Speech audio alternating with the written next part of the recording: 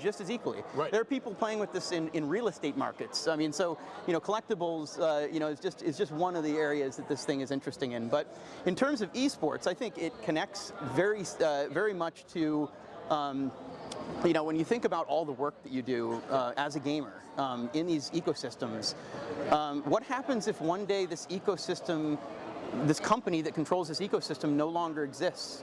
All your in-game assets and all the things that you've worked so hard no longer exist too. And so, of course, the primary use case of these assets in ecosystem are going to be within the ecosystem, maybe forever. But it'd be really nice to be able to pull them out of the ecosystem, own them separately. And so if those companies are foregone, go by the wayside someday, you still have these things to say, hey, I used to play this game, right. It was a lot of fun. And so that's really where I think the value comes in. Okay, so that's preservation of value, so to speak. Yeah, so that's a great kind of segue into the other part. You've got all these positives, so people that are looking at it, they're kind of shaking their head a little bit. They're like, oh, this is going to be damaging, this can be harmful. Of course. What is kind of the counterpoint to that, I guess? Of course. The counterpoint is that I think the misperception is these NFT games are coming to take gaming away from gamers, or the fun out of games. Wow. And the fact of the matter is that's like a lot of the current NFT gaming is more of a replacement for casino gambling than it is for anything else. Sure. I mean, these are not meant to be competitive with the games that you guys are playing here, and shouldn't be seen as such. So it's almost like two completely different industries. Okay. The graphic engines and all the things that are behind the scenes on these things, they're just not there yet. I mean, if you look at it looks like some of these look like Minecraft 10 years ago. Right. But that being said, really, it's the connectivity to economics, to the rest of the web and whatnot that makes a lot of these things really more interesting. Sure. And those things haven't even happened yet. Sure, yeah, absolutely. So it's to kind of pull us away from the esport back to the NFT kind of topic. And you and I did discuss this a little bit before the interview, is people are often talking about how NFTs can be damaging or harmful to kind of the real world, literal environment, the environment Definitely. itself. So what is kind of, for somebody, compared to me who knows nothing, someone who actually knows what's up with NFTs, what's the stance on that? Yeah, so absolutely. So it's one of the most strongest negatives about NFTs right now is the carbon footprint that these blockchains leave. And just to get not too technical, but just to talk really quickly through it, there's these things that essentially are used to confirm transactions. It's called a consensus mechanism. Okay. Essentially, it's how do you prove that the ledger is accurate? That it happened, right? And so Bitcoin and Ethereum currently use this thing called proof of work. Okay. And that uses a lot of energy, tons of energy. I mean, energy of small countries. So I do agree that on a per user basis, the electricity that's being used right now by the network is absolutely higher than it should be.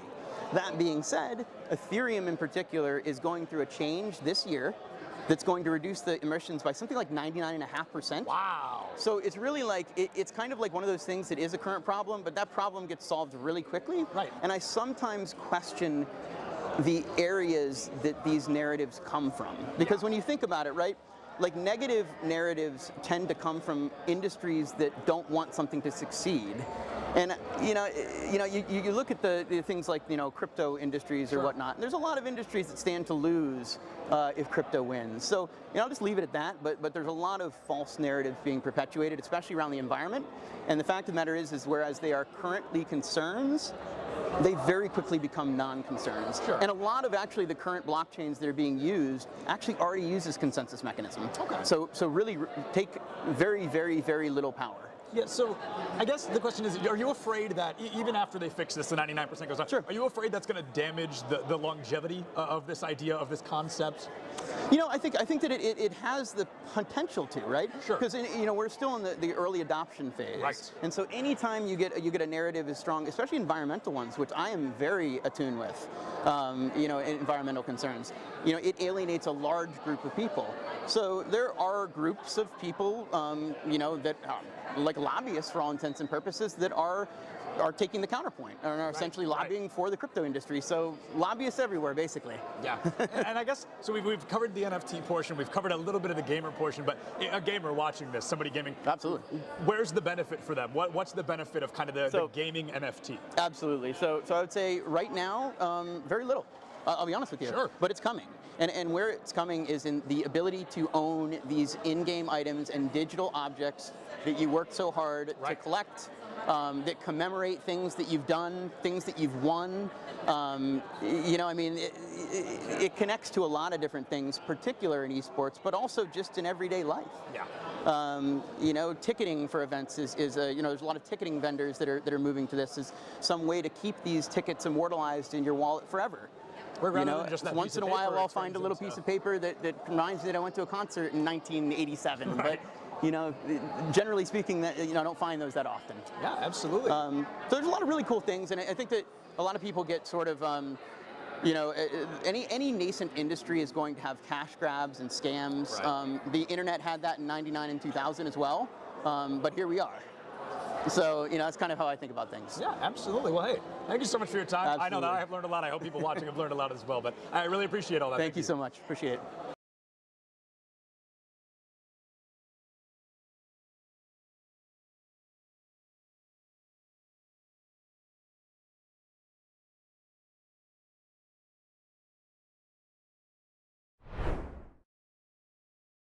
First, can you just tell me a little bit about yourself? Hi, so my name is Caitlin. I'm a part of Farmingdale State College's esports club. I am captain of the Valorant Green team. I am a second semester sophomore at Farmingdale State College, and I'm 19 years old.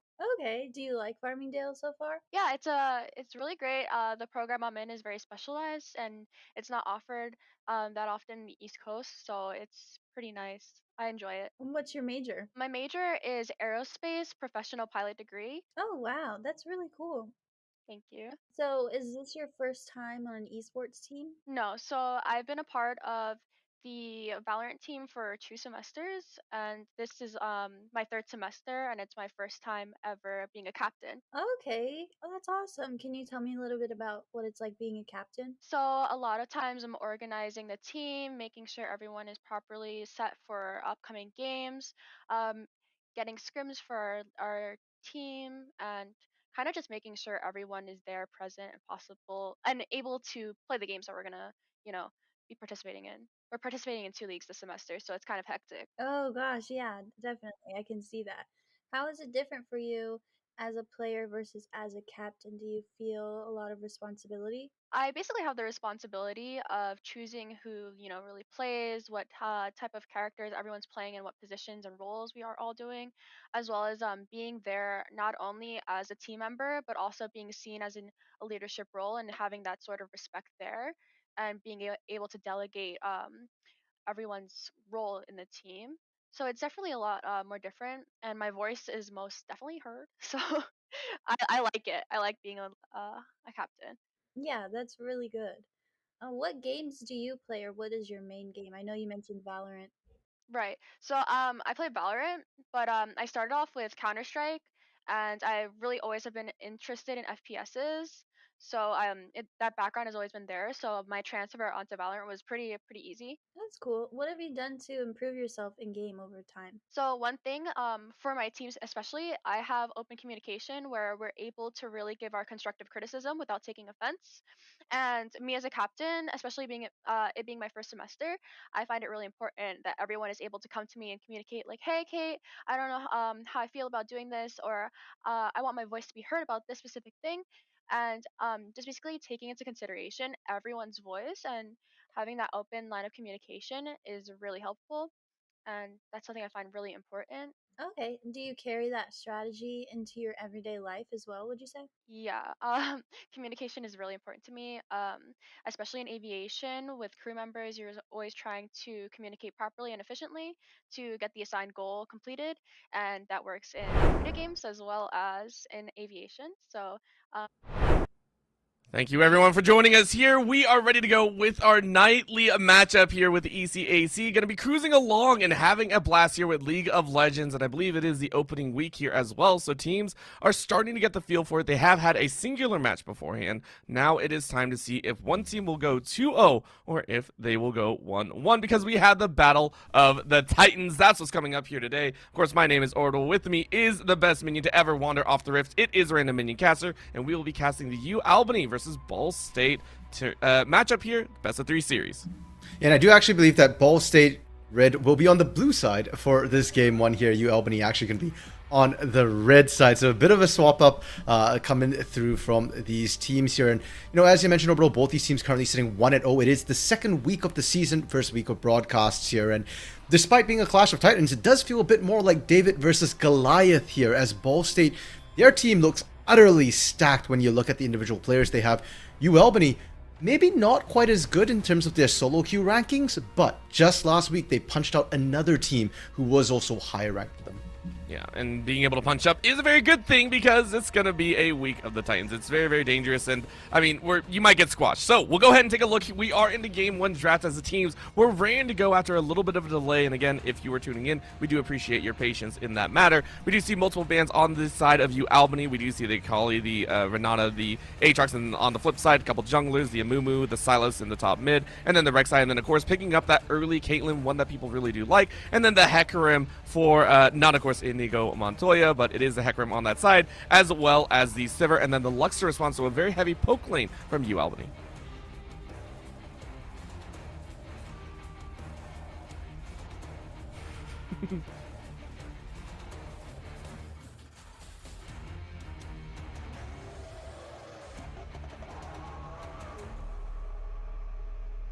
Uh-oh. Pardon me, it looks like I was muted for a little bit there. But yes, Sivir in the bot side for UAlbany here. It's a bot lane they've run. They're very, very comfortable with it here. The Yuumi, a little bit different, was banned away against them in week 1 here, but it is a very standard pairing, very strong late game team fighting. Yeah, this is a chance for teams to really branch out and show off what they can do, at least as a comprehensive group, and that's what you really do want to see moving forward. Right now, though, we do see that Yuumi coming in here. Now we get the bans, and the Fiora is banned away. It is a top-tier pick, at least to some people, and then the Galio really targeting that mid lane and saying, hey, we don't want to allow this team fight.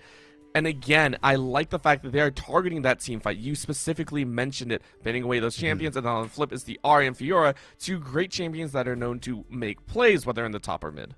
So the interesting thing about UAlbany is that while they do have good teamfight compositions, it usually comes up from the jungle and the bot lane.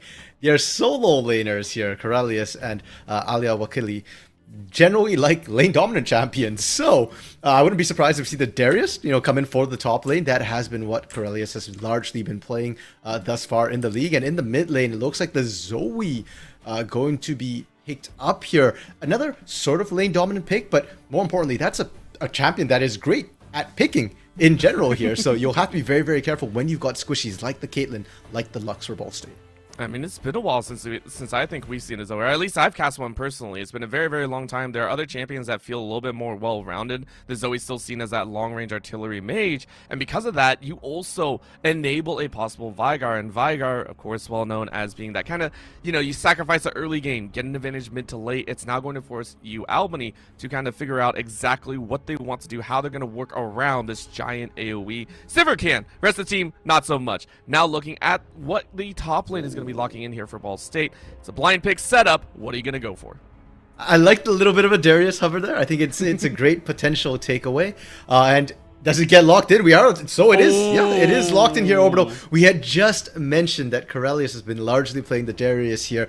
And even if you don't play the Darius, I feel like Corellius is still probably going to pick something that wants to bully out the lane. And there's not a lot of matchups that can go toe-to-toe against Darius in that 1v1 here. So for UAlbany, maybe they swap it up. Maybe they switch towards something like the Aatrox instead, where if you can't win the lane out, at least you still have teamfight impact. Well, you can't do that because Ball State was smart enough. Foresight! Yes. Foresight!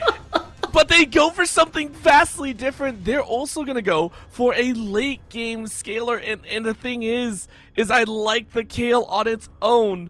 In this situation, it is a very, very ego move here because everyone knows Kayle is also a champion that tends to scale later. You got to get past that early game, and Darius is someone that I think really likes to punish the early game. Yeah, you know what, Orbital, you say it's an ego move. I would argue you need to have a big ego and you need to have a strong ego, because in the laning phase, you're about to be abused. Kayle is not a champion until she's level 11 here. Pardon me. She's a melee minion till she's 6. And then when she's 6, she becomes a caster minion. I would know. This is my people I'm talking about. Level 11, she finally becomes a champion. So it is very, very rough laning and very, very different from what we've seen from Corellius before. Now, compositionally, though, like you mentioned, really strong team fighting from UAlbany. But they need to get there. All their lanes here need time to skill up, except for maybe the Zoe. And even Zoe, into the Vigar can get a little bit dicey here. So UAlbany's early game is going to be the big question for them. And when I look at Ball State Red here, now that's a team that knows how to play their early games. Both their wins have come off really, really strong laning. So you add the fact that they're good laners in the first place. They're champions. They've picked Caitlyn Lux, one of the most dominant bot lanes here, constantly going to be shoving in. You've got that Maokai, which has become such a dominant pick because it gives you so much of that security and really easy ganks with that W. It's point and click. You've got that Darius will dominate lane here, and it feels like Ball State, sure, your team fight might not be as good, your scaling might not be as good, but none of that matters if you win your lane hard enough. Listen, everything can be thrown out the window if you just win lane. That's as simple does, right? You win lane, you win game, and it's done. It's over. It's kaput.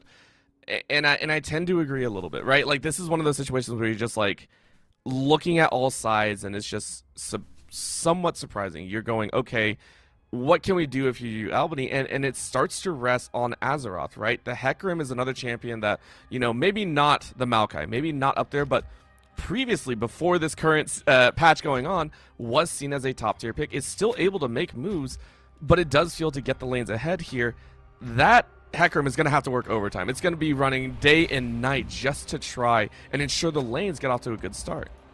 Fair enough. I mean, I'd still argue Hecarim is a top tier pick, especially when it has time to actually reach those item spikes here, you know, get that first mythic before you really pop off here. Now, it's interesting you mentioned the jungler, because it's not just the Hecarim I'm looking at here, Orbital. I'm looking at the players. Nameplate's on now. Azeroth for UAlbany. UAlbany, their success largely comes from the top side of their map. We mentioned Corellia's strong lane dominance, a lot of times assisted by Azeroth, their jungler. And Azeroth likes to gank top, get some kills, and then start spreading the love across the map. So if there is somebody to carry, I am looking at this top side. And fair enough, you know, with that Hecarim as well, let's see what Azeroth is able to do here for UAlbany. The bot half of the map tends to be a bit more bloodthirsty, shall we say here. In their first series of the season, back in week 1 here, it was a 2-0 win. The bot half of the map was trading kills left and right. I think they were coming up to almost a 1.0 kill-death ratio on that bot half the map, even with their wins. The team as a whole was averaging about 1.5 kills and deaths per minute. So UAlbany really likes to get scrappy here, and so I feel like it's a bit of a balance. The top side needs to get ahead, and this bot half of the map for UAlbany needs to control their bloodthirst a little bit. Maybe you can win out via scrapping, but against Ball State Red, their bot half of Ball State Red is very, very scary. Yeah, it's again the heavy poke. We've seen what happens whenever a Caitlyn comes into the mix. Anytime, right? We've seen Caitlyn pair with so many different supports over the past couple of patches. We've seen it really become that fundamental building block, right? That fundamental of almost the Lucian Nami in the past, where it was so dominant when you had those two. Well, Caitlyn can do it on their own. You add in the Lux, and especially because of the fact that UAlbany have decided to go that Sivir Yumi after seeing that Lux come out, it already feels like they have forfeited that lane. The only question will be, how many plates does the Caitlyn Lux take? How many towers is this bot lane going to be able to grab at the end of it? I mean, how well do you think UAlbany are going to be able to stop this kind of all-in siege style of Ball State that they built up? Well, that's why I'm worried about this bot side overall, because Ball State Red have very strongly identified one of their strengths here. So Ball State Red's roster is also very, very scary here. For one, Ball State Red are actually the last year's fall 2021 champion here in the ECAC. So they already have really good building blocks now. They also have some new players coming in. Their jungle, mid, AD carry are all new this year. And I want to highlight their jungle and AD carry, because when I spoke to Ball State Red here, they told me that they managed to get a partnership with Gen G Academy. Yup, Gen G, that same organization that is currently playing at Worlds here. And with their academy team, specifically, they've got 2 players coming in who were part of the Gen G Academy program. Their jungler and their AD carry here, so Remy and Blaster. Now, Blaster on this Caitlyn, already a lane abusive champion, with an incredibly mechanical player, and I am terrified because normally Caitlyn get plates. Yeah, sure. I'm expecting to see kills, Orbital. I expect to see them draw jungle pressure, try and kill that. And then their own jungler, Remy, another person from the Gen G Academy system, coming in as well. I feel like that whole bot side right now is bait for UAlbany. If I'm UAlbany, I just want my Sivir and my Yumi just farm up. Try to spend minimal resources and try and snowball Corellius instead. If you go down there 2v2, 3v3, that's why I'm very, very scared about the Bloodbath bot lane going the way of Ball State Red. And to have that happen, it's going to put a very weird dynamic, right? Because you just pointed out, UAlbany, they want to play to the top side. They want to play towards that heavier side. And especially with the kill, that I almost feel is going to be the absolute necessity at that point. You lock it in as the 5th pick. You go, hey, we are going to focus on that top side. And Ball State, also with their earlier picks, have identified the bot side, right? They drafted their bot lane very, very early. Where do the mid laners fit into all of this? Because they're also going to have to kind of follow up, track behind it. Where does this leave something like a Zoe and then a Vigar who, one is going to roam at that level 6, you know, try and get some of those Sleepy Trouble bubbles to help out. And then the Vigar as well. Hey, I want to help out, I want to hit that, you know, baby cage and everything. Where do they go in all this mix? Part of me feels like they're not going anywhere. Those are just going to sit in their lanes and try and farm up here. Generally, for Ball State Red, Vigar in general doesn't really like to leave the lane too much. He likes to farm up as much as possible. You know, when you hit level 6, when you start getting items, when you can one-shot people, that's when you start roaming. But you do have a lot of zone control with that Event Horizon for your objectives. So for Ball State Red, I think that Wombat Baby, just chill, take his time, you know, in that mid lane there. You don't need to do anything. Respond to Remy, and you're good to go. UAlbany is going to be a little bit different here, because when you pick a Zoe, you're looking to make plays and make picks. And against a Vigar, Vigar is one of the worst pushes in the early game, so Zoe should have first move priority out of that mid lane throughout most of the early game here. So, you know, we're talking about UAlbany, the bot side, you know, they like to scrap a little bit. That includes their mid lane. So, Alia Wakili, if you want to make things happen here, I'm actually looking at the mid lane for them to try and roam out a little bit, maybe help out Azarath. We said before, if Azarath gets ahead, Azarath will get everyone else ahead. I know we said UAlbany normally looks at the top side, but for this game, for this series, maybe look a bit more at that mid lane first. Your Kale's going to take time to scale. Your Sivir's going to take time to scale, so get to that Zoe. She hits early. Yeah, just try and get one of your lanes rolling here and really hope that it brings about some fortune, because game ones tend to solidify the understanding of how the series is going to go down, right? You get to see your team kind of play out, and you also get to see the opponents be able to play out here. In terms of identification, though, it does feel like UAlbany are running a little bit more, I want to say, unique styles, right? If you look at Ball State, a lot of champions that are well seen in the meta currently, really, really easy to understand that they're just kind of following that meta pattern. Hey, bot lane's going to be real nice with Caitlyn, let's lock it in. Maokai's really good in the jungle, let's lock it in. If this happens, do we see UAlbany, if they somehow lose, do we see them try and change things up? Or are these two compositions that you do feel can be interchanged with the champions that comprise them? Oh, well, your guess is as good as mine. This is our first look here at both of these teams. And we mentioned it to start. These teams both went 2-0 in their first week. So we haven't really seen them pushed. And I like to highlight the fact that not only did they win, they won kind of in the same way. They didn't make major changes for the most part here. Ball State absolutely stomped, and UAlbany, they were a bit bloodier when you look at their kill scores, but they were still pretty much in control for most of the game here. So I don't know what happens when this team loses. And that's why overall I'm here to kind of see what happens after this game one. They have plenty of space to flex in terms of their champion pools. When you look at their OPGGs and the individual profiles here, they've got champion pools that they can still switch to with different styles. So that'll be a choice that the teams will have to make. And overall, one of these teams has to lose. So we'll find out about one of these teams for sure after this game.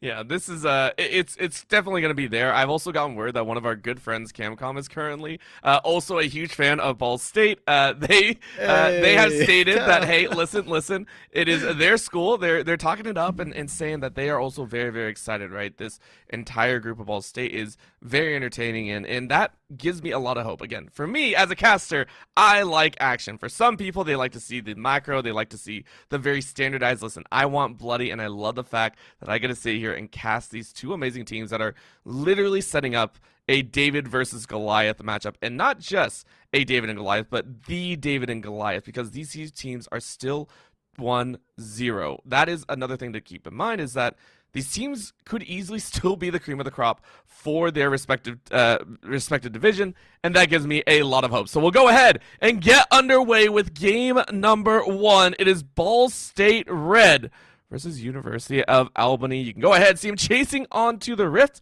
and only time will tell if we get a nasty invade or a very standard 5-person setup. Yeah, it's always kind of hard to tell with the Maokai as well, and Caitlyn Lux. A lot of times they'll rush into that bot lane right away just to get prio. They don't necessarily need to invade, but even at level 1 already, Caitlyn Lux can do a lot of damage to come through here if they can sort of get the pick off. So you can see in this particular case, it doesn't look like they're going for the full invade. They just want to make sure that they get priority in that bot side. And I wouldn't be surprised if we actually see the Caitlyn Lux not leash and just sit in that lane instead. Yeah, and I also want to bring up another thing. Now that we go ahead and take a look at the summoner spells that are also being run, with the lane, like with Caitlyn and the Lux here, I understand it's a Sivir, right? I understand that you're always going to have spell shield up, but I am still a little bit worried that it's just the exhaust here coming in, just saying, hey, I'm going to duel it out. I mean, I almost feel like a ghost would also be very valuable here just to try and stray away from some of this long-range engage. Yeah, I don't know if they'll have a chance to really dodge out on that long range engage, because one of the things you have to remember about Sivir as well is that she's short range. And for that matter, Kill is fairly short range as well here. So even when you're level 16, even when you've got that exalted status, it can be a little bit tough for Kill to position well into the range of, say, a Lux with the follow-up of a Veigar as well. So if they can dodge artillery, great. But we'll have to see how that performs, Orbital. I have my doubts for now. Yeah, listen, when I pose a very hard question to you, I mean, I'm happy that you even answered it, right? This question, I don't know, I pull it out of the depths of my mind sometimes, so it's kind of fun. Right now, though, we are getting underway with the laning phase. First 2 minutes going down, and we can already see the junglers pathing out pretty standardly here. It's a nigh full clear coming in from both of them, just saying, hey, we want to go ahead and get some farm in both of us. That's when we both unlock, and they're going to probably meet around that bot side and give the bot lane a little taste of what for. Mm-hmm. Now, with a Hecarim, you do actually want to power farm as much as possible. He is one of the faster clearers in the game. And at level 6, of course, you're out... unlocks a lot of gank opportunities. It makes it much easier for you to find these kills, especially onto a lane like Caitlyn Lux here, where there is not a ton of mobility other than that flash. Even with that 90 caliber net, Hecarim can actually interrupt that with the charge or even with the fear. Maokai, on the other hand, for Remy, this is a champion that you do kind of want to gank early on. The levels aren't quite as important, and even level 6 ultimate is great for disengage, but in terms of your ganking potential, not quite as strong here. So I'd love to see Remy really start to look for early action here. Bot lane, I don't know if that's the place you want to go. Your lane's constantly pushed up, and I don't know if there's an opportunity to really try and punish the Sivir Yuumi. Well, I mean, you're not looking to punish. You're actually looking to counter gank, because right now, again, thirsty first blood goes down, and that'll be to the Hecarim, but it's a 2K for the side of UAlbany, and a nasty one at that. As you said, Remy was kind of looking there, and why would you want to gank? Instead, it's Azeroth that says, hey, I wanted to gank, and I pulled it off. And I gotta give props to this bot lane from UAlbany as well. Xiao Xiong and Tumutu, like, they were winning that fight already before Azeroth showed up. And that's kind of what you need to do with the Caitlyn Lux. If you just kind of sit back, they outrange you, they poke you out. So you do want to be scrapping, you do want to try and trade damage onto them here. And they actually come out with the 2-for-1. So definitely very, very much worth it. If you can set Caitlyn Lux even further behind here, and Azeroth can hit 6 even sooner, that's a lane you can keep going back to punish over and over. It's an opportunity here, and I think that's one that they might look at, because again, you take a look at the summoner spell difference, it's going to have to be another gank, right? No summoner spells on the side of UAlbany, a singular flash on Blaster, so meaning the ADC is still very much able to get out, but the CS discrepancy is building up. So as you said, if we do want to see that bot lane focus, it's going to have to continue, right? Because the CS discrepancy is going to hurt Xiao Zhong in the long run. Of course, right now they're going to go a little bit more quietly, as the junglers have now roamed up to the top side. Seeing a little bit of a song and dance between Inigo Montoya and Corralius. Going to be a little bit of a question between all of them, what they want to do and how they want to play, as Inigo is currently sitting at a very solid CS lead. Yeah, Corralius, spider sense is tingling there. I was actually watching Remy, look for the potential dive, and with that trade, Inigo Montoya got looked really close for a second there. I think it was diveable, but Corralius back, perfect timing. That said, if Inigo Montoya could do that the first time, you can do that again, because Corralius just picked up a call. That is not a buy. That's really going to help you in lane very, very much whatsoever here. So the Darius going to scale up, going to really start getting become a massive bully in that lane here, and that's not going to change for quite a while. I don't think it's going to change at all almost there. At least that's what we're hoping to see, depending on what team is there. But what we do see right now is, again, a hard push once again from this Lux and Caitlyn. I mean, they just died for this exact reason. I just want to point that out. They just died a couple of moments ago, and they're saying we're still okay because now we have the damage. We're landing a lot of these abilities. And we're real happy about it. Again, with the Dragon coming up as well, with Blaster and Chums fighting so far up, it's forcing Xiao Xiong and Tamu all ready to recall here, or at least hope to recall, and leaving Azeroth into a little bit of a no man's land period. Yeah, Azeroth wants to invade and probably would win that fight. He's just not comfortable doing so when his bot lane can't reinforce him, right? The moment Blaster or Chumslock sort of walks out of vision here, Azeroth just has to back out. Now, I am keeping an eye on Azeroth. He's level 5, pardon me, right now. When he hits level 6, even if you have a ward in that bot lane, between the charge and the onslaught of shadows here, you can look to repunish Blaster and Chumslock. And you mentioned that, hey, bot side, a lot of the summoners got blown here. Yeah, Chumslock Flash still isn't back up. So until it comes back up, that bot lane is punishable, and I don't think it will come up before Azeroth hits 6. And that's actually very worrisome, because again, when you're on the bot side, if you already got that kill, maybe that was just a gank of opportunity, it still leaves the Dragons up for question as well, as the Dragon has now been up for a minute and a half. No one's really focused on it. BSU did have quite a bit of vision around it, right? You can see the pink ward in that river, and I think a singular ward was over in River Brush as well. So they are looking for this bot side. As you said, RMC, BSU playing towards that bot side, saying, hey, we're going to try and get this gank off. Level 5's coming in, and a flash to follow, so very quick on the uptake, and a Piltover Peacemaker. We'll go ahead and finish that one off, and I mean, it's a Yuumi. This is, yeah, feels kind of bad. Yeah, Yumi's very dependent on her rides. So, you know, the term ride or die, I feel like, was kind of invented partially for Yumi here. Or in this case, ride and die if your AD carry does go down. And, you know, we were just talking about UAlbany potentially looking at that bot side, looking to punish. BSU recognized the exact same thing, and they went, hey, we don't need that level 6. Remy can go first here. We can look for this dive. And Blaster now, 3 times Xiao Xiong CS here, 63 to 20. Top side, Inigo Montoya's level 7, does have ultimate, but Azeroth, they have the kill out. They could look for the dive. I think this is a very real opportunity, and they want to make a move, right? This is going to be a chance, and I mean, they also have the drop-down ulti from Corralius as well. Oh. There it is. It's a simple kill. Oh, no, it wore off! Oh, it wore off! Oh, that feels so bad. Pain in my heart. A pain for Corralius, potentially. Everybody's showing up as well. Remy using the ult from really far out. I don't know if it's going to actually reach in time. Nope, it's not, but, I mean, that was the response, right? And, I mean, for University of Albany, that one hurts a little bit, right? You had the right timing, you had the right thought, and it just didn't play out exactly what you wanted, but this is now going to be a ghost coming forward. Vigar trying to throw for it, did have flash, but didn't want to follow up, forces a flash out of Aaliyah Wakili. Now on the top side, it was a rotation from the bot lane as BSU working their magic with their bot lane on top to pick up their 5th kill as a team. Yeah, and BSU not really keeping their bot lane in the bot lane. Well, that's a phrase. To get the turret here, they're willing to rotate them up early if necessary here. We're only 9 minutes in, Orbital, and they're already threatening both side lane turrets. Remy walking up as well to reinforce. Corralius can't step up here. If Corralius goes back to lane, they die immediately. And I mean, I don't think they're even going to want to. Look how hard they're pushing this, and the same with Remy hiding up on this top side with the Herald as well. I mean, you have perfect options, and the crazy thing is there's no response to University of Albany, right? You can take a look. Dragon is usually the response to this type of push and this type of aggression, but they haven't been able to set it up. BSU pushing ahead in the script, and still leaving UAlbany on red pretty much. They are at present. BSU are in the future. Yeah, mid lane, Wombat Baby getting the solo kill onto Aaliyah Wakili as well. We were saying that, hey, that mid lane is maybe somewhere UAlbany can play through. Looks like not anymore. Vigar online, and BSU pushing for that inner turret as well. They get 2 turrets, and keep in mind, inner turrets on the side lanes are worth more gold. Where free 10 minutes right now, BSU can just send Blaster and Chumslock right back to the bot side, finish getting those points.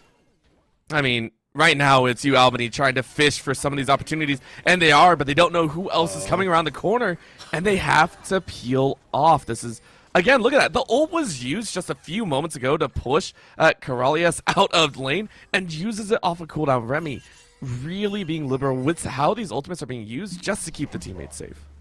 Yeah, why not? It's free. The cooldown, as you mentioned, is fairly short here.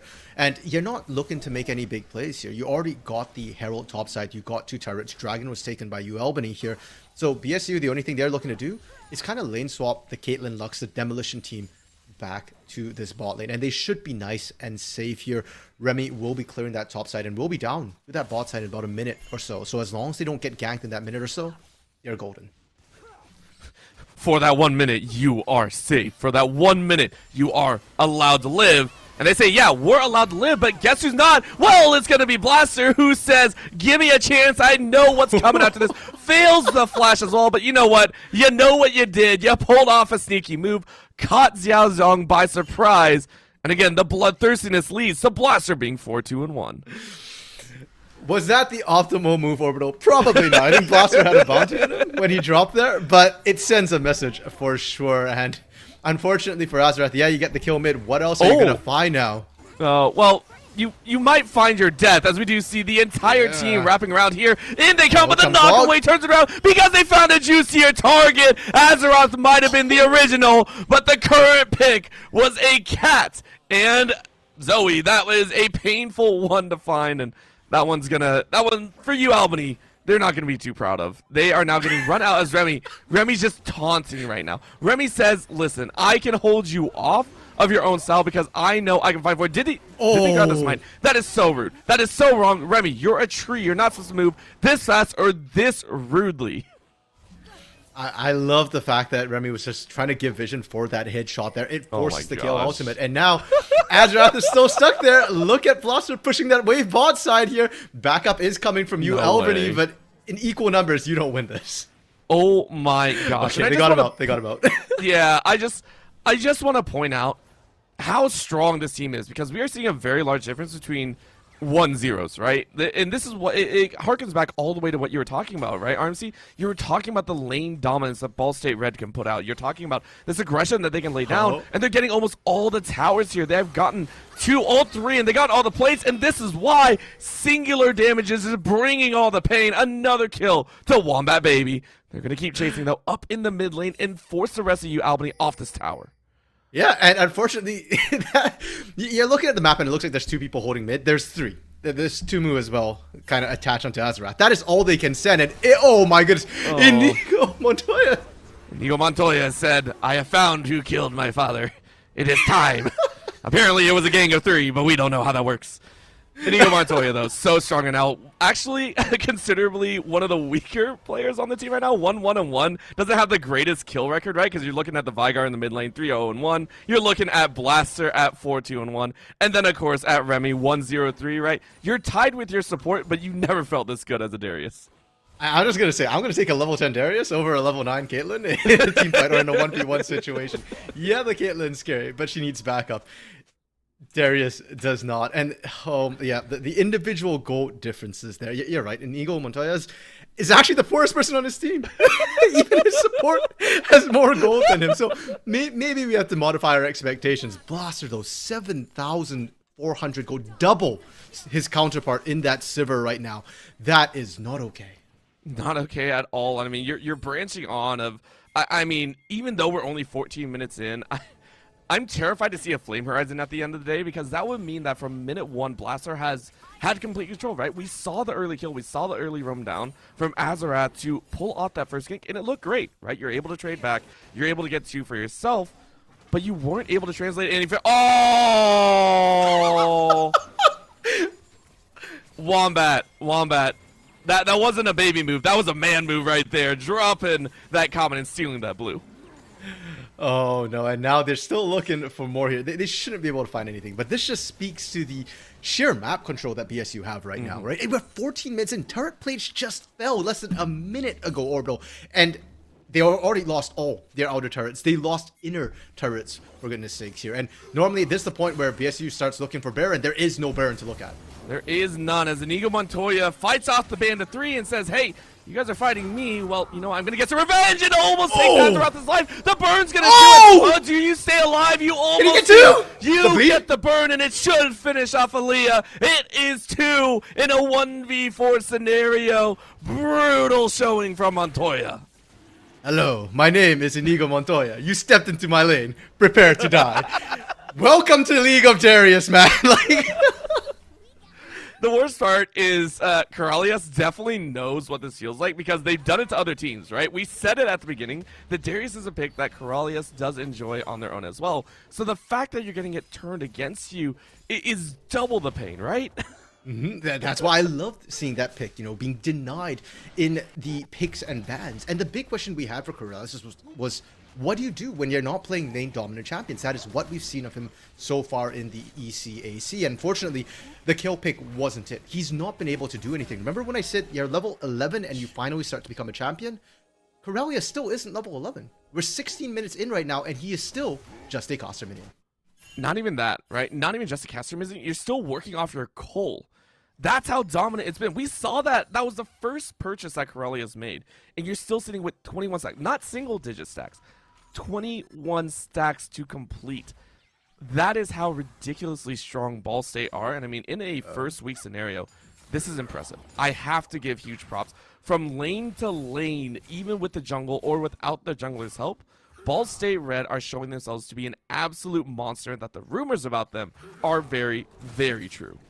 Yeah, and as we mentioned before, they're mid jungle AD carry. They're all new to the team. They're all freshmen here, so the team doesn't necessarily have had the most time to gel together so far, and they're already looking really good. It's not just individual play either. They're covering each other really, really well thus far. So I'm incredibly impressed by this. And for UAlbany, when you're facing down, a 13k gold lead at pre-20 minutes here, part of you's got to be thinking, okay, you know what? It's a best of 3. We can afford to lose one here. The question is, what do we do? How do we adapt for the next game? And I mean, I think, you do have to question, kind of the lane assignments that they gave, or the champions that they picked up, right? The last pick, Kale, I understand that you kind of wanted to take that fight on your own, but, maybe in this lane scenario, it might not be the best option to go for. But Aaliyah says, listen, the game's not over just yet. I'm going to go ahead and lay down a bit of pain on my own. Still, the Sleepy Trouble Bubble and the Paddle Star can still dish out a decent amount of damage, but this could be round number 2. Inigo is still very strong. I mean, this could be, again, in the 1v4, 1v5. We'll see how many kills they can get. Oh, yeah, no, never mind, they left. I'm so sad. It's not even really a 1v4, 1v5. You could see Blaster was actually hovering in the area. Remy can also probably get there fairly quickly if they need to here. So, UAlbany, I applaud them for not pulling the trigger there. You don't have the vision to see anything. Oh, one single hit shot from Blaster. Oh. You know what, Wombat baby, I know you stole the blue, but you can't steal a kill like that. You don't have Rabadon's death cap, you don't have your cap on your head, you're not going to get the kill, right? Like, that's all it is. You detoured for Azanya's. I mean, in true, not so true Yordle fashion, you went defensive. We don't do that. We don't do that here.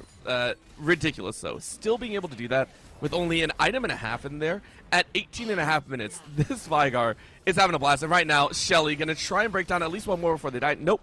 Shelly goes down, but it is inhibitor broken. Are we going to see all the inhibitors fall right now? We at least get 2. That's already proven here. And Wombat Baby was pushing for a 3rd. BSU giving no quarter and no opportunity. 2 inhibitors fallen by 19 minutes. And now they're going to look for Azeroth getting a little bit of a leech onto, getting leech onto. And Inigo went for it, but not able to find it. In comes that ulti. Going to keep him alive for a little bit longer. And it looks like the shred is working, but it's still the damage all the way out. A single headshot takes the life of Zoe, and it's looking like the end here. It's only the cat living, and it's a quadra kill for the Caitlyn.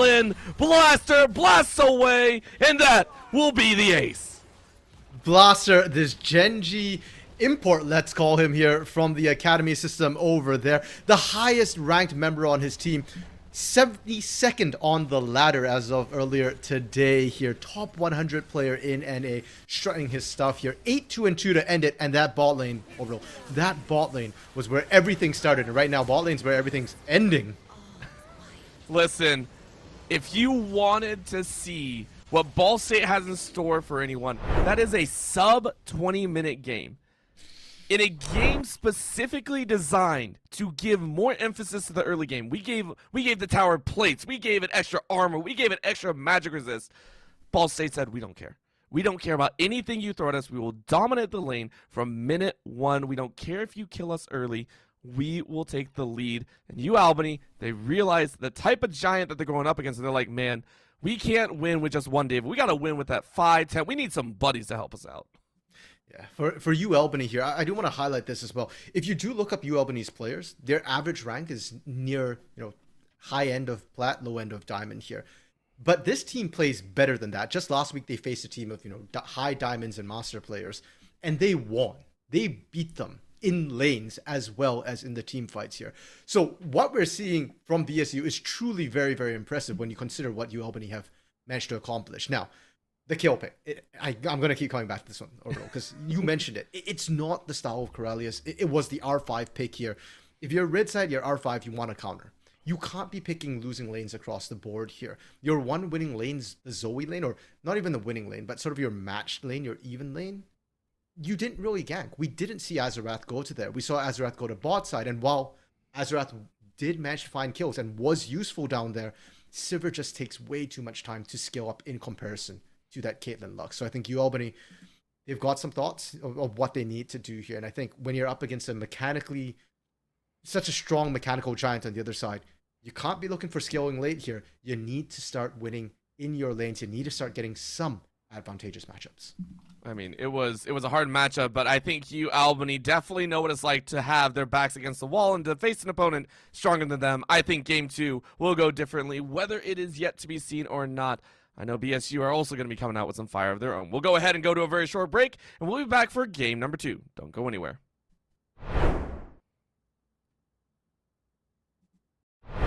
So cute. UCF, and it's really cute. I'm gonna move down here. How do we feel? The odds for UCF? What are we thinking? They got it. No, we got this. We got this. We got this. Go Knights, charge on. 100%. My friend Nick is behind you. He's gonna record it. Don't look at him. You'll ruin the shot. Don't look at him. Don't look at him. Come on. Let's go! Let's go!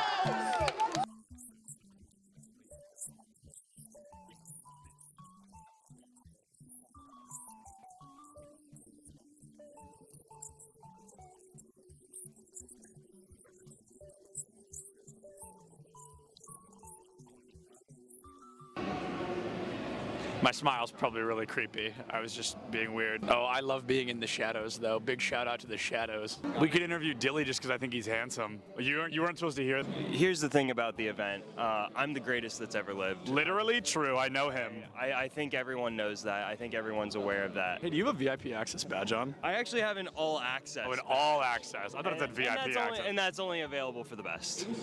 That's true. He's right. That's a main stage TO right there. If this goes live, I'm suing everybody. It's all right. A video of me, the first clip is me saying, don't put that in. And then it was the first, cut the cameras. Oh, you're recording already? Great. So this is this is Bay State versus UCF. I believe something that we saw yesterday on day 1 of the tournament, but instead we're gonna have that run back here. I think they're fighting for a spot in Grand Finals. Anarchy, one of the best Greninja players in the United States, currently struggling against a Terry. Terry notorious for that DLC privilege, being a very strong character with some very strong abilities. Greninja, not so much, considered one of the weaker characters in the game. A Falco player, one of the best in the United States, and he just got spiked by a Terry. Same Terry that took out Anarchy literally minutes ago. UCF still up by 2 stocks. This guy is looking to rip this team apart single-handedly. That is, I mean, nuts, to say the very least. Absolutely absurd. That was a disgusting spike. I cannot believe that happened. Will you hold the microphone so I can sign this? Sorry. For context, he's got a fan. He's actually signing something. He's so excited. What was it like to not hear my voice for 2 minutes? For 30 seconds maybe, what was it like? Probably bliss. I was signing a mouse pad, which is really cool. I've never done that before. Nobody's ever asked me for a signature, so I'm gonna start blushing, but I'm really excited about that. And then he wants a picture. Can you take a picture of us? I said, is it bad? She went, no. I'm gonna go ahead and take that as a yes.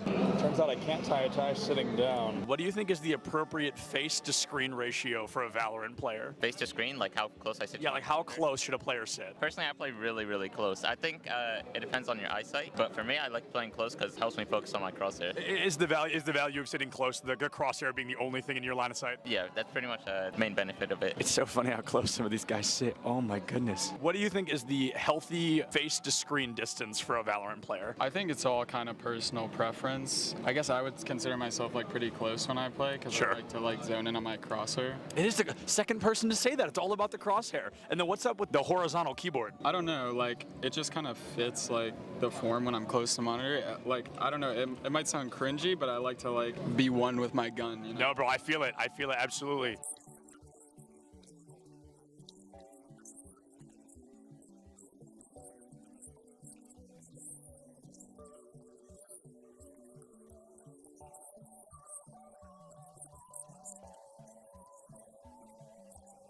What is going on, everybody? I am here with some UCF fans. How are we feeling about UCF?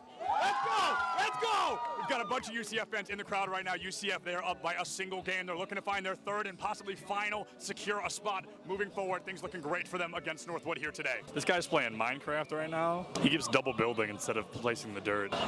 Pressure's on, man.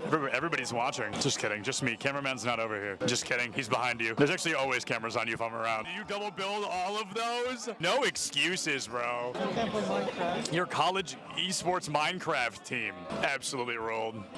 L after L here. Let's hope UCF has a little better luck on stage, huh?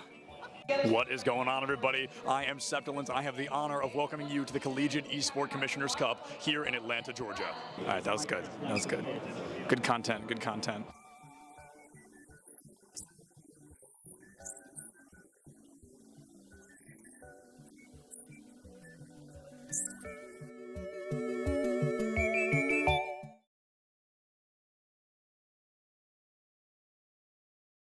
My name is Dusty.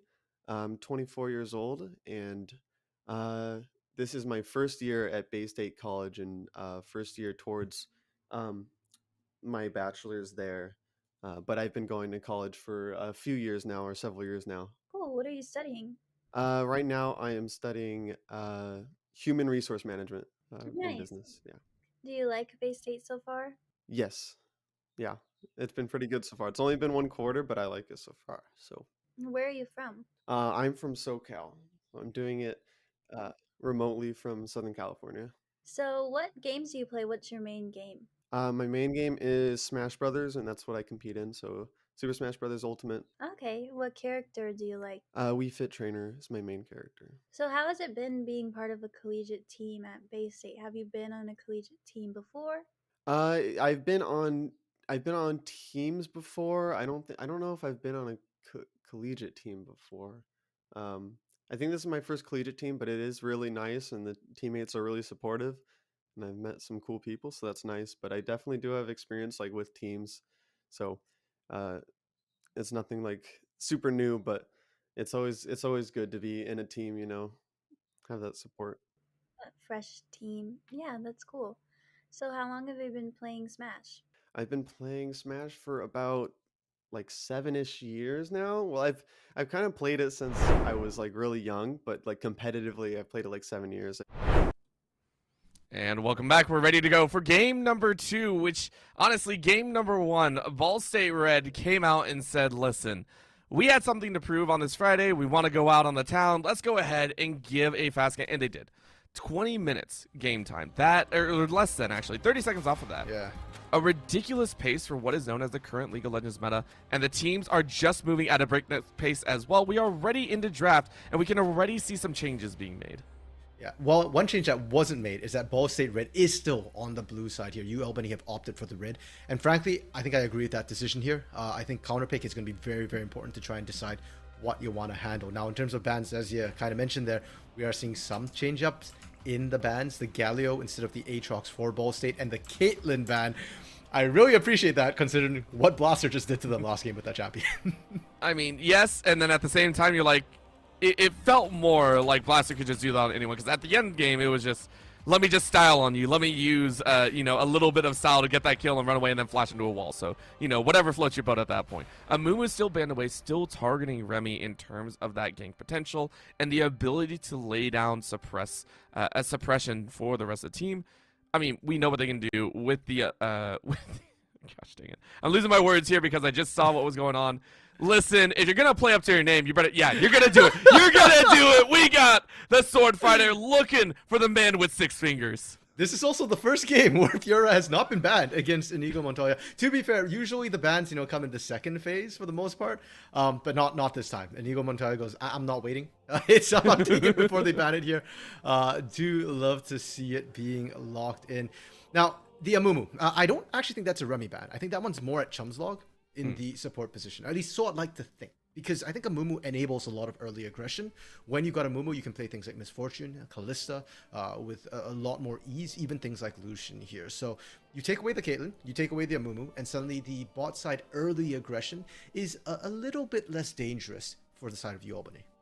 Yeah, and let's go ahead and leave it up for what it is, and huge respect to Chumslog for drawing those bans here. However, the response so far to this Fiora is kind of what we expected. The Graves and the Aatrox here coming out for that bully side. Corellius going, hey, look, you didn't ban it either. We'll take it and we'll send it your way. And now on the flip, it's going to be match Ball State, of course, locking in that Viego. Okay, Darius was up, and it looks like Corellius opted to go for the Aatrox instead. I do think it has a bit more utility outside of the lane. It has that good matchup into Fiora early, though Fiora will outskill eventually. So we'll have to see how that goes. The Graves for Azarath as well, I do like that pickup. I think Graves very, very strong in the current meta. And for Azarath, when you were the best performer for your team in game 1 here, pick a champion that can carry. I think Graves will be able to do that early. Remy, though, undeterred, just going, okay, I'll match you with Viego. I'm fine with that. We have seen that trade out a lot too. Viego does struggle a little bit in the 1v1 duels, especially early on. But, you know, resets make Viego very, very scary, and he can always just walk away if he doesn't like the fights.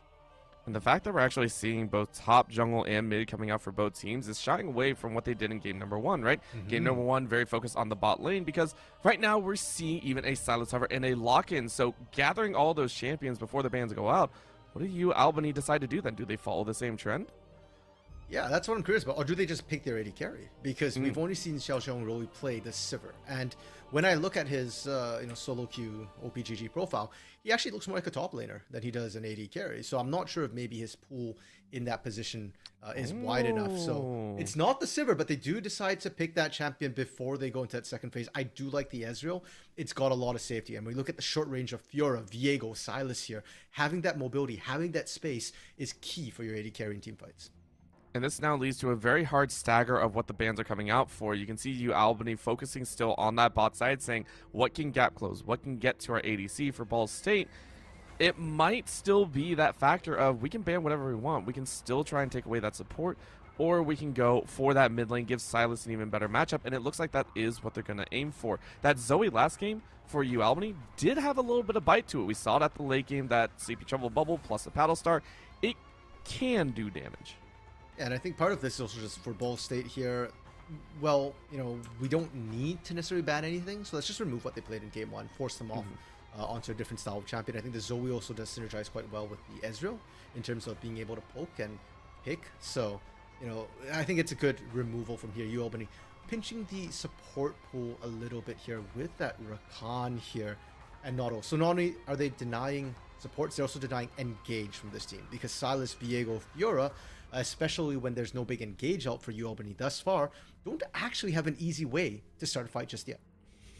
They're still looking for it, and I gotta agree, that is the question mark. What if they take the Sivir? They just say, listen, we're gonna do on the hunt to you, and we'll just send our guys forward. Have at it. Peace out. True. That would be very, very fun. I like the Talia ban, though. Again, you could see UAlbany, they were like, okay, how do we stop everything? Talia is still well known as one of the best to stop a fight in its tracks. But UAlbany found another way to do it. They said, hey, we'll grab the Mordekaiser and we will take you to town here. A great way to deny a Fiora or a Sylas going in on your team. Just take him off the team. That's all you have to do. The Draven being hovered here. Please, Blaster, do it. You're already egoed on Caitlyn. Ego. Yes! Yes! Okay, and now having the Alistar, personally, I would prefer to see a Leona paired with that Draven here. I think Leona a lot more aggressive. You pick a Draven to win. Oh, that works. I'm okay with that. You know what? I wanted aggression. I wanted a way to force fights. That's another way to force fights here. Not necessarily a big AoE engage, but just a hook onto anybody would be massive as well. Now, I do want to go back to that Mordekaiser quickly here, Orbital, because it's not the first time we're seeing the Mordekaiser mid from UAlbany. Aliyah Wakali has played that Mordekaiser mid before here, and he played it into a team fight composition where, you know, you could remove key targets. Now, into Ball State, though, I don't know if the ult's going to be as useful, because that's not a lot of wombo combo. It's not a team fight coming out of Ball State here. They're kind of a lot of individual duelists. So whoever you pick into there might actually try and 1v1 you. Even the Draven, if Blaster gets fed enough here. It does feel like more of a 1v1 matchup into the Sylas. Aliyah Wakali is hoping to win that one out with the Mordekaiser pick early here. And if the Mord gets ahead, then yes, it will be a lot easier to stay ahead. But if it falls behind, well, you know what? UAlbany doesn't even want to consider that just yet. And I mean, it's also a two-pronged sword, right? Because you pick the Mordekaiser, you're real happy about it. You're like, yeah, we got this champion that can deny someone. And then you had the Sylas on the other side. You forgot about that B3 that they picked up. Your whole game plan was to get the Ezreal away, and now you have another champion that's like, hey, we got him in this pit of doom. It's a very far away option, but it is still that situation that does occur, you know, with the Silas, with that opportunity arising of, well, we can still grab your ult and use it too, so they couldn't really lay in maybe as hard as they wanted to. But overall, I do like it. As you said, I also am a Mordekaiser connoisseur in the mid lane. I mostly just suck at any mechanics, so Mordekaiser, bop, run, and then, you know, stun, whatever you want to say, or grab him to the realm. It's great. Still taking a very close range approach to this, though. UAlbany sticking with that. We still want to team fight a little bit, even if we're kiting backwards in that mid to late. So, overall, correct me if I'm wrong, but if I recall correctly, the Silas Mordekaiser ult interaction is such that if they both ult at the same time, or, you know, if the time overlaps, they actually both show up in the same area.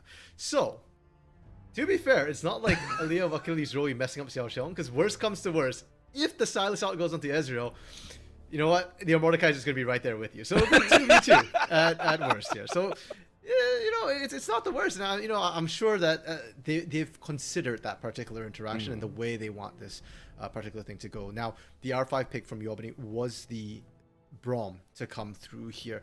Braum I actually really like as a support. I think he's good engage as well as counter engage. We think of him as disengage a lot because of his defensive nature, more a warden than the sort of engage support, but you can still use the Glacial Fissure to engage, especially when the enemy team has a Blitzcrank. You look at the front line now for UAlbany. Mordekaiser, Aatrox, Braum. Whoever you hook is going to be a free engage if you hit one of those three. And trying to land it on the Graves or Ezreal is going to be kind of difficult when they have dashes and they've got a nice tanky front line here. So that Blitzcrank, I like it a lot for lane, but in the team fights here, maybe not so good. And I feel like we could say that of almost all of Ball State's composition here. They're not looking to team fight necessarily, or at least not team fight traditionally. They're looking to meatball, right? Win your lanes out, become that big meatball, and then just kind of force your way down UAlbany's throat. UAlbany have a better team fighting composition, but they need to get to that point without falling too far behind. Yeah, we always got to make the distinction between a meatball and a team fight composition. Those are very, very different items on the table there, so I got to agree there. Love the fact that Ball State are still sticking to their tradition, though. Again, as we said, win the lane, win the game. And I'm excited to see Remy on a bit more aggressive jungler as well, right? Last time we did see a little bit more team fight with that Maokai. Maokai left up the entire time, by the way. It was not banned away, even though it held a decent amount of influence. It was still Remy saying, well, look, they picked up the Graves, they picked up the Aatrox. I just want to go ham too. Let me have this Viego and give me a chance to fight it out as well. Yeah, I think we were told that Remy mentioned in chat when we were talking about Blaster's Gen G Academy, Remy was like, Remy's from Gen G Academy too. And unfortunately, yes, we mentioned that early on, but last game, the hype was all on Blaster because Blaster got the big carry champion. It's hard to carry on the Maokai. I've seen it done, but it's not easy. And it kind of relies on your team messing up a little bit here, and Ball State did not mess up at all. So Remy wants to have his pop-off moments here, so I like the Viego in terms of that. And frankly, anybody on Ball State can really pop out, right? These are carries across the board. And while last game we did worry about, okay, you know, you need time to skill up a little bit with that composition here. Fiora, Silas both need time to skill up. Draven doesn't. Draven's going to be hitting from the get-go. Now, the other thing, Orbital, with the composition for Ball State here, Blitzcrank. You know what Blitzcrank means? I don't know. You're going to have to tell me. Yes! Every single day. I want to see a level 1 invade come through from Ball State here. So, I'm excited for that pick. That's why I'm very, very happy with that. And I'm looking at UAlbany right now. They've got to kind of defend from a level 1 invade. And one of the things about defending a Blitzcrank invade is it's not about grouping up as 5. Because even if you group as 5, it won't be a 5v5. It'll be a 5v1 followed by a 4v5. You need vision down. So UAlbany needs to be running out the gates, being, you know, careful where they put the wards. They're ideal. You actually want it deep in the river so you can spot the Blitzcrank coming in rather than trying to ward defensively, because there's just too many areas to ward if they're already inside your jungle. It's too risky to go ahead and throw that down and sack your early game, by the way. I learned that the hard way. Dropped too many wards for a Blitzcrank, left ourselves blind for level 2, and I cried myself to sleep. That was a very bad time. Paired with that, though, is still Blaster, though. You were talking about Remy like, hey, I want my time to shine. And then later on down to the draft, Blaster's like, I see you. Let me one-up you real quick. Let me grab the Draven. And this combo, we were just talking about the Blitzcrank. This combination specifically is also well known as the win or lose style of game, right? You drag someone with the Blitzcrank and you get the kill with the Draven, or you don't. It's one of the two, and it's such a scary option to have that I'm terrified for you, Albany. At the same time, I want to see Ball State pop off again. I want to see what happens with the Draven instead. Oh, bro, I know what you're saying, but I will say that when you throw out a hook and Blitzcrank, there are only two outcomes. Either you land a hook or you don't. So, but yes, with the Draven, it's not just landing the hook. You get the kill, or I guess in this case you don't. Oh. For you, Albany, though, when you pick a Blitzcrank into an Ezreal, that is a sign of confidence, because Ezreal's interactions with Blitzcrank is kind of odd. The Arcane Shift will go through no matter what. So even if you actually land the hook, if you Arcane Shift away, you won't drag the Ezreal in. He will get that full distance away from you. So Chumzog picking up this Blitzcrank here is a vote of confidence that, hey, we can outplay this, or either that or saying that, hey, we don't care, we're just going to smash it hard enough anyways here, that my hook isn't going to be the key point in this lane. And I want to look at this Ezreal Braum a little bit more, because in game one of the big reasons why they fell really far behind was you pick Sivir, Yuumi, both who need time to scale, into Caitlyn Lux. It was incredibly mismatched. That's why Blaster got so far ahead. Now this game, you're probably still not looking for any early fights with an Ezreal Braum, but it should be a lot easier to farm, a lot safer to farm. I'm not going to be expecting to see quite as many kills. I think we saw 3 kills during the laning phase come through from Blaster. I'm not expecting to see that many this game here, unless it's with junglers involved in 3v3s. But in a 2v2, I think Xiaoxiong and Tumutu are going to have a much safer time in this bot lane just farming. And we say we think because we still don't know how these teams like or are going to interact with these champions specifically, right? For all we know, it could be the wet noodle fight in the bot lane between the two supports, just beating each other up as hard as possible. Or we could see, even the Draven still try and push up and try and take over the lane, even through UAlbany kind of stonewalling it, saying, hey, we want to try and play safe, but we still want to farm up. There's so many different options that the teams can collect on, and game number one is my fears from game number one are starting to bleed over once again, right? Because even though UAlbany, they drafted a bit more upfront damage, right? The Aatrox in the top side at level 3 is going to have a decent time kind of maybe trading back and forth, might have some fun against the Fiora, we don't know. At the same time, the Graves as well, a little bit better. But it's still leaning on the fact that Ball State had a phenomenal game number one. And I'm a little bit concerned that even with the champion changes, I want to see UAlbany still hold their heads high, and I want to see them still have a very strong mental heading into this game. Well, all right, we talked a lot about, BSU strength. We talked a lot about bot side. Let's try and give you a bit of a panacea for that top lane here, for that top half of the map.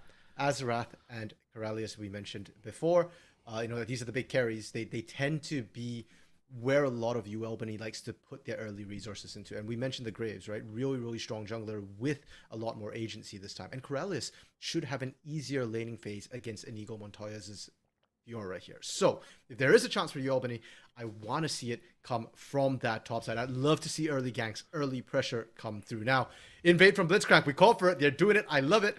UAlbany, they did 5-stack, which is a little bit risky, but they guessed right, and they're going to be on the opposite side. They will be safe from the Blitzcrank invade. Yeah, and I will say as well that this is another tactic, especially because even though you have the Blitzcrank on your side, Braum is also well known as one of the big, I would say one of the big bully invade champions as well, right? Between the different styles of invade champions, right? Braum has one as well, and it's because of that brittle, that the frostbite that you can lay down, you can get some auto attacks, and all of a sudden you have someone stunned up. That's also why I was very curious if they were going to hard press that hard. I was wondering if we were going to see just a hook in the tri-brush, or just kind of thrown out, kind of wantonly. It was a hard invade. We get to see that all the way go down, and they even get vision around the chicken, so that'll be very nice to have. Hold on one second here. I will address that point about the Braum. But first, did I just see Remy's recall animation thing be EDG? I mean, this guy's a Gen G Academy player, or, was part of the Gen G Academy program, and EDG skin. Okay. Is that considered being a traitor to your team? I will say yes. I will say yes for right now. I will hesitantly say anything else because I've never been on a team like that. Because, I mean, Remy deserves all the flare skins. We'll see. If Remy loses any trades or any dies, pointlessly, we'll flame him for the EDG. Oh. But to the Braum. Yes, Braum is very, very strong in the early levels, but the problem is it's still a 1v5 if Braum gets hooked here. Yes, you've got Frostbite, but you'll probably not be in a position where your team can follow up on it. Didn't matter for now, but in this bot lane as well, you're also into a Draven who just out damages so heavily. One thing we also didn't touch on, patch 12.19. Blitzcrank just got buffed. Support Blitzcrank, not so much, but you still get that additional damage from that scaling and some of the base attack speed buff from the W. Your mana costs have also gone up, but it does mean that if you all in against the Braum, you should win it. Should being the optimal word, and that's what they're kind of banking on as. You called it, RMC. It is a little bit more of the pushing power of Blaster and Chum's log, but definitely not as bad. Remember, at this point, we did see both ADCs and supports sitting at about 60 to 70% HP. It was much heavier in the HP training factor instead of your standard minion trade. There you go. See it there. A trade between the supports, and even in the mid lane, right? Aaliyah Akili trying to trade out against Wombat Baby. So much, though, that Wombat is currently out of potions. Yeah, and that's kind of what happens with the Saz Mordekaiser. That's why we're saying, you know, Aaliyah Akili Mordekaiser here, even running the combat summoner with that ignite. You're not picking it for the utility later on in the game, you're picking it for early on. Oh, what a nasty hook, and you're able to lay down so much extra damage. Blaster relatively unfazed, and you're gonna see a lot of this. You're actually gonna go. No, but you get stunned under tower and you're dead. That should be the last hit. Flash away from each other. You're gonna try and dance, but a final Q. Land your chugging the potion for your freaking life. Oh, are you kidding me? The dodge! The dodge works, and Remy is here to save it. A turnaround as Blaster picks up the second. Teamwork makes the dream work, but Blaster is a solo spotlight only. You know, there's two ways to look at this, Orbital. One is that Blaster got caught out, but no, we're going for the other. Good guy Blaster getting Remy kills, man. Hey, game one, you know, I know you wanted some action. Here, let me get you kills. Remy, 1 kill, 1 assist, really heavily accelerated. Recurve bow already picked up. He's going to be clearing so much faster, and his ganks are going to be so much more potent. And let's be real, that felt so close. Xiao Zhang and Tamu played that about as well as I think they could have, right? Yes, chasing into the jungle was a bit of a rough idea. You didn't know where Remy was. Remy's pathing cleared almost the entire jungle and then went straight down into that bot side, cleared the risk scuttle as well. You almost had the kill on Blaster. A single skill shot, if it had come through earlier, would have gotten the kill. So very, very close either way. However, now it's already going to be influenced that lane. Corellius, though, saying, hey, I wanted that fight. Inigo Montoya said, hey, listen, I got friends. I got the Princess Bride with me. Give me a second here. Give me 1 second. Remy, take it away. Remy says, buddy, I still took that potion draw. I'm still a little groggy. Can I get some help here? Corellius gonna try and dance out, gets over the wall and is going to be safe, and without even burning the flash is gonna stop the Q, but you decide to turn it around, and a flash out of the dash lunge means that you're still gonna die. Corellius was out, but thought that they could pull it off. A fatal mistake in the end.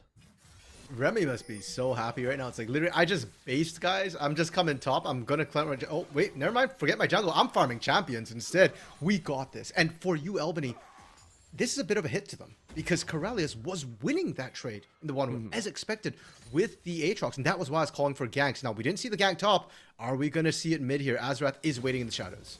I think you can try, but Aaliyah Wakili is actually only about 50% HP, and this is still a dangerous spot to be in. Wombat Baby, yeah, you can see it here. Azeroth said, I can't risk it. I can't risk this this happening once again. We've lost spot, we've lost top, and I need to go somewhere else. So Aaliyah Wakili left on their own, a hard push coming out of this BSU squad, and it leads to Azeroth joining the spot lane once again. Azeroth throwing down a little bit of a smoke screen, and Blaster just said, hey, can you off me for a second? Give me a second and let me grab that kill. And they do in the mid lane. We see a solo kill come out of Wombat Baby, but it doesn't matter because, again, the spotlight has to be on the Draven. Draven picks up 2. It's 3-1-1, and Chum's log is going to dance inside the minions as Azeroth picks up a kill in return. That's a 2-for-2 on the bot side. But it's a 2-for-2 where Azrath had to gank bot. And in the meantime, BSU are still fine with it. It was ultimately a 3-for-2 with Wombat Baby in the mid lane here. And for Azrath, going down to the bot side, you're looking for the overextension here. I appreciate the thought. I appreciate the idea. I just don't know how worth it is going to be in the long run. Junglers 1v1ing here. There's a massive wave in Azrath's favor. Oh, Remy has found it. Remy says, you killed my team in the minion wave, and I will do the same to you, or get the flash out, one or the other. You have paid the price. You have paid the price of ganking the bot lane. Yeah. If Remy just had a bit more camps instead of the kills he had, if he has level 6, that was a death onto Azerath there. Azerath, though, going to be first to 6 now, has that ultimate ready to go in the lanes. Are we going to see them look for another gank? I would love to see another forced gank here. You know that you blew the flash of the Draven bot side. You know that top side's missing flashes as well. Your side lanes are ripe for ganks.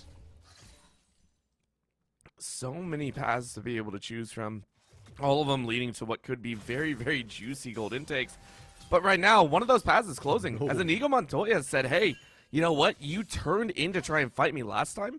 Now you just lose out on the lane, having to draw the world ender Corellius, losing out that ultimate. Yeah, and although, yes, Fiora eventually wins that, but usually not this early on, Wombat baby. Death Realm versus Death Realm, and remember, it does give combat stats, and because of that, Wombat baby realizes they made a mistake. A follow-through flash means Aaliyah Wakili is able to turn that mid lane around. Wombat, yeah, there's your Blitzcrank Ezreal interaction. A little bit rough on the Blitzcrank end of things. Doesn't matter though. Blaster's just hammering them anyways. You know what? The pain doesn't stop. The pain train visits all lanes equally. And Remy is able to execute off of Inigo Montoya. And it's now a race for Ball State to say, who gets the tower first? Top lane or bot lane? Azura says, we'll make it bot lane. Oh, and that reset still came through. Ooh. And Ball State saying, we'll die for any kill we want. I mean, well played by Azurath there. I actually thought he was going to die before Inigo did. But it's 1-for-1, and as you pointed out there, you know, you're still racing for turrets here. Remy could have just opted to stay top and keep shoving that wave if he wanted. Instead, I don't know if they actually got it to bounce. It might end up freezing in front of Corellius here. Remy, though, true, I guess this is more efficient. You couldn't have taken the top lane turret. But if you take Herald, then you can, because it's 2 plates on that Herald, guaranteed 14 minutes here. So, oh my gosh. They just at this point, yeah, at this point we know Blaster and Chumslog are gonna have an advantage, right? This is the point in solo queue that you're just like, all right, Draven is 3-1, it's over, guys. Just don't give him more kills. Try to cut back on the amount of gold you're gonna give him, because that tower at 9.5 minutes has a single plate left. Yeah, and this ain't Caitlyn Lux. This is Draven who's brute forcing this. It's technically more punishable here. Cover from Wombat baby, though they might be looking for dive. Keep in mind, they just got back to lane, this bot lane of UAlbany. If Wombat actually grabbed the Glacial Fissure, that would have been a very rude gank to come out. And because of that, it is understood Xiao Zong and Sumu were given passage to safely move away from the tower. Remember, they did not do that on their own. They were given passage, because we know Ball State would have dove that. Well, they don't have to. All right, listen. We only have one camera, Ball State. You can't do 2 lanes at once. You got to pick one and stay with it. I hate to tell you this, Orbital, but that's not their problem. They are more than happy to find kills in every single lane here. Top, bottom, can they find one mid? They might even die for this. They will die for this. Listen, they already have 1.0 kills per minute, and they wanted to go for more. Wombat Baby said, hey, listen, there's only one lane that's not doing exceptionally well. It's kind of me. Sorry, Remy. That's going to be another death in the mid lane, courtesy of Remy trying to tower dive. Yeah, they have no fear in trying to do the whirling death cutting across. Not quite able to find anybody, but that was a very interesting path because of how long it took Blaster going back to base. Now, bot lane started down. And last game, when bot lane went down, we saw Blaster, or before it was down, really actually rotated top here. The question is, are they going to move the AD carry to the top lane, or are they going to go to the mid lane? I think Inigo Montoya is already winning top side heavily enough that you can just leave that to the Fiora. Corellius is 2 levels down, so if anything, you actually want to extend that laning phase in the top lane.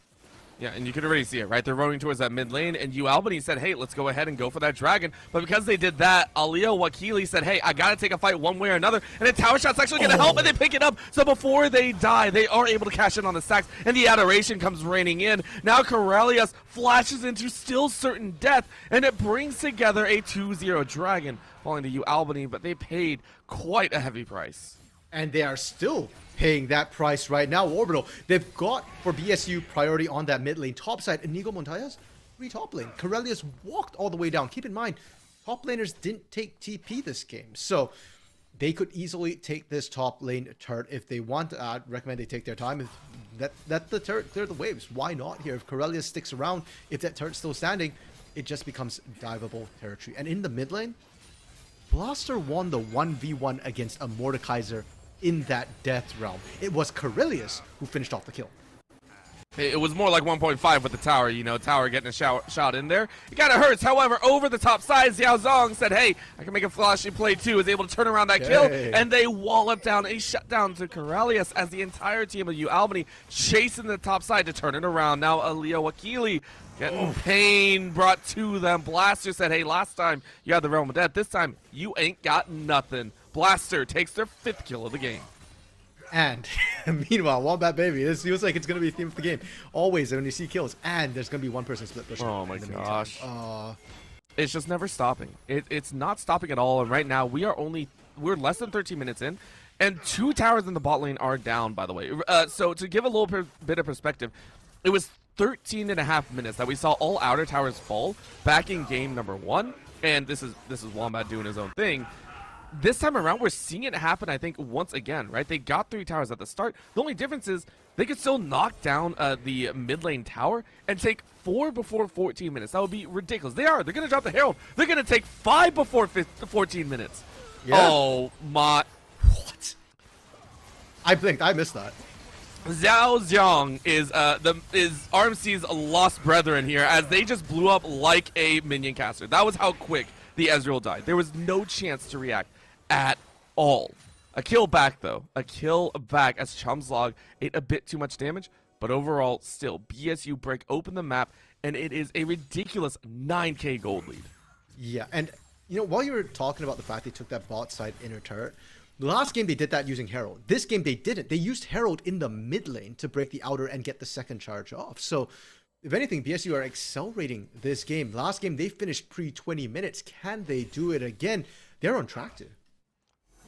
I don't think they're ever going to stop. At this point, it's almost clinical, right? It's, hey, we performed surgery in an hour and a half last time. Let's break it down to an hour, right? Let's go ahead and try and do it even faster. It's the idea that we are not going to stop at all just because we're ahead, right? There are some teams that you take a look at and you say, hey, they start to get sloppy around the mid game when they know they're in the lead, right? They start making unorthodox plays. They start going for a little bit too much, and it leads to a little bit longer stretched out game. They might win at the end, but it looks a little bit rough. BSU, at this point, this Ball State Red squad, do not care at all. They are saying, look, listen, we're going to keep playing our game. We are not going to stop. We are going to continue to force this powerful play over and over again. However, Corellius, still a little bit dangerous, so 2, 4, and 1 has enough damage. Well, that mid tower does fall, so UAlbany still trying to make some plays. Whether that works out in their favor or not, yet to be seen. And for UAlbany, it looks bad for them that they keep losing these objectives, but they're actually making the only call they can. You can't hold your turrets. You can't hold anything in equal numbers. Even in 1v1, 2v2, we've seen them at this point not be able to hold these structures. So they have to roam together as a group. Well, that's going to be a grab on Chumslog, who last time also died like that, but guess who grabbed the Realm of Death? Guess who grabbed the Underworld's favor? It is going to be Wombat Baby, who gets drawn in, but guess who threw it right back? Aliyah Wakili is going to try and ult on their owner. Not just yet, so CB0, Wombat Baby, going to try and run away, is going to get cut down. One more auto attack takes it. Xiao Zhang sends one of the longest auto attacks in history to the Silas's way. Okay, overall, you called this clinical. I'd argue this is not surgery. This is butchering right now. Because BSU are playing a little bit sloppy there. They opted to go in. Yep.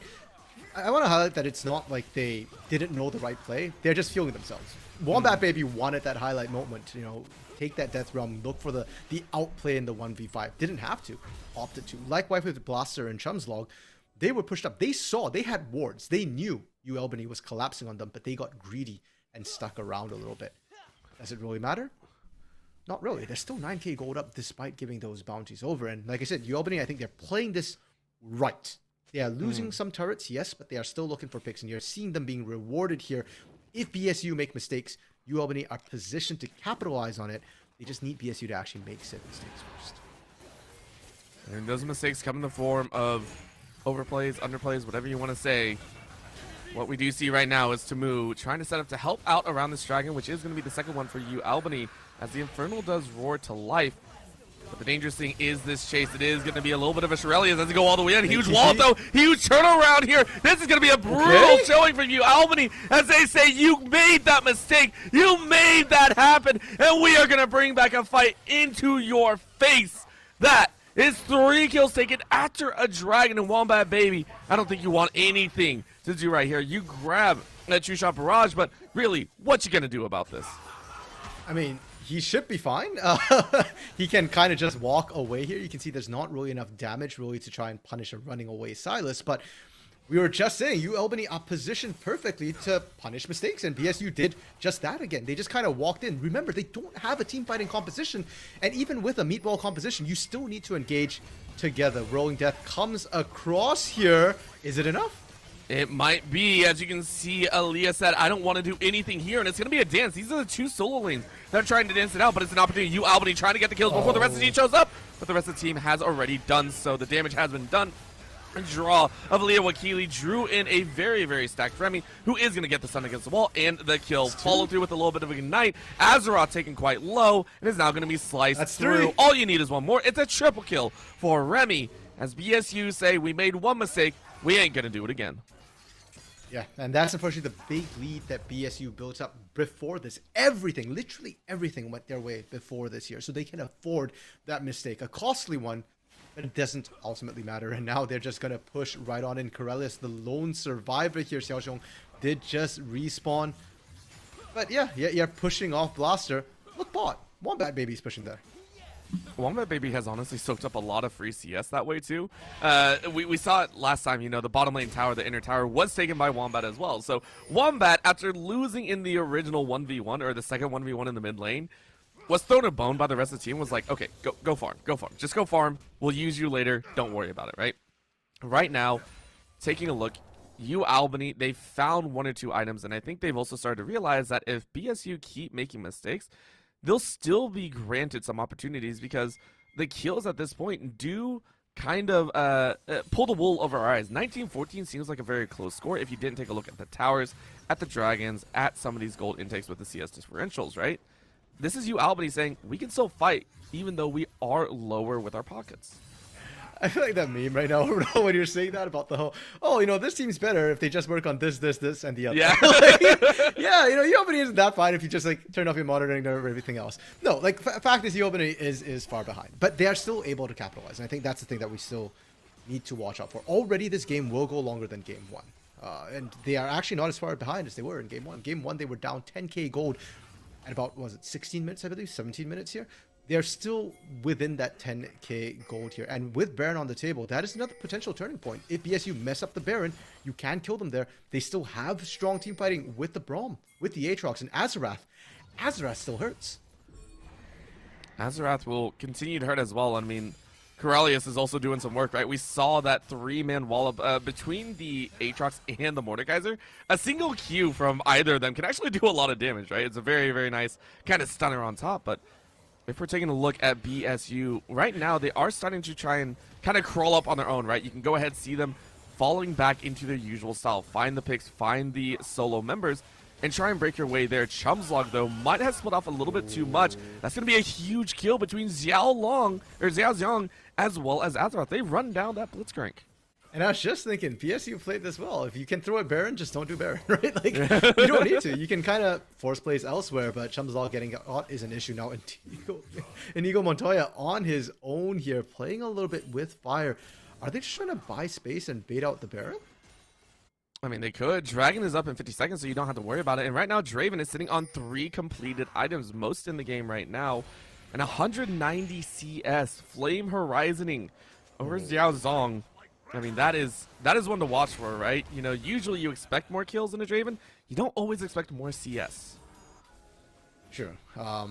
Yeah, and I'm just thinking too, like, kills plus CS equals gold right now, especially for Draven when those CS numbers do stack up. Blaster's been able, I think, to cash in every single one before he dies. So I'd love to get to see how much of that gold advantage right now sitting on Draven. I recall last game where he was up like, what, 3,000 plus gold, where he was double his counterpart here. TP coming in from Wombat has to dodge immediately upon arrival.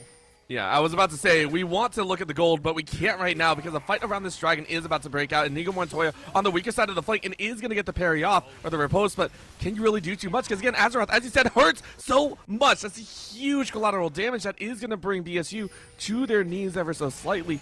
4v5, you get the hook, and you find the ever so lovely Aatrox. World Ender does nothing to save you from this pain. Remy is going to pick up that soul and is going to imitate Aatrox for a little bit. He's going to go back in. Down goes the exhaust, but the cleanse breaks it out, and Blaster just says, hey, give me a second. Let me lifesteal up a little bit more, and they're going to turn it around. Mordekaiser drew one away, but that means that there's no Mordekaiser to tank, and BSU run rampant with red in their eyes. And that's a Blitzcrank you grab. It doesn't affect the team fight. Chumslog is more than happy to waste your time. And Chumslog survives as well. They literally only lose Inigo Montoya's just the one death.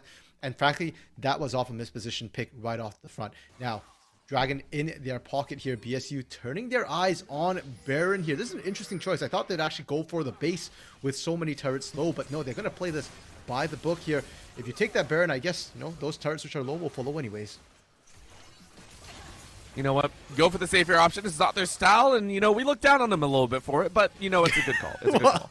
I ain't looking down on any team that can get a 10k gold lead pre 20 minutes overall. They went for the safer option. They went for the safe option. Come on. If they're gonna outshine here, they just go for the end, as you said. However, they do get Baron, and they're also stacking the dragons on their own. It's another thing that we didn't really touch on because it hasn't been that big, but the fact that Infernal is still in play does mean that these dragon fights will get sillier and sillier, I feel, right? This is going to get to be very, very scary if BSU are allowed to continue to grab these dragons. At the same time, they don't want to give it to UAlbany because they're currently sitting on 2 as well. If they're allowed one more, it could be a win condition that is very far in the future and would just be more a feels nice moment for UAlbany if they're able to force BSU into those dragon fights in an awkward position. If it comes to a Dragon Soul Orbital, I feel like BSU have bigger issues than the fact that there's a fight at Soul here. It means that they didn't manage to close out with this burn buff with a now greater than 10k gold lead here. And UAlbany does have some skilling on their side as well. Mordekaiser skills up pretty nicely. So does Ezreal. Xiaoxiong doing a really good job positioning himself in a lot of these fights thus far here. Often going down only near the end of these fights now. Inigo Montoya kind of just threatening this. Aliyah Wakili, you can't defend against this. No, you cannot. They're gonna keep dancing as much as they can, and Wombat Baby on the bot side, you can see it's a 1-3-1 as the 1 wins out. Inigo Montoya, given a chance at a duel, says, I will win for my father. Wombat Baby over the side is gonna use the Everfrost, catch everyone out, and it's the rest of the team that is running for the hills. Draven picks up another kill. He is unstoppable, and the rest of the team will fall like dominoes. BSU clean house with a Quadra on the Draven and an ace for the team. Another Quadra kill, back-to-back Quadras to end the game, or back-to-back game-ending Quadras for Blaster here. He did the exact same thing on Caitlyn in that game 1. BSU closing this one out in commanding fashion. Sure, it took 5 more minutes, but they got way more kills, so worth? You know what? It was actually another ace. It didn't end. It did not end on the Quadra. I would just like to point that out. It ended on a singular kill. So, you know what? We'll say it for what it is because that is going to be the 2-0 and 4-0 in-game score going the way of Ball State Red. They have shown themselves to be the mightier Goliath as they have cruised through this one. In UAlbany, I mean, they put up a fight. That last game, much scrappier, much more phased into the early game. It just wasn't up to the speed of the Ball State squad. Yeah, props to UAlbany. I think even right to the very end, you can tell that this team has grit. They have spunk. They did not give up. They were still looking for picks, looking for fights, even when they were incredibly far behind. So huge props to them. And I think against, a weaker team, they wouldn't have been in this position in the first place. But Ball State Red on stream this week overall, and they pull out a statement win. Anybody who's going to be looking back at this VOD in preparation for future games has to be terrified. And even worse is I don't think we got to see really anything more from Ball State Red. Like, we saw some of their drafts, but especially their second game draft, it just felt like, okay, we are just going to mechanically outplay on every single position. That is not a real draft team or a compositional draft coming through from this team here. So they haven't revealed anything either. And yeah, if it works, right? If you can just outplay, win lane, win game, that's a valid strategy. That worries me a lot that you say that because it means even more implications for the rest of the teams. Like, that's even, as you said, a statement, but it's not just a statement. It's they set their foot down with a megaphone in hand and announce that, I mean, if you want to beat us, you got to make us actually get serious. If that's what they said, so be it. And maybe that's what they'll give us here, as we are going to have an interview with one of the members of Ball State Red over their 2-0 start to the season. Don't go anywhere. We'll be right back.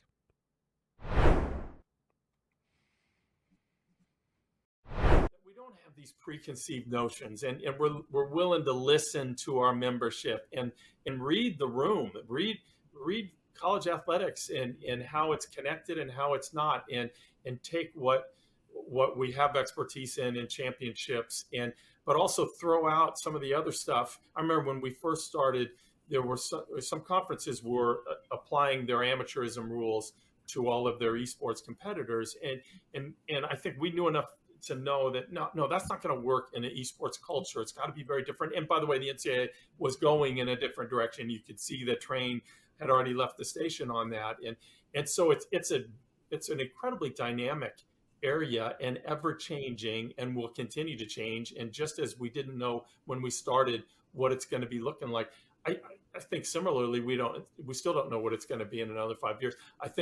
I know enough to know that all of us are still going to have a thriving esports program that's doing a real good service for our members and for our competitors. But we still don't know necessarily what some of that is going to look like, and that's pretty cool about it all. Let me ask you this, because you all are used to dealing with your athletic directors, and each of them are dealing with what's in front of them in their athletic departments.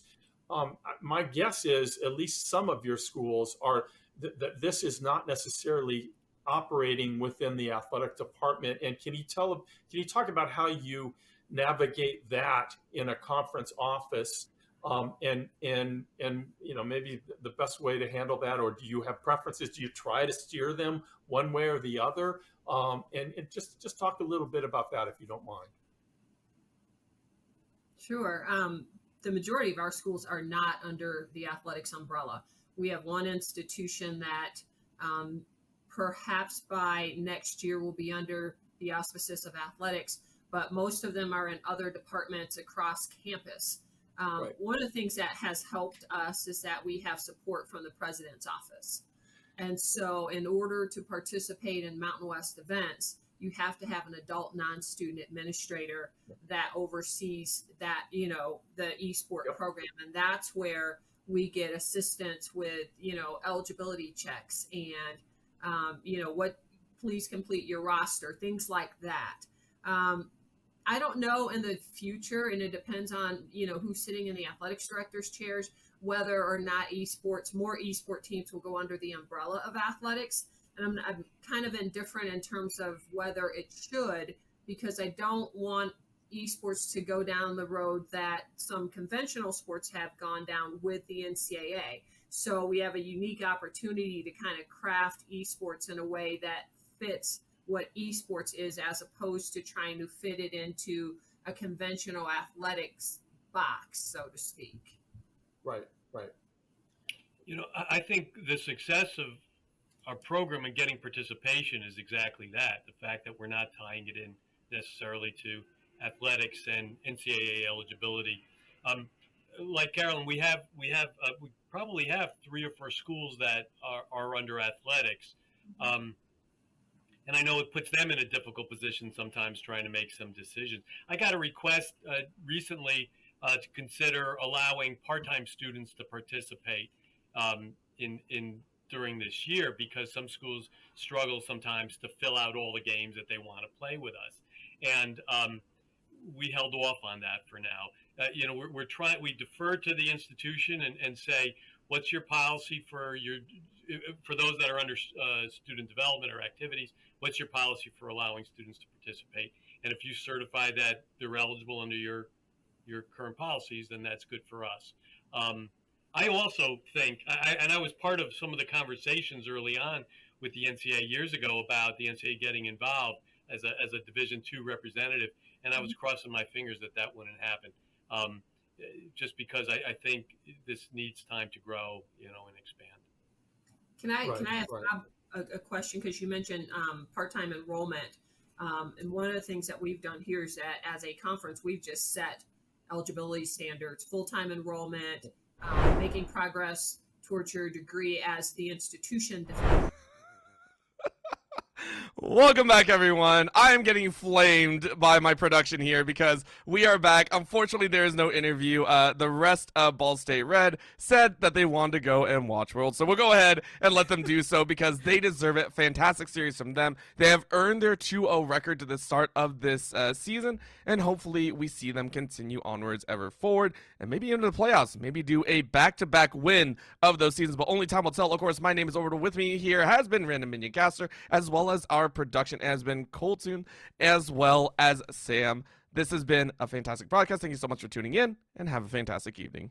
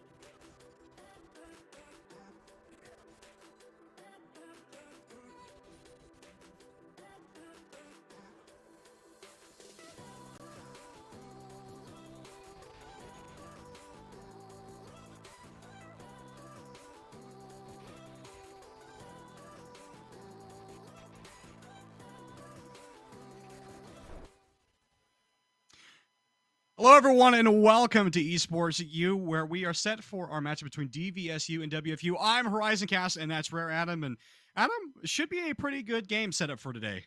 Yeah, very curious to see how these teams go. Of course, a little bit of a rocky start to the season for both of them. Both of them actually falling in week 1. But it does seem like Wake Forest, they had a little bit of a tougher time going down to 0 as opposed to GVSU, which had a closer 2-1 series. So very curious to see what these teams have added. Of course, new patch could be a new identity for these teams, but really just wanting to get that first win on the board. Yeah, absolutely. I mean, the thing about it is when you have two teams that are coming in off of a loss, especially like, they have over the last week, one of these teams is going to have to walk away with a win. A number of ways that they can do that. Obviously, you talked about new patch means a new chance to reset. It'll be interesting given the early season to see how these players adjust. And, with a win, you can kind of reset the beginning of your season. You have 8 games to play over about the next couple of months. So it'll be interesting to see what adjustments they make and how they start to kind of rebuild their confidence off of a potential win. Yeah, and of course, considering the new patch, there's a couple of off-meta things that sort of rose to prominence, at least. One of which is Blitzcrank Jungle. Do we think we're going to see it? Probably not, but I mean, it's always fun to theorize. But definitely a lot of buffs this patch, I think, is the main thing. Taking a little bit of power out of Eclipse. So we'll see if that changes the meta. Don't think it will too much so. I mean, considering we also have Worlds going on at the same time, a lot of that influence will trickle down to these level of games. But very curious to see what these two teams have added. Of course, we'll have to see what Wake Forest can sort of push together here. Last week was a little bit of a rough beating for them, and they really need to try and get some of that confidence back. And against the team that also lost, I mean, this is your sort of starting point. It's your litmus test to say if you want to sort of put yourself up against some competition and see if you can push forward. But GVSU, on the other hand, looking a little bit stronger, and we'll have to see what these two teams pull out, especially considering the meta picks. Yeah. So Adam, you talk about that. Let's look towards draft. Obviously, some of the scouting that we were doing, looking at kind of the champion pool available for both these teams. One of the things I noticed was the scope of champions available for the side of GVSU. So interested to kind of get your thoughts about what we can expect out of this draft as we get ready for the players to load into the pro draft. I mean, I think especially with GVSU, we're going to see some more staples of the meta. I mean, mid lane, we're going to see your typical control mages and all of that. It seems like they have a very set idea of what's good and what isn't good, which is always good in a competitive environment, especially early on to the season. I think before you can come up with all of your cheese strategies, before you can sort of come up with your own identity as a team, you want to stick to what is strong. And I mean, especially with a huge tournament like Worlds going on at the same time, it gives you that identity to sort of know what's good. It says that, hey, we should be picking Aatrox as much as possible. We should be picking Misfortune as much as possible. We should be, banning some other things out of the way as well. But it just gives you that sort of idea. And sometimes that is all a team needs to really set an identity and get that extra edge over a team like Wake Forest, where the picks are a little bit more off kilter. They've got a little bit of, they've got a little bit of sauce up their sleeve, which might be good, may also just fall flat compared to what we expect. Well, very interested to see what these guys are going to prioritize. Again, you highlighted it perfectly. I think some of the expectations that we can have, especially given the nerfs. You talked about the Eclipse nerf, so not likely we'll see Draven. I think even prior to the patch notes, that a lot of teams were trying to play the drafting game with Draven. Do you let this through? Do we get Callista? So I think interesting to see now that the item nerfs have come through, whether or not any champion or any teams will try and go towards that. We're seeing the first round of bans start to come through for both these teams, and they're moving through this draft very quickly. Yeah, and I mean, these are some of the meta bans that we were thinking of. I mean, even from Grand Valley's side, they want to take away those power picks. Silas has been such a menace right now, especially with the nerfs to Grievous Wounds a couple of patches ago. I mean, there is like pro accounts on Twitter that are just tweeting out how bad Oblivion Orb is in all these situations. So I mean, Silas a little bit of LS. Yeah, the biggest proponent of it is just Shakara's and LS saying, "Hey, this item sucks. Why are you building this?" And Silas is definitely one of those champions that you feel like you need to build it into, but it also just isn't a good item. So taking that off the table, just taking away that ultimate steal ability as well, and the hijack always good. On the flip side, though, Gragas not as much of a power pick right now. Victor is, and this is a new champion that we haven't quite seen as much of because she was recently reworked. Of course, we are on 12.19. Syndra's rework gives her effectively an execute on the ultimate once you get into that later stage, which is a little bit scary to deal with. Of course, the old counter to that was the Echo, but interestingly enough, Zed coming off the table really quickly too. Yeah. I like to see that Zed pick into the Syndra, especially when you're considering the distance that he plays at. You have access to that potential execute. You can remove this potentially team fighting monster out of the fight before it even begins, and you can look to spread that control around the map. And the other thing is too, and I think which is interesting for Wake Forest, is them getting control over the roaming, right? Because if he can actually get down there with Nerium on that Zed, look to affect the bot lane or even go top to get Herald control, I think is going to be a key to success for Wake Forest. Yeah, and I think especially when you consider the likes of this Echo Zed, you've got so much assassination potential that even when you pick something as strong as the Syndra right now, of course, this is off 2 days of experience with it on the new patch. It gives you that risk factor always playing something as squishy as a Syndra, and it gives you more risk in picking some of these squishier champions. The Lucian comes through as well, and this is an interesting one because it's generally seen as a low-range AD carry that can sometimes get punished by some volatile lanes. I'm curious to see what the answer is from Wake Forest. Of course, Maokai, extremely strong right now. We can't ignore that champion either. Super high presence rate at Worlds through top lane, jungle, support. You get that flexibility as your last pick there, and sort of gives you some shutdown tools for these two assassins that have already been picked up. You talked about the low range of the Lucian. I'm absolutely in agreement with you. I think this is a champion that we don't see for a very good reason, just because it can be difficult to pull off. And so, yep, that's going to be the Samira answer there. I like that. So you deny some of the CC options there. You have access to the shield. Your trading is really good in the lane. And most importantly, man, getting those resets on the ultimate is really, really dangerous to lock her down. Yeah, and I think a really interesting factor of this Wake Forest draft is it just looks like they just picked 3 ego picks right off the bat. They're saying, you know what, we are going to play our style. We do not really care what the meta is. Grand Valley looking a little bit more towards that with the Syndra pickup, the Maokai pickup, to sort of have that sort of stability in your draft. Wake Forest say, you know what, 10-0 or 0-10 does not matter at this point. We're just going to go in, we're going to have fun, and if we win while we're having fun, might as well go for it. And you see some of these bans coming through in the second phase. The Nami makes a little bit of sense. It's not as strong with Lucian as it was before. Of note, Electrocute doesn't proc off of your E as easily anymore, so you actually have to use 3 spells as Nami as opposed to just pressing E and letting it proc from the Lucian itself. Of course, the Ornn on the flip side would give you that sort of scary front line to deal with. Seems like they really want to take a lot of tools out of Ab Stigma's sort of champion pool and sort of combos that work well with this Lucian, just to sort of neutralize that lane a little bit and give Young Earth as much agency on this Samira as possible to survive these fights and pop off as well. And I think the support bans there from the side of Wake Forest kind of signals that they feel that the Maokai is actually not going to go support. They feel to either be in that top or in the jungle, and I think that's probably the best place for it to go. So interesting to see what Grand Valley will actually draft with the Lucian. There are a number of heavy support engage supports that you can pick. Obviously, Alistar going to be the pickup there from Wake Forest. So Grand Valley, do you favor something like a potential Leona, or do they just go the Enchanter route and try and play around some of the engage that Wake Forest are trying to build? I mean, looking at this draft now sort of pulling through, you can see there's a lot of disengage now coming through from Grand Valley as well. I mean, the Let's Bounce in the middle of a fight with this Zac coming through just sort of gets these assassins all over the place. It sort of separates out the front and the back line, so that's all sort of like a big mess in the middle, which can be quite good for the side of Grand Valley to sort of answer into that.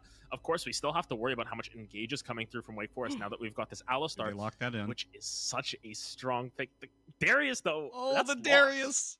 That's that. Wow. That was a quick lock-in on that one. So that is Toon World saying, I 100%. Okay, so this is actually going to be the Maokai going support then. It's going to be the Zac in the jungle.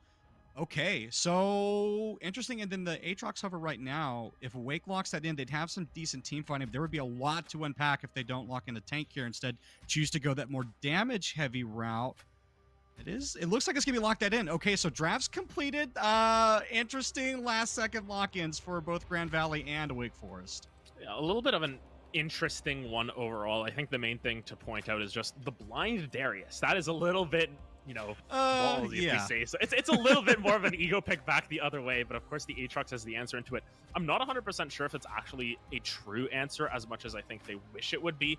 Darius is one of those champions that can really snowball a lane. Aatrox might have a little bit of trouble in those early stages sometimes, especially with how long your cooldown is on your Q. So we'll have to see how Toon World wants to play that up against Aranchi, but I think very expected draft coming through from Grand Valley apart from that last pick. The Syndra being left up is something that you really have to keep in mind if you're Wake Forest, especially going into Game 2 and Game 3. If SSJ Stepfather has a really strong game on that Syndra, it's something you might have to consider banning out or picking for yourself on blue side if you opt to switch afterwards. But for Wake Forest, it's very all-in focus. They're all about these sort of pop-off moments, it's almost a team fight comp in a lot of ways with this Alistar, this Aatrox who can sort of reset, this Samira who can reset, but at the same time it's a pick comp because you've got these assassins going for you. So Wake Forest, they have a little bit of an identity crisis in that sense.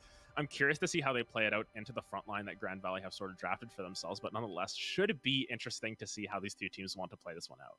Yeah, I think you highlighted one of the big concerns that I have for the Wake Forest comp, which is they have a tremendous amount of burst. If you're looking at Echo and Zed, obviously they can get in, get out fairly easily and burst a squishy target. But when you're looking at the comp that Grand Valley have drafted for themselves, they have a tremendous amount of frontline that's able to actually absorb that damage. So if you're Wake Forest, you can't really play this front to back because then you're going to be spending all of your time trying to kite away from all the engage that they have. Obviously, the Zac stretching strides and let's bounce is going to be a problem.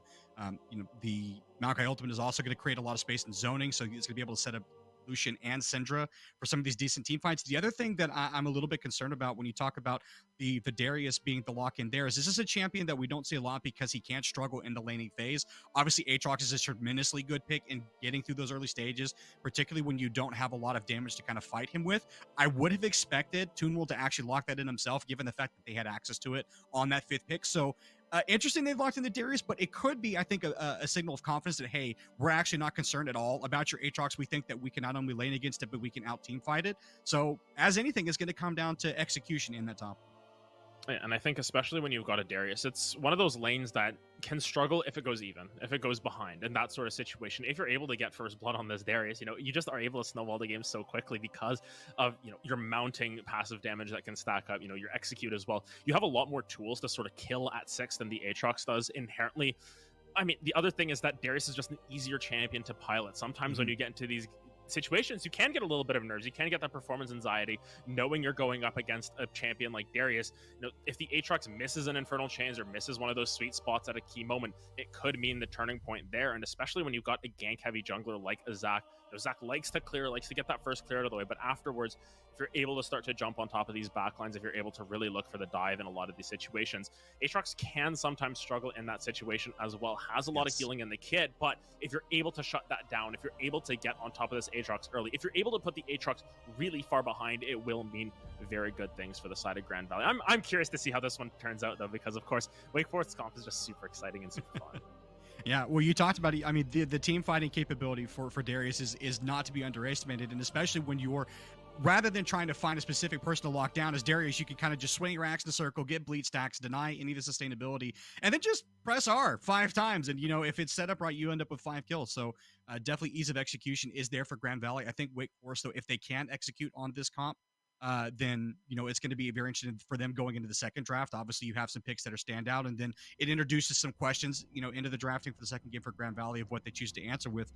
But we'll have to see how they do in the first game, because that's what's going to come down to is whether or not you actually perform on this composition that you've drafted for yourself in order to get any respect into game 2 or maybe even a possible game 3.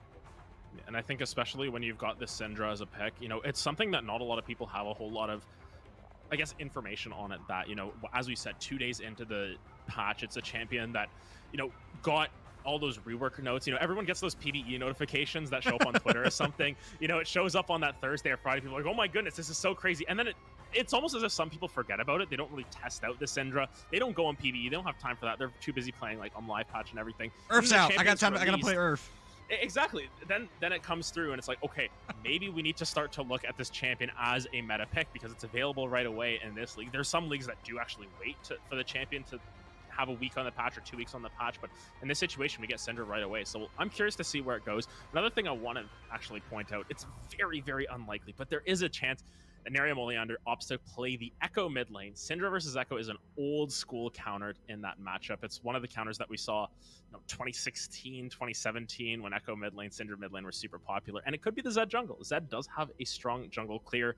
It's a little bit wonky because you're really based on just trying to find kills as much as possible. But like any assassin jungler, that's really what you want to go for. Curious to see if they opt to go for that switch or if it will just be our standard goings with the Zed mid lane. Yep. Before we get into games, we do have just a couple more minutes left of this delay, so it actually won't be that long until we get into the game. I do want to ask you a couple final questions about this draft, as we've kind of highlighted most of the matches from top to bot. Mid lane, obviously this is going to be a Lucian into Zed matchup, so I think this is an instance where you look at with Syndra newly reworked, a lot of Zed players haven't probably played against this champion. So you talked about, the PBR patches, people are not going to have a lot of information to it. Does that change the difficulty of Zed in terms of being able to kill the Syndra or shove the Syndra and then roam into a bot or top lane? Or is there actually something that he's going to have to be worried about near him? Is he going to have to worry about, potentially being out-traded in this lane? I think the biggest thing about Syndra overall is that her laning phase is actually weaker than it was before. The main thing that they did is they raised the cooldown of her Dark Sphere, but they gave it 2 charges. So later on into the game, you're able to get that burst out a little bit quicker. She has this sort of Victor passive now in her kit, or like old Victor, not really old Victor passive, still current Victor passive, but like it's really based on how many stacks you get. You have to hit champions with abilities, you have to get cannon minions, you have to get levels, all that sort of stuff to sort of scale in. So Syndra's really strong in the later stages of the game. Early game, she's not as strong. So I think Zed can play the game very much the same way that they're expecting. They can look for solo kills going in at level 3, level 4 is still the same. But in terms of lane shoving, Syndra's a little bit weaker in the early game, gets stronger later on. But if you're roaming before level 9, you should still have that advantage as the Zed, which means that the solution needs to be just a little bit more cognizant of that. I'm in full agreement with you there, and I think one of the things that makes this Zed so threatening is the fact that he can actually get down to the bot lane so quickly. So if your Syndra going to be constantly shoved up underneath the turret, and then you're going to end up in a situation where if Zed actually is able to get down in that bot lane and get a couple of kills and get off to an early lead, then it becomes really difficult to kind of put this champion back in check in the later stages of the game, especially if you're losing vision control, which is one of the biggest things. You've got this spooky assassin just popping out of every bush, and then that squishy that you were trying to protect suddenly is dead, and so all the CC that you have on the composition for Grand Forest here, it suddenly doesn't matter anymore. Yeah, and I think that overall, you just need to be very careful of the snowball potential out of Wake Forest. No matter what, even if you've got this sort of solo QS comp, with the fact that you've effectively got 3 assassins, yes, I'm counting Samira as an assassin. I think definitionally getting it resets and stuff does mean that you have to be really careful. You have to make sure that you're not giving over early leads. This is sort of a Ooga Booga monkey comp coming through from them, and you need to not play into their hand. You need to avoid some of these early fights. Just scale up into your own. Of course, Lucian, not the best late game champion, but I think that you are avoiding too much of a trough in there with the fact that Syndra's stronger in the late game. So it's really just about playing towards your win conditions. And if that means you're just playing for this Syndra, you're playing for the Zac to get super tanky, you're playing for this Maokai to get super tanky, then so be it. There is a lot more. There's a lot more win cons on the side of Grand Valley in that situation. So in a lot of ways, I do have to favor their draft in this situation. Of course, Wake Forest, I want to see them win because it's such a fun draft. And I'm going to keep saying it because it's so silly that they just R1-2. They pick Zed Echo and they're like, oh, yeah, we're not going to elaborate. That's what you get. Well, then I will be the Wake Forest champion. I'm excited to see if they can actually pull off the Zed, if they can pull off the Samira, and if they can make this composition work. I mean, what's not fun to watch about someone just getting exploded underneath the turret, and then they get out, and you're like, oh, gamer moment. It's just skill difference. I mean, there's some exciting things, I think, for their composition too, but it will come down to, we talked about a couple times execution, and the fact of the matter is assassins are a lot harder to pull off than just press R. And the other thing is too, is it's not like it's a Kali, in that mid lane either, so it's not an AP threat, so it's not something that's necessarily going to be able to get out super clean. So we will be excited to see how it goes. But ladies and gentlemen, all of the talking must now stop about what might and what could be, because we are on into the Red 4 Game 1 between Grand Valley State University and Wake Forest University. These guys run out onto the map. Yeah, it seems like some pretty typical. Oh, actually, I just noticed something. League of Trees picked up the Maokai for themselves. So it's Zac support. Zac support. That's interesting. A little bit more interesting in that regard, because Zac support, I don't really know how well it does into the likes of an Alistar. You can't really engage with your Elastic Slingshot as much anymore, but it is something that I have seen brew up in Korea a little bit. They've played it just as sort of a combination. You get that little wombo combo in the bottom lane a little bit easier, and you have a little bit more crowd control in your kit than the likes of a Maokai, but it's still a little bit curious to see how that plays out. But of course, just standard 5-point start, nothing too crazy to open ourselves up in this game 1. Yeah, I think that opens up a really interesting possibility for Grand Valley in that bot lane. You talked about having the multiple forms of CC, so Stretching Strike will count as one, Let's Bounce will be another, so that kind of induces more importance of when Samira actually uses that shield to deny some of the CC, because if you time it wrong, you could just be finding yourself being janked into multiple members that are ready to kill you. So it's going to be just a red side start here. Interesting also to see how League of Trees is going to try and affect this early game. I think if you're looking at ganking timing and ganking pathing, Maokai is just that better champion to do it in terms of the early stages. So obviously lane priority going to be huge for GVSU in order to make sure that they get Maokai set up for those early ganks. And one thing I want to point out is the Maokai, the main reason why it's been moved to the jungle is just because it sort of hides how poor the early game can be for Maokai still. You're not really a champion that thrives in level 1, 2, 3. You're not going to get any ganks off there. But once you get to level 4, your clear gets significantly better. You're a lot stronger. Meanwhile, I said Syndra, might not be the strongest early game. That's a lot of damage still. Yeah, well, it is going to have access to the area, so it's decent trading. It's nothing like the electrocute that sometimes we used to see from Samir of old, but it is still pretty good AoE trading. Obviously, once Zed gets to level 2, level 3, he'll be able to more efficiently trade, but yeah, getting early control of that mid lane going to be super huge for Stepfather. Yeah, I think Stepfather just sort of asserting their dominance at this point. Oh my goodness, look at the damage. Oh my word. He has seed is up. Yeah, Nerium going to have to go ahead and get on out of there. Didn't blow the flash, didn't blow the ignite to try and fob SJ Father up. But yeah, we'll still have to be super wary of that Syndra in the mid lane. Yeah, and I mean, lot of minions he's going to lose too. Sorry. Yeah, it's really difficult for Nerium to walk up in this situation because it's just one combo away. Stepfather just needs to drop down the QEW at this point, and it should find the kill.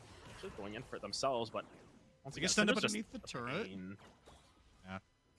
I think he's trying to find any way to push this wave out and find a potential reset, but already starting to lose some CS underneath the turret. Is very worried about stepping up now.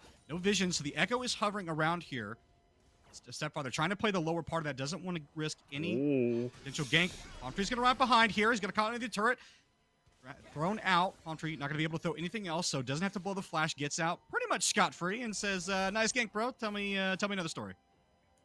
Exactly. Just doing their best to sort of assert that dominance in terms of the pathing. But of note, League of Tree is actually going to be able to sort of finish up that clear in the same time. So while Palm Tree did try and push Stepfather back just a little bit, it's still not affording that much space for Nerium. And this is a situation where if you're picking an assassin into the Syndra, you need to realize that your CS is going to go down. You just need to sort of eat that for yourself. Conqueror popped for both of these guys. Not sure who's the better trade right now. Is Orianchi going to get grabbed up? Team will going to flash forward. Bleeding passive's active. He just needs to wait this one. I was going to continue to farm. The channel's trying to go through the Orochi, and first blood for Toon World off of the passive. Yeah, and that's what I was scared of in this matchup here. It's so difficult for Aatrox to just take that fight in mono e mono, level 1 through 5. That passive is going to be the majority of your damage as this Darius, so you got to be so cognizant of that at all times. Be the recall here from Stepfather. It looked for a brief unconscionable moment that Echo might try and stop that back, but chooses not to do so and gets the reset off. But yeah, we talked about that early snowballing too. We're going to be very, very happy to have that first blood. Interested to see what he buys. Waits for the Sheen. So really, really big item spike online for Toon World already. And of note, Toon World actually has the Ghost as well, so is able to chase down Oranchi if the opportunity presents itself. Yes, there is still the flash available on that Aatrox, but nonetheless, it's going to be something you've got to be worried about. Actually, interesting note here, across the game, no teleports. So all of these teams are sort of playing for themselves in a way, playing for as much combat power as possible, which can be good for yourself. It means that every single time you have a 2v2 or a 3v3, it is exactly a 2v2 or a 3v3. There's no real chance for any globals to come through, but at the same time, it could mean trouble if you start to fall behind. You don't really have as many windows to look for these fights. Meanwhile, bot lane, League of Trees cooking something up.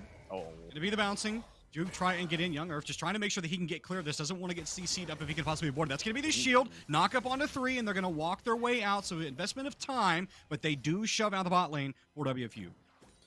And I think the main thing was just the Zac was caught on vision there. The elastic slingshot range at level 4. Not as long as you expect. Normally you're expecting level 5, level 6, which is why you see that come through in the jungle so often, because you can avoid that sort of level 4, level 5, the predictability of it. But nonetheless, still a good play to sort of force the Samira off the lane. Interesting that she opts for the serrated Dirk start here. So could very well be the Eclipse Samira that we've seen pop up a couple of times. We'll be curious to see if that is the option they go for. Yeah, and this kind of goes back to the earlier conversation that we were having even before we got into the game about players not being aware of some of the changes that get made through some of the patches just because they're focusing on either trying to practice or just because they haven't put in the time to do the research. Eclipse obviously has been massively nerfed off of this patch, so it could mean a difference in damage and survivability, honestly, for Samira. Interesting what she would go actually rather instead of the Eclipse, if maybe she would try for something like a crit build on her, which I don't think would feel great. Shield Bow also doesn't feel great either. It's a curious situation where it's either shield bow or you go for one of those assassin items. I mean, I don't expect to see anything except maybe the Eclipse here.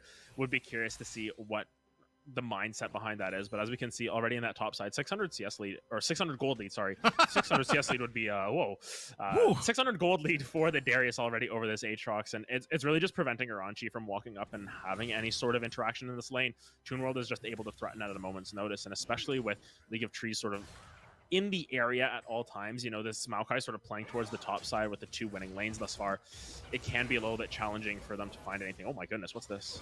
Still gonna jump in. It's gonna be the knocker for the Alistar, but he's just going to buy a little bit of space, I think. So no serious engagement there, just trying to buy space. But speaking of buying space, Palm Tree going to jump through a lot of space to try and get on top of Esther's stepfather.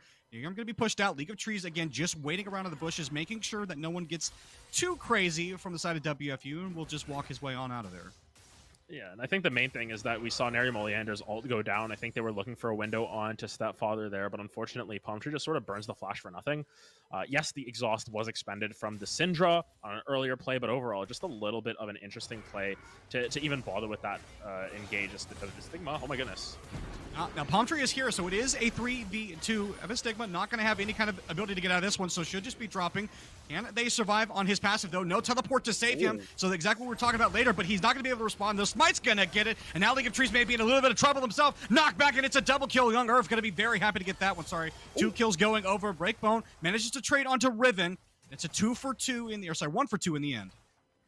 Yeah, just a little bit of a messy play to start out of Stigma going in against sort of their better judgment, not really knowing where the jungler was, at least last seeing the jungler mid lane, so you know it's a 50-50 at that if you don't have vision of the play, but a little bit of an overextension. And the main thing about Zac is that, once again, you're expecting the Zac to be jumping on top of you every single time in this lane, isn't really able to get the connection on anything, and you don't have that ultimate yet available on Breakbone Branch or on the Zac itself. So overall, just a little bit of a messy play. A kill does go over to a Palm Tree. Yes, you're able to get one back onto the Lucian, but even then, it's just a little bit of an unforced error coming through. And now, level 16 Riven on the roam. Stepfather just going to step back, does spot Riven out on the ward, so won't be in any danger there. This should just be a reset of the mid lane. And to go off your point that you just made, talking about the over-aggression kind of in that mid lane, I think that's kind of an indicator of how GVSU is feeling about this game right now. Obviously feeling a little bit antsy, feeling like they're a little bit stronger in this lane. And it was a little curious because they had such good control there. They were very, very patient with the way that Young and level 16 Riven were actually playing in that bot lane. So I think, especially given the fact that they blew all of the summoners there, so Young is still going to have access to the heal and the flash, so they weren't even able to knock it off the Simmer. I think is going to make the next couple of minutes of trading in that bot lane a little bit difficult. This Toon might be getting dove here. Palm Tree has access to the ultimate, so this should be a free play, and yeah, that's going to be Toon going down in that top lane. Easy peasy, just as you please, and that goal going to be generously donated over to Palm Tree.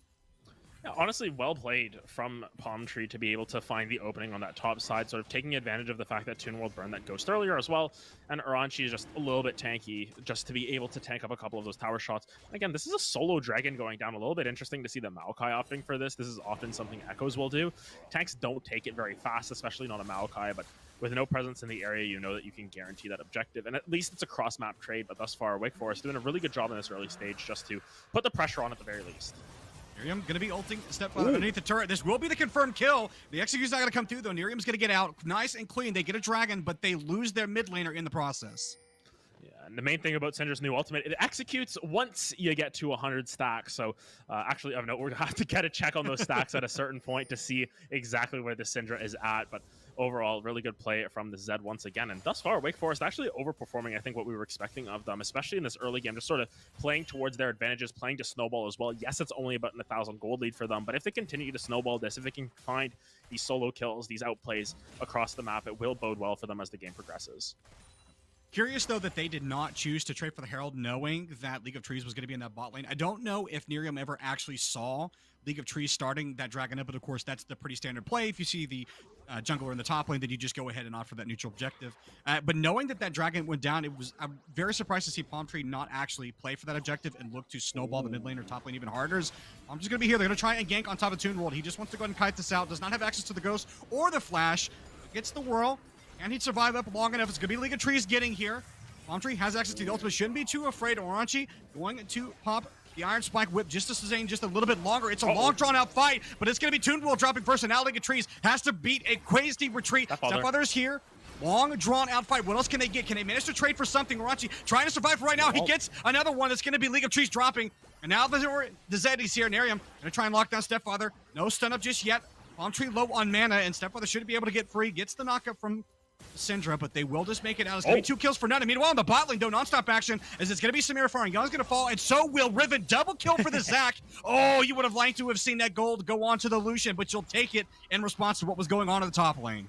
Yeah, chaotic fight across the map there. You saw how well Palm Tree was sort of able to guise that gank at the end, but even then, League of Trees showing up there, not a whole lot of damage on this Maokai, and that's something that you sorely need against someone who can heal up as much as this Aatrox. Of note, not going for the Eclipse, going for the Gore Drinker, so even harder to lock down at that in terms of killing them, and a Toon World with no summoners, as you mentioned, not quite enough to stay alive, and all of a sudden, Wake Forest, they get a little bit more of an advantage on this top side, which we were saying was the strong point for GVSU for a little bit. Conversely, on the flip side of the map, is Zac able to pick up a double kill in the bot lane. Of course, you mentioned it would have been better to go over to the solution, but nonetheless, it does afford them some space, and it affords actually the Gale Force already complete for the solution, so we'll have a little bit more kill threat on this bot lane as well. Yeah, if you're Breakbone, you're not actually too sad about that. Obviously, you know, we highlighted that the gold is much better on that damage carry. But just the fact that you got the pressure in that bot lane, the fact that you're going to be able to contest for the waves and the complete item is going to feel really good.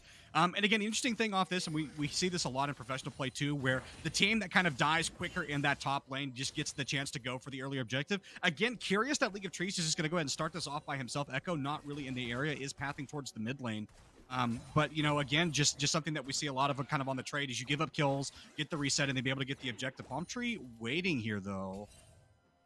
I'm not going to look for anything there. Yeah, it seems like they're just going to back out of the play. It always seems like there's the onus on Wake Forest to sort of make these plays happen, and thus far they've had a rather high success rate of actually making them stick, but you know, you have to keep this pace up in the game, and if you can slow down the game as GVSU, you should be favored to sort of come back into this. You know, we've always been talking about how Wake Forest have had these sort of really smart plays, these proactive plays. They're only ahead 700 gold. This just sort of speaks to what the advantages they have garnered are really amounting to. Not a whole lot in the end of it. GVSU still just able to scale up over time. I want to point out CS difference in the bot lane there, about 15. Top lane, not really a CS difference, but despite, you know, the fact that Toon World died back-to-back there, and even in the mid lane, it's still mounting up in favor of SSJ Stealthfather. So overall, the advantages that WFU have sort of gotten for themselves, it's only really showing in the kills, not so much across the map. Granted, of course, you can see the Echo up about 1,200 gold. They're really going to have to play around Palm Tree in this situation. I think the other thing that's kind of disappointing for GVSU, even despite kind of how the early game they had went with getting that first kill on the Darius, is now you have Darius in a situation where he's been stalled out, so he's not quite the strength that you'd like him to have. In addition to that, too, even the plays that you've been making, you weren't able to do anything with the Herald, so you aren't going to get any of those bonus plates. You're not really going to be able to get any pressure on these towers because even despite losing in that bot lane, no significant damage has been put into that bot lane tower. And so for WFU, that just buys them time to continue to play around the map. And I'm curious to get your thoughts, Adam. The gold going into that, kind of enabling this backline threat that we've been talking about. Curious to see whether or not, you know, that's actually going to pay off for WFU in the end. If he goes in, he's going to die here. Gonna jump down straight on top of Earth. Be the knock up there, and he's just going to try and bounce it now. Breakbone just trying to pour the Kovac into Palm Tree, and to convince him to go away is going to be the ultimate activation now. And what was a very scary jump in for Abystigma ends up being okay in the end. It's only an ultimate traded for basically no summoners. Yeah, and I mean, to speak in regards to that matchup there, you know, the Echo really needs to try and snowball the game. And one thing that I've noticed just through my own solo queue adventures is that Echo, one of those champions where you need to be like 8-0, otherwise the game's over. You're not as useful as you expect it to be. So, you know, Palm Tree needs to continue this breakneck pace, but it's a little bit difficult, especially with the objective control that's now coming through from the side of GVSU. This is sort of their window back into the game. They can pick up these dragons and start to snowball that way. It can mean some pretty good things for them. But of course, on the flip side, Aranchi, given enough alone time to pick up that full top lane turret, of course, just after the plates went down as well, about a minute and a half, so not going to get as much gold as you could have, but this Aatrox getting left alone for so long, despite getting solo killed early on, hasn't really been that affected by it. Aranchi's feeling pretty good about themselves. And you highlighted earlier, too, Oranchi just deciding not to go with that Eclipse, I think is a great itemization choice, just because he knows he's kind of this front line for WFU, knows that if he can survive for long enough for his team to back him up and pour in the damage, that it will be kind of the undoing of GVSU. Obviously, you know, you're still going to see Toon continue to slowly scale up in this game. But right now, I mean, you perfectly highlighted, you know, GVSU, they are slowly starting to stack these dragons. So even though they're losing out in some of these team fights, they're more than happy to just kind of play this late game and wait for their carries to get strong. But Toon World stepping forward here, it's going to be the World Interpops. Therefore, Oranchi, but Toon World's bitten off a little bit more than he could chew, and Nerium's going to pick up his second kill of the game. And the Darius getting punished for being a little over aggressive. Yeah, and this is the main thing about Darius. You know, you are able to snowball the game in your favor, or the game can snowball out of your favor incredibly quickly, and it seems to be the case there. Nerium, though, ooh, great shot. That was a hopeful stretching strike to see if he could pull a Nerium there. I think very low chance of that play actually pulling off there as they're posturing towards this top side. There's not really anything to play for, so it would just be an all-out team fight. Again, no teleports, as we highlighted earlier on either of these teams, so it will just be a straight 3-on-3 for both of these teams. But, yep, they choose to just poke each other a little bit and then pass like ships in the night. Yeah, just sort of a little bit of skill shot throwing out there just to see what they can find, if it'll stick or anything. But once again, it's just GVSU are sort of waiting for their time to shine in a lot of ways, but I think that they might be bleeding out just a little bit too much. It's something that they have to be cognizant of at the very least. I mean, this Lucian very strong right now, but once again, not going to be the strongest champion once you get into that late game, especially when the likes of Young Earth are just going to be able to drop that Blade Whirl and block the entire culling if you time it right. Now, looking at the gold advantages as well, this Echo still building that up, 1,400 gold above their jungle counterpart, and it hasn't been because League of Trees has been playing badly per se, just sort of an overperformance coming through from Palm Tree. But topside, oh my. Orochi's going to go ahead and pop the World Ender, but Toon World does have a little bit of help, but it's actually just not even going to matter. He's just going to solo kill Toon. Abstigma is going to jump in, not going to hold on for it. Breaker on his axis to the culling. Orochi's going to try and kite out most of it. Is going to land a chains. He's living so long. He's winning this 1v2, but the bouncing is going to be enough CC. Oh, that worked. That looked super sketchy there for a moment. It looked like Aranchi was going to get the reset, but Breakbone, just in a panic, throwing out as many abilities as he can, ends up knocking down the Aatrox in the end, but it's a 1-for-1 after all is said and done. Yeah, of note, I believe that's a shutdown going back in favor of this Lucian as well, so that's a little bit more gold going in their favor. Of note, yeah, bot lane, SSJ Stepfather dies, didn't even have time to pop the stopwatch, so the Syndra getting punished in that weaker early game that we were talking about, but when she respawns, we'll get a check on how many stacks she has, and we'll be able to figure out where exactly on her scaling journey she is. I believe she's got probably around 60 to 70 stacks, which means that her W is now upgraded to do a little bit of bonus true damage. It's really once you get that E upgraded, which slows after it stuns and also has a wider cone, that we're going to see the Syndra really start to take off, and that's what we have to be careful of, because 100 stacks is where your ult executes. 120 stacks on that passive is where you end up with the Rabadon's passive, 15% bonus AP, just in your kit as in general. Ungerf just going to casually walk away from that. I'm not even remotely worried about Zach jumping in. Now, Adam, I have a question for you, because I think there was a missed opportunity for something. If you look at our junglers, one says League of Trees, the other says Palm Tree. So why no other tree? Why no double tree? You know what I'm saying? Like, there's a missed opportunity I hear as we wait to see these teams again to posture around the dragon, which brings up another point, which is interesting. Is hold on, Toon World gonna get jumped on down here. Yeah, he's I think found himself on the wrong end of this one. We'll see if he can actually train back. It's gonna be the old committed from Nerium, and that should just be the end. Palm Tree. Oh, he's gonna steal it from the Zed. It's a little bit bad manner, but they will knock down the GVSU top laner in the end. But the question I was going to ask you before we were so rudely interrupted by a team fight, and it's not stopping because Orochi might find himself on the wrong side of this rift. It's going to be Scout of the Week thrown into him. It's going to be the jump in from Stigma. Can they manage to win this fight, though? A couple of ultimates already lost here for the side of WFU. Is Nerium trying to knock down Zach? Not going to be able to do so, though. Team fight broken out so far. League of Trees just trying to buy as much time as he can. Low health bars for WFU. What else can GVSU get? It's going to be the kill on top of the Alistair. Now they're going to try and see if they can get out, though. They've gotten one, but it's going to be a shutdown given over. But it will be traded back instantly by two. Orochi picks up one, and so does Palm Tree. And now Stepfather just trying to run for the hills, trying to make sure he doesn't get stunned up. If he can make it underneath the turret, should be fine. Orochi going to land up one, but not go underneath the turret to pursue for more. And now the dragon is active. On Breakbone. Yeah, manages to get out, but it's going to be WFU with a huge team fight win. Really big team fight win for them. You know, they're able to pick off Toon World before that even starts. Of note, they take down the Maokai, which is sort of the only way that you can get into this dragon and sort of steal it at that. Fight's not done. Gonna try and knock down one. It's gonna be the Lucian collected the kill, and now Orochi is gonna get exhausted up. Breakbone should be able to knock this down unless Young can kill him first. He's gonna get enough to stack up the ultimate. That's a shutdown given to Orochi. And yeah, he's just gonna clear the mid wave. They're gonna collect the dragon. And WFU, they're gonna collect the commanding lead in this game. Starting to get a little bit into that neighborhood of have they gone too far, at least for the side of GVSU. And, you know, you're really trying to focus around this third dragon to get that soul stacking as quickly as possible. We might not be done because they're not the willing to let back this up. go. Oh my. Yeah, League is not willing to let this go at all. GVSU really want to fight for the soul because they know they're starting to lose a little bit of pressure in this game. They know that Palm Tree isn't up, so this actually should just be free for them so long as they don't get the dragon too low. But it's going to be the full team fight start. It's going to be the Zonias coming out there, but it's not going to be enough to save them though because Young Earth's going to get the ultimate, and now it's low health bars and WFU. They're more than happy to take that trade. We don't have to worry about you taking the dragon if your jungler's dead, and now it's just free. And they're going to claim their first dragon of the game in another team fight win. Yeah, just back-to-back fights coming in favor of Wake Forest here. And, you know, keep fighting in the jungle. You may have the advantage of the Maokai. You may have an advantage of League of Trees on your side. But, you know, there's no palm trees in the jungle. It doesn't matter. There's palm trees in the Wake Forest. And that's exactly what they're playing towards. This Echo has been so pivotal in sort of starting off some of these fights and getting as fed as possible. And now this Aatrox is showing why it's such a strong pick, such a strong blind pick in the Worlds meta even, where, you know, 5, 2, and 7, not building exactly as everyone would, but, you know, building more towards what's strong in this path is now incredibly strong, incredibly hard to take down. And we talked about how Grievous Wounds is nerfed. There is a Bramble Vest on the Zac. Yeah, and now it doesn't matter. It's just a buy just to try and survive a little bit longer than the way he has, because obviously Bombi Center's not buying you enough time.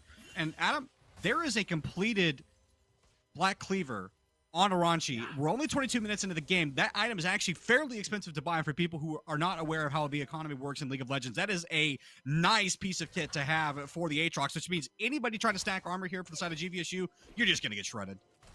And if you look at the team comp as well, you've got a Zed, you've got a Samira, all of whom really want to get that armor penetration, but can't really afford it at this point in time. Having this Aatrox sort of provide that for you in these team fights is going to be so pivotal in sort of getting that extra little bit of damage onto the likes of the Maokai and the Zac. Granted, this Zac hasn't stacked up a whole lot of armor for themselves right now. Neither has this Maokai. Toon. No, we've seen this episode before. We know how this ends. He's trying to just trade a little bit of, he gets Nerium low, but he's got the fancy feet, and it's going to be Palm Tree kicking that one up again. I feel like every time these two combine, it's just the Echo yoinking that precious gold out from his mid laner's eyes. But you know what? As long as you're getting the kill, it doesn't matter. And they should be able to just knock down this mid lane turret. But yeah, Toon just getting constantly caught in this bot lane over and over again. Just really overextending their, like, overstaying their presence in a lot of ways. And I think the main thing to focus on is Echo getting these kills is probably better. Echo does scale better into the late game than the Zed would, especially considering the fact that the Samira very likely going to be building towards a Guardian Angel very early on. You know, there is agency where you can go for even an armor item, like Death's Dance, sort of bruiser item onto the Samira so that you are able to stay alive. So it's a little bit worrisome here because GVSU, as we said, going into draft, they have the more meta comp. They've got more win conditions up their sleeve. However, they're playing towards Wake Forest's win condition, which is just constantly fighting, finding as many kills as possible and pushing your advantage that way.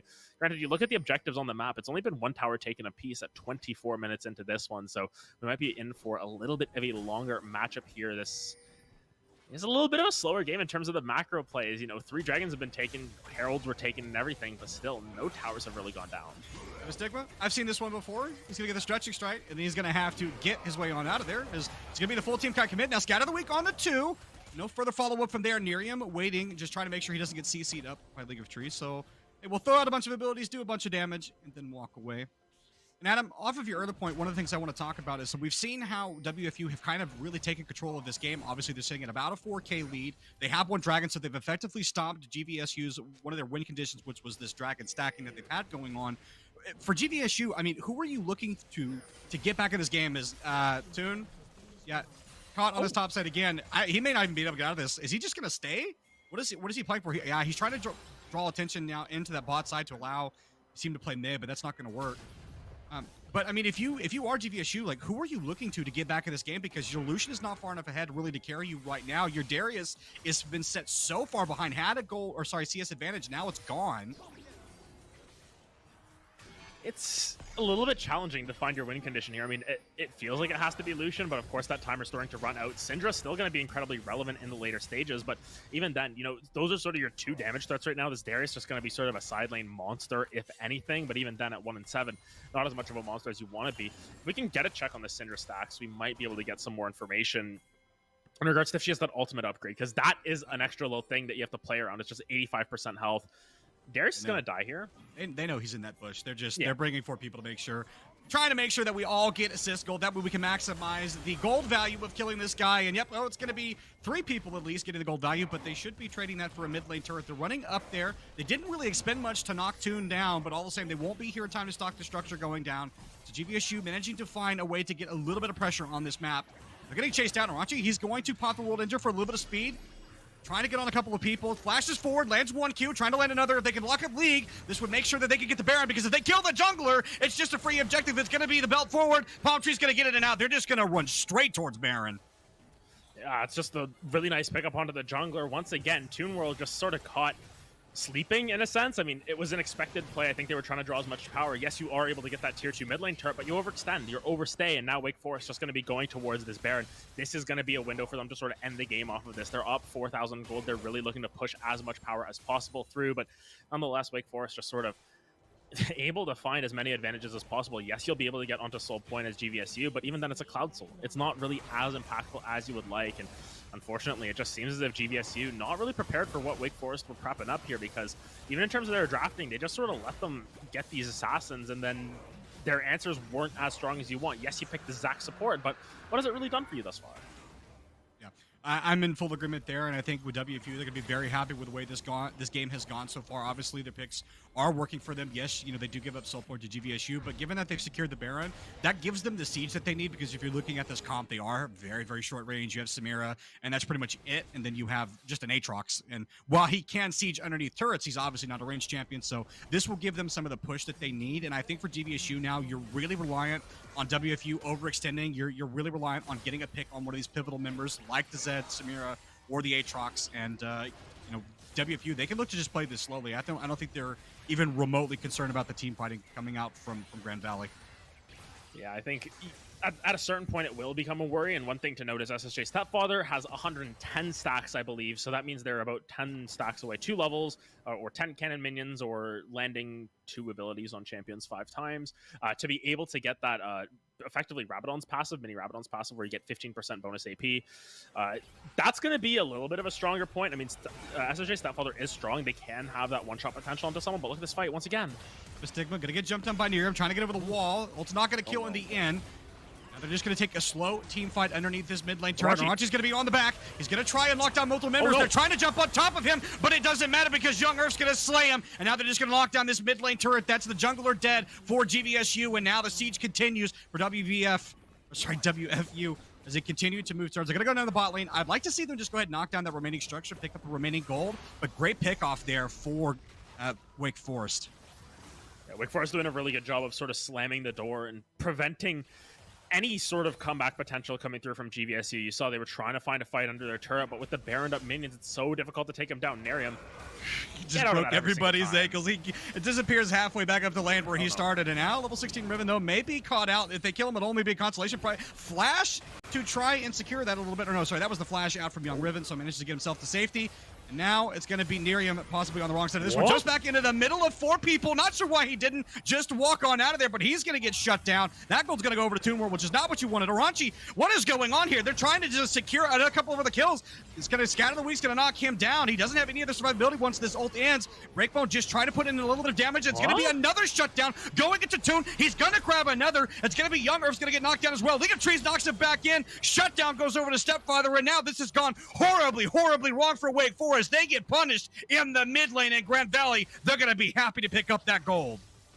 Yeah, just a strange turn of events overall throughout that entire play for the side of Wake Forest. They were playing so well about just getting their one and then getting out and playing so well around that, and then they just sort of throw that away. They give it up for no reason, and now you're in a little bit of trouble if you're Wake Forest because you gave over a lot of shutdowns. You got this Darius back into this game with those shutdowns, and yeah, even though they're behind still by about 3,000 gold up on that top side, even though you have a Maokai in the jungle who's so far behind, Maokai doesn't really need that much gold, and this Lucian has been rolling in dough this entire game. It's a little bit of a worry point here for Wake Forest. Yes, they still have a lead, but how much does that lead actually matter, especially when you consider that tanks, they're pretty tanky on 2 items. If this Maokai keeps dying, it's like, we lost our tank, but what did we get in return? And in that situation, they got a lot back for themselves. WFU employing that patented one in one at a time strategy that ends up giving over a bunch of gold. You would hate to see it too, especially since they were playing that mid lane push so calm and controlled. And now Orochi, he's going to get jumped in against. Direction Strike's going to lock him down. Scout of the Week going to buy a little bit more time to breakthrough, jumping a little bit forwards, culling, going to go in the back of Orochi, but he's not going to die.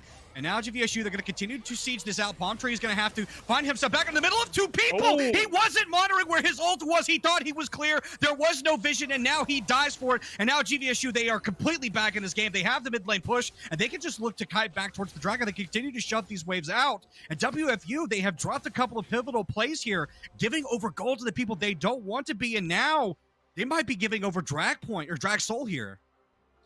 That's a really scary prospect here. GVSU just getting the soul effectively for free. You know, there's no sort of contest around it. Of course, spawning in 30 seconds, still going to be a little ways out, but there's just so little vision. Thank you to our observer for pointing that one out. You can see they have to try and play around their strong point on this bottom side. Aranchi's still incredibly massive in this game, 3.5 completed items, but even then, you know, if you're just getting locked down by this Maokai, this Zac, over and over again, it's so difficult to even find a semblance of a team fight, and it's difficult for WFU to team fight in general just because of how strong they're just all good in very isolated fights. They're good at assassinating one person. They're not good when there's a big Darius, a Maokai in front of you. They're very much geared towards one type of fight, which is looking for those picks. GVSU, they are here first in the river. Now, it is a 5-man stacker for WFU, so they have got all of their members here to contest for this dragon. Aranchi is wrapping around. There is no vision that's spotting him just yet. Control Ward's going to miss out. He's going to be spotted now, though, so they know that the Aatrox is behind them. Zed's going to get spotted as well, so they know these two flanking members are here.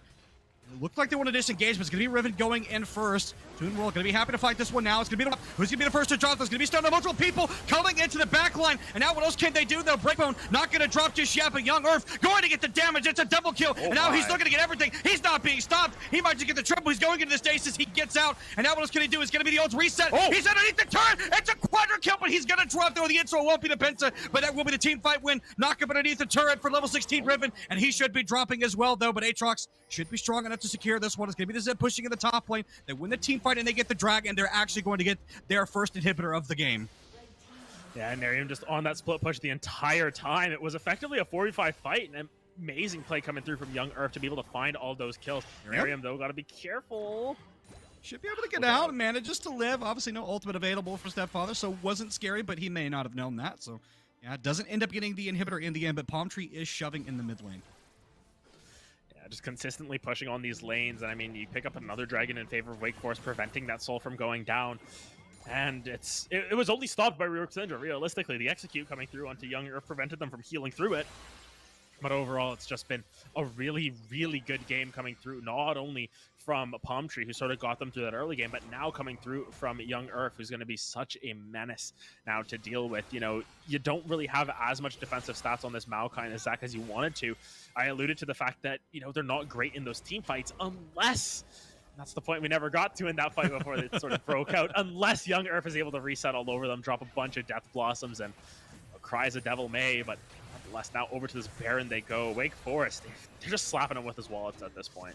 Toon Forest does not have teleport, so he's going to have to walk the long way up here. So this is where the instance where that might matter. Miriam's going in onto the Maokai, not necessarily the best champion. Now Abysmal going to be walking into 4 members. Can he do enough damage, though? Going to be the culling into multiple members, but it's going to be Aatrox getting their shutdown, and now it's just not enough. GVSU, they took a fight that they couldn't win. They tried to stop Baron, and now they're going to lose the game for it. It's a triple kill for Young. He gets the ace, and now this will be just the first game going over to WFU.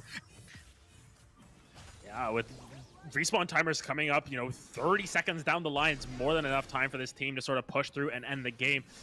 Minion wave going to be a little bit lagging behind, but nonetheless, you've got enough damage to end this one. And against all odds, I want to say, or against most odds, I think Wake Forest able to sort of pull this one out. You know, it had a harder to execute comp, but nonetheless, it seems as if GVSU were playing with their food, playing with their comp a little bit too much, and Wake Forest, they're going to be very happy with the fact that they're able to escape that with the Game 1 victory. Expectations be damned. They're going to pick up this first win of the series. WFU advanced to 1-0, second game. Going to be very, very important with this one at the end of this. Yeah, and expectations, we were talking about what we set out for this team to do, and they absolutely played to their win conditions. GVSU, you know, you highlighted just running into WFU in the ways that they weren't supposed to, and they end up getting punished over and over and over again in these team fights. Yeah, I think just a little bit of an overextension of expectations from the side of GVSU in the sense that every single fight that they were taking, it seemed as if they thought they were even in gold. They thought that they were, ahead in that sense. It's that copy pasta about MLXG from before. It's like, when they're even on gold, he feels like he needs to get a lead, so they go for a fight. When they're down by 3,000 gold, he thinks that they're even on gold again, so he looks for a fight. When they're down 8,000 gold, he thinks the game's out of control, so they look for a fight. It's just always looking for these fights from the side of GVSU, and it doesn't really work out in their favor at the end of it, and they take a bunch of sort of ill-advised fights, giving over inhibitors around that dragon where the quadra kill for Young. And at the end of it, it just seemed as if they didn't really have decisive decision-making there. In Wake Forest, they're really able to abuse that. Yeah. Yeah, and I think the expectations that they've met too, now they have, some threat in the draft lane when we get ready to go in this second game. So very happy to see them answer some of the questions that we've had. Very interesting to see them pull off that draft. We were talking about some of the excitement with the Assassins, so interested to see if they'll get that in game 2. But the only way to find out if they get that into game 2 is to stick around. So don't go anywhere because game 2 is coming right up.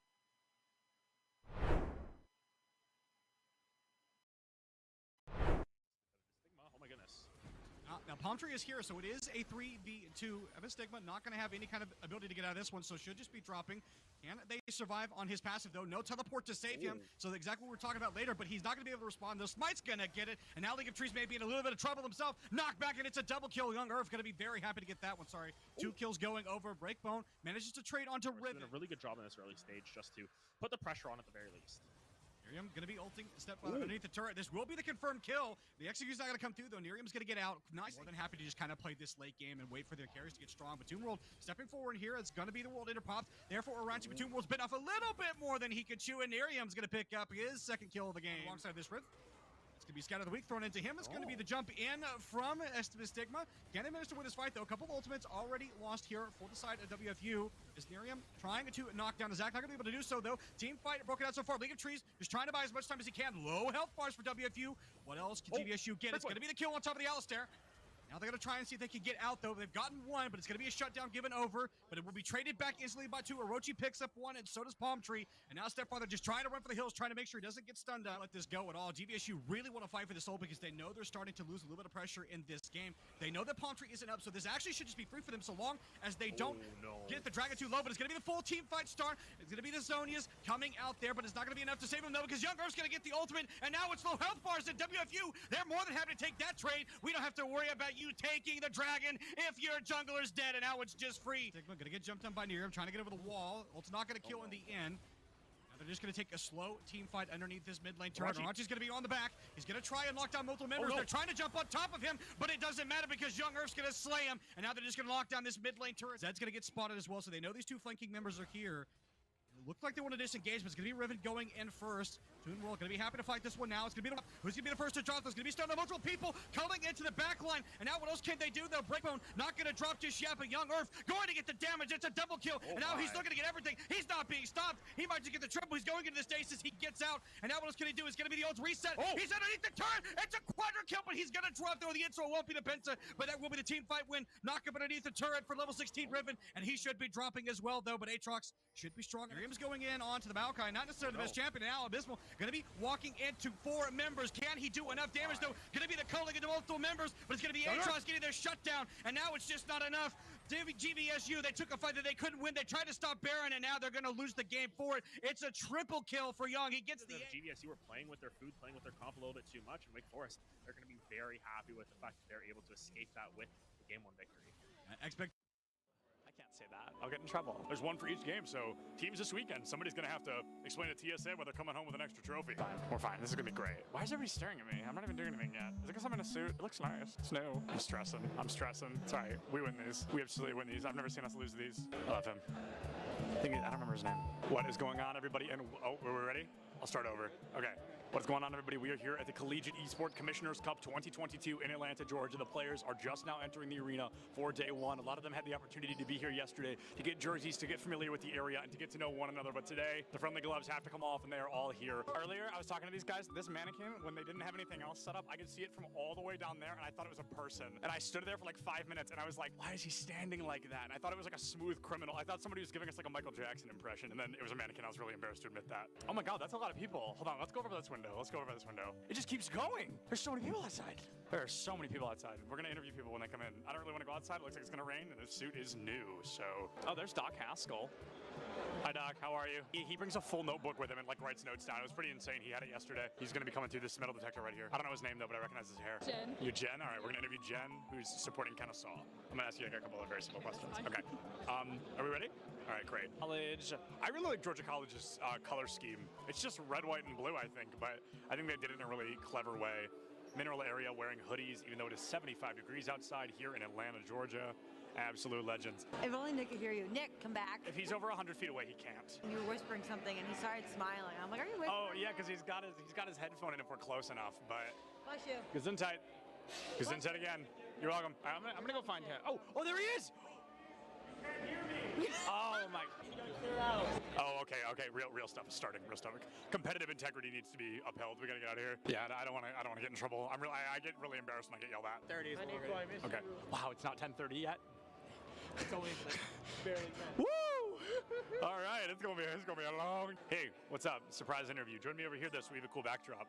What are we here for? Rocket League. Awesome. I'm not going to ask what school you go to because unless you swapped hoodies, that seems pretty clear. No, you know, I got my jersey on with my name on it. Oh, you do? Show us your jersey. Look at John T. Turbo here. Yeah, that's not his name. I just keep calling him that. Yeah. His name is John, but my name is John Turbesi. Yeah, that's not John T. Turbo. Yeah, I get the message that I'm going to Nebraska where I met you. Oh, that's so crazy. So context, if we're probably never going to use this, but I want to talk about it. Turbo and I met at a LAN like over a year ago. That's so crazy. What is going on, everybody, and welcome back to the Collegiate Esports Commissioner's Cup. I am Seb Dillons, joined by a man I have interviewed probably well over 10 times. It's going to be my good friend Neb, here from Bay State Overwatch team. Neb looked at me before he started his last series, and he said, "We are not dropping a map for the rest of the day." And so far, he has lived up to that title. But Neb, is there anybody you're thinking, we've got to get them out of the way, we've got to take them down? No. No? Just looking at it, each fight's its own, every game going into it, just taking it as it comes? I have the confidence right now that we're not going to drop a single map. I love Neb because not only is he confident, but he's correct. Bay State is one of the best Overwatch teams I've ever seen. So it's always good to hear. I love the confidence, and I love Bay State, so I hope they do a great job this weekend. So what qualifier, did you win a qualifier to get here? At-large bid. We're looking at Rocket League, we're thinking high odds. Hello, ladies and gentlemen, and welcome back to the cast. I am still Horizon. This is still Adam, and we are getting ready to get into the second game. But before we do that, we're going to talk a little bit about the first game that we saw because there are a lot of takeaways for both GVSU and for WFU coming out of the end of that last game. Yeah, definitely an interesting game to say the least. We saw a lot of what we weren't expecting to come through from Wake Forest in the most positive way possible, and a lot of what we weren't expecting to see at a GVSU in a slightly more less positive way. We'll put it that way to prevent the flame. But overall, it was just a little bit of an interesting situation where GVSU, they had their win conditions and they didn't really play around them. This Lucian was incredibly strong throughout the mid game, and it just seemed as if they let the Lucian do whatever. They didn't really want to play around it, and I think especially those back-to-back-to-back, I think it was 3 fights in a row around that Dragon where Wake Forest just came around with a victory every single time, really broke the spirits of GVSU in that sense. And unfortunately for Grand Valley, their gold lead effectively became a Grand Valley and they weren't able to overcome it. Don't call it a valley, it's a chasm. I mean, you're absolutely right, highlighting a lot of those fights that they ended up taking. And I think most importantly, GVSU not playing to their strengths as the team fighting composition that they had, but rather they were getting caught in some of these individual engagements. And one of the things that we highlighted at the end of that first game was Toonrolled getting caught a lot in a solo lane by himself, getting punished multiple times by multiple members of WFU who were really able to keep the Darius down. Yes, had a couple of instances where it looked like he was going to come back in, but ultimately that Darius got hugely punished. I think the Darius, we got first blood, and that was also a point of contention that they could have played around, and it just sort of overextended multiple times, didn't really get the resources that I think we were expecting them to. So very curious to see what changes up in the draft, if Grand Valley potentially are going to take away some things on red side that they left up on blue side. Of course, sides are going to swap, and this sort of brings into question the draft theory of these two teams. What does Grand Valley really accomplish picking the red side this time around? Yeah, the other thing that's going to be the important to highlight too is they're going to have that final pick, so they will be able to save counter for a potential matchup that they want to get the better of. But the question is, does that go mid lane or top lane? Do you give Toonrolled the ability to kind of counter pick after that first performance? Do you have the confidence that he can pilot a counter pick, or do you maybe set up Stepfather to get something that they want and then try and win the game off that? We'll have to see. Is Set and Aatrox going to be picked off the board there? So yeah, they definitely want to deny that first pick away from Aranchi. Had a pretty good game, I'd say, on the Aatrox, so we'll not be wanting to get that over. And then Zed also going to hit the ban board, so I think a situational ban away from Miriam. They don't want to see that champion again. Yeah, I'm curious to see what ends up developing as well in this draft. I mean, they blind picked Echo last game. They're perfectly fine picking that again, it seems like, for Palm Tree. So no real surprise there. I think if anything, you would have taken that set ban and just said, hey, the Echo was a pretty big problem as well. We just want to take away what beat us last game. But we'll have to see if they have a better answer into it, because it seemed like League of Trees just seemed a little bit lost on the Maokai in that sense, which is odd because, as we said, League of Trees, you hope that they're pretty good at the tree in that sense, but I think just wasn't really able to get tanky enough, wasn't really to have the same impact that we've seen out of Maokai's from Worlds. But that's a switch up for sure. That's a switch up. Gonna be, that's an interesting one. She just got nerfed as well, so Yeah. I think maybe they're trying to look for some of the more individual play that some of the Rek'Sai can't set up on some of potential picks that they might go with later. Obviously, traversing around the map is going to be nice, so you will be able to answer the Echo in that sense. And then obviously her ultimate is still pretty good when you're trying to lock down a single target. So if you are trying to lock down Young Earth or potentially Nerium, if you can deny them an assassin, then that sets you up for success. But I think the nerfs, probably would have been enough to dissuade a lot of other teams. So interesting to see what Grand Valley have in terms of strategy to compare with this pick. Yeah, to sort of bring this back into their wheelhouse a little bit more, and especially with this Caitlyn pick, you have a little bit of extra mobility and self-peel. When you think about the 90 caliber net, you think about your traps, you have a lot of ways to sort of trap Echo in their own skin in a lot of ways, and I think especially you can force out the Chrono Break a lot from the Echo with the Rek'Sai ultimate. So if you put the trap down in the right place on the Shadow, you might be able to catch the Echo off guard a little bit. There are some cheeky plays that you can accomplish with this Caitlyn. Whether they execute on that or not is the real question, but of course this Alistar was extremely good from level 16 Riven, and I'm curious to see how this Samir works out, because it's a little bit more of a difficult lane into the as they switch it up. I like that a lot better. Yeah, I was gonna say. The Twitch makes a little bit more sense, especially paired with the Alistar, so the diving is a lot easier, and then obviously the team fighting is going to be even easier with that. I do like the safety drafted, however, for Grand Valley, pairing that with the Caitlyn, so I think it's a decent answer into what Alistar and Twitch want to do, especially because you can flay the Alistar out of the Headbutt Pulverize, buying safety for that Caitlyn, who can play around the range, but you're trading that for some of the team fight capability, and Twitch, this is a character that is fairly strong, but we don't see a lot of, just because it kind of flies under the radar a little bit. Well, yeah, they're sneaky, they're just stealthing around, and all of a sudden they pop out of there and like, oh wait, this champion is actually kind of broken in that own right. But yeah, I think especially with that Samira hover, I was a little bit worried just because you really struggle in the lane against the likes of a Caitlyn. This time around, though, the Twitch has a little bit more range afforded for themselves. They have, some cheese potential with the stealth and everything. You can just have the Alistar sort of solo engage, and you start asking questions. Why is he engaging it? Oh, there's the Twitch. They're already behind us. They're in our walls and all that stuff. So curious to see how Young Earth plays that one out. Of course, their early game, a little bit weaker than the side of Breakbone Branch. So when you flip it around, we'll have to see how the Caitlyn interacts with that, because Caitlyn, one of those early game and late game champions, mid game they're sort of a trough, but I like to see the bans come through. They are still scared of Toon World's Darius. They don't want to give that over for free. So it's that Stepfather pulling out the Talia. This would be pretty interesting because it tells us that they're really trying to play for those side lanes a little bit more. Of course, a little bit left until it gets locked in. It's locked, so gotta be playing for those side lanes. I think compositionally that makes sense, which signals to me that they definitely want to make sure that Toon World has a good game, so they're going to give him the priority pick on whatever he wants to get and then try and enable him in that side lane, look to gank, look to get out, and then get early neutral objective pressure, which you can get with the Talia wall. It's not a combat ultimate by any stretch of the imagination, so it's not going to do a tremendous amount of damage, but it is going to set you up to make plays for some of those neutral objectives and lock down certain players on the side of Wake Forest in order to make sure that you get kills. The Mordekaiser, I really like this pick, and I'll get to why as soon as they lock in their last pick, because this Mordekaiser is going to be interesting depending on what Grand Valley picks, but the safety in this champion cannot be understated. Of course, and I think the biggest thing about Mordekaiser as well is, especially if you're blind picking a top laner, Mordekaiser does a lot of things. It can be a tank, it can be an AP threat, it can be sort of a bruiser in that regard, it can be a split push threat as well. There's a lot of things that Mordekaiser does well. It does well when you group around objectives because you can just send Toon World down to the death realm, especially now that you've got this Gangplank drafted up for you. I believe this is going to be a Gangplank mid lane Reason being that it matches Talia's roams. You're able to just sit mid lane, clear out waves permanently. You're able to match the wave clear that the Talia is able to put out once you get a couple of items under your belt. You sort of have the same sort of gradual curve into the game as the Talia as well. And if Talia wants to ult bot lane, you just ult bot lane and yours does more damage than her ultimate technically. You just drop that on top of them, and the Talia really has to question where they're roaming, when they're roaming, and all of that. They need to play around this Gangplank ultimate because it can be changing the fight so much. Of course, the Olaf coming through makes a lot of sense until the likes of a Mordekaiser, because you can avoid getting ulted. You just press your ultimate yourself and you negate what the Mordekaiser is able to do. So I like this counter pick coming through from Toon World. Once again, it's very aggressive, definitely needs some resources, so we'll have to see if League of Trees wants to play around that lane a little bit more. Yeah, this is definitely a champion that when we see it in the top lane, it is a little bit difficult to execute sometimes because it doesn't get the attention. So it does necessitate a jungler coming up there and helping you. Interesting, though, interaction that's going to be happening with the Rek'Sai and with the Olaf is that every time you try and gank this champion, if it's a one-on-one, it should just be Olaf. It should be fine because he can just negate the CC with his ultimate.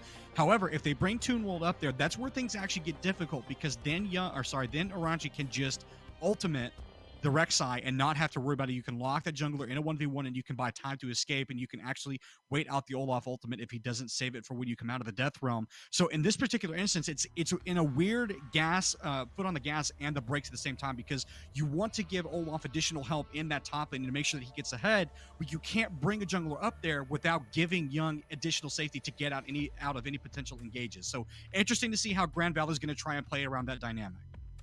I think that especially when we look at how Wake Forest played that last game and they really played for a lot of those fights, Olaf sort of fits into a style where you can fight back. And I think even when you don't get as many resources, or if you get even a little bit more resources than you got in that game one where they got, none basically, you can really perform against the likes of a Mordekaiser. You have sort of more outplay potential with this Olaf where you're just able to sort of run at them and gun them down. Yes, it's outplay in quotes as that, but you have enough damage, you have big enough old in your air kit. quotes. Yeah, you can just run at them and you can try and kill them that way. But at the same time, I don't know, Wake Forest's draft looked a little bit cleaner this time around. It doesn't seem as solo queue-esque in that way. You've got this Echo, of course, still that's a little bit off the wall, but I mean, Pomshi looked really good on that last game as well. This Gangplank in the mid lane, if that is the option for Naram Oleander, is going to be really interesting as well, because I think the Gangplank does offer you very similar things to Talia, just on the different end of the damage spectrum, and of course you want to solidify your magic damage with the Mordekaiser on the top lane. Granted, Grand Valley has this Caitlyn, which is so strong with a lot of these sort of crowd control supports, the Thresh included, where you can flay people into the traps, you can hook them into the traps and all of that. And Twitch is going to be a champion that struggles until level 6, I believe, in this lane.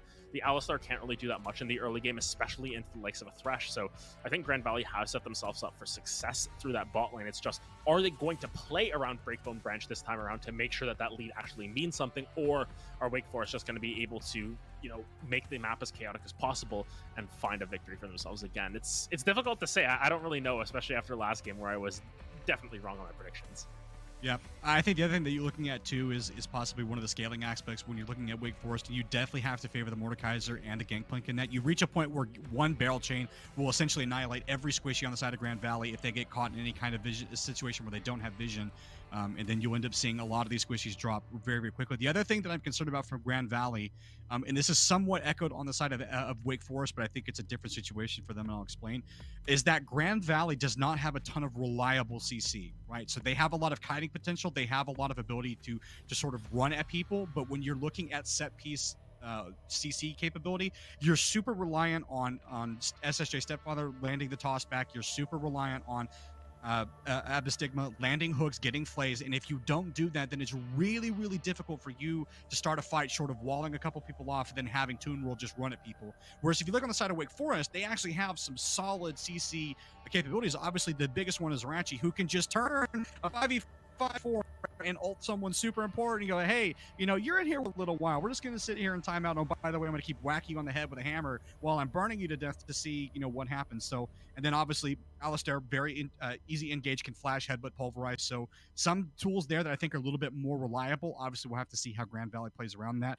I'm interested to get your thoughts on this, though, by the way, for some of these squishies, is the necessitating of QSS, because this is always something we hear a lot about when we talk about build pathing, and that's that no one on Grand Valley actually builds this item efficiently. So I'm curious to get your thoughts about how QSS is actually going to affect this game when you're looking at SSJ Stepfather and Breakbone trying to not get pulled into that death realm by Oranchi. Yeah, so I think the main thing to keep in mind is just if SSJ Stepfather believes that they are the better player, they don't need QSS in this phase. Where they can just shove the Mordekaiser back, they can keep themselves off. You can get that extra movement speed next to a wall if possible. There are ways around it for this Taliyah to be able to survive in the Death Realm. I think it definitely is necessary out of the Caitlyn. The main person that I think needs it is League of Trees here. The main thing that Mordekaiser has sort of accomplished for itself as why it becomes this meta pick in a lot of cases is you take the jungler out of objectives, you take them away from these fights, you take them out of the smite fight, and a lot of the times there's now a case in higher levels where the Mordekaiser will ult the jungler as late as possible to prevent the QSS smite right out of the realm to be coming through. So I think it definitely is necessary for League of Trees to buy a QSS just to avoid that situation, and just so it works once, and then after that, Mordekaiser will be like, okay, I actually need to kill this guy before we throw him into the Death Realm or something like that. So it's definitely necessary, and I think when you look at the rest of the comp, it feels so bad to build QSS this game, though, because it is Mordekaiser and maybe the Echo Stun every once in a while. There's really nothing else to QSS, so it sucks that you have to build it, but of course with the Mordekaiser, I think it's definitely necessary on League of Trees as well as Breakbone Branch, just so that they can survive and have a chance to win these fights.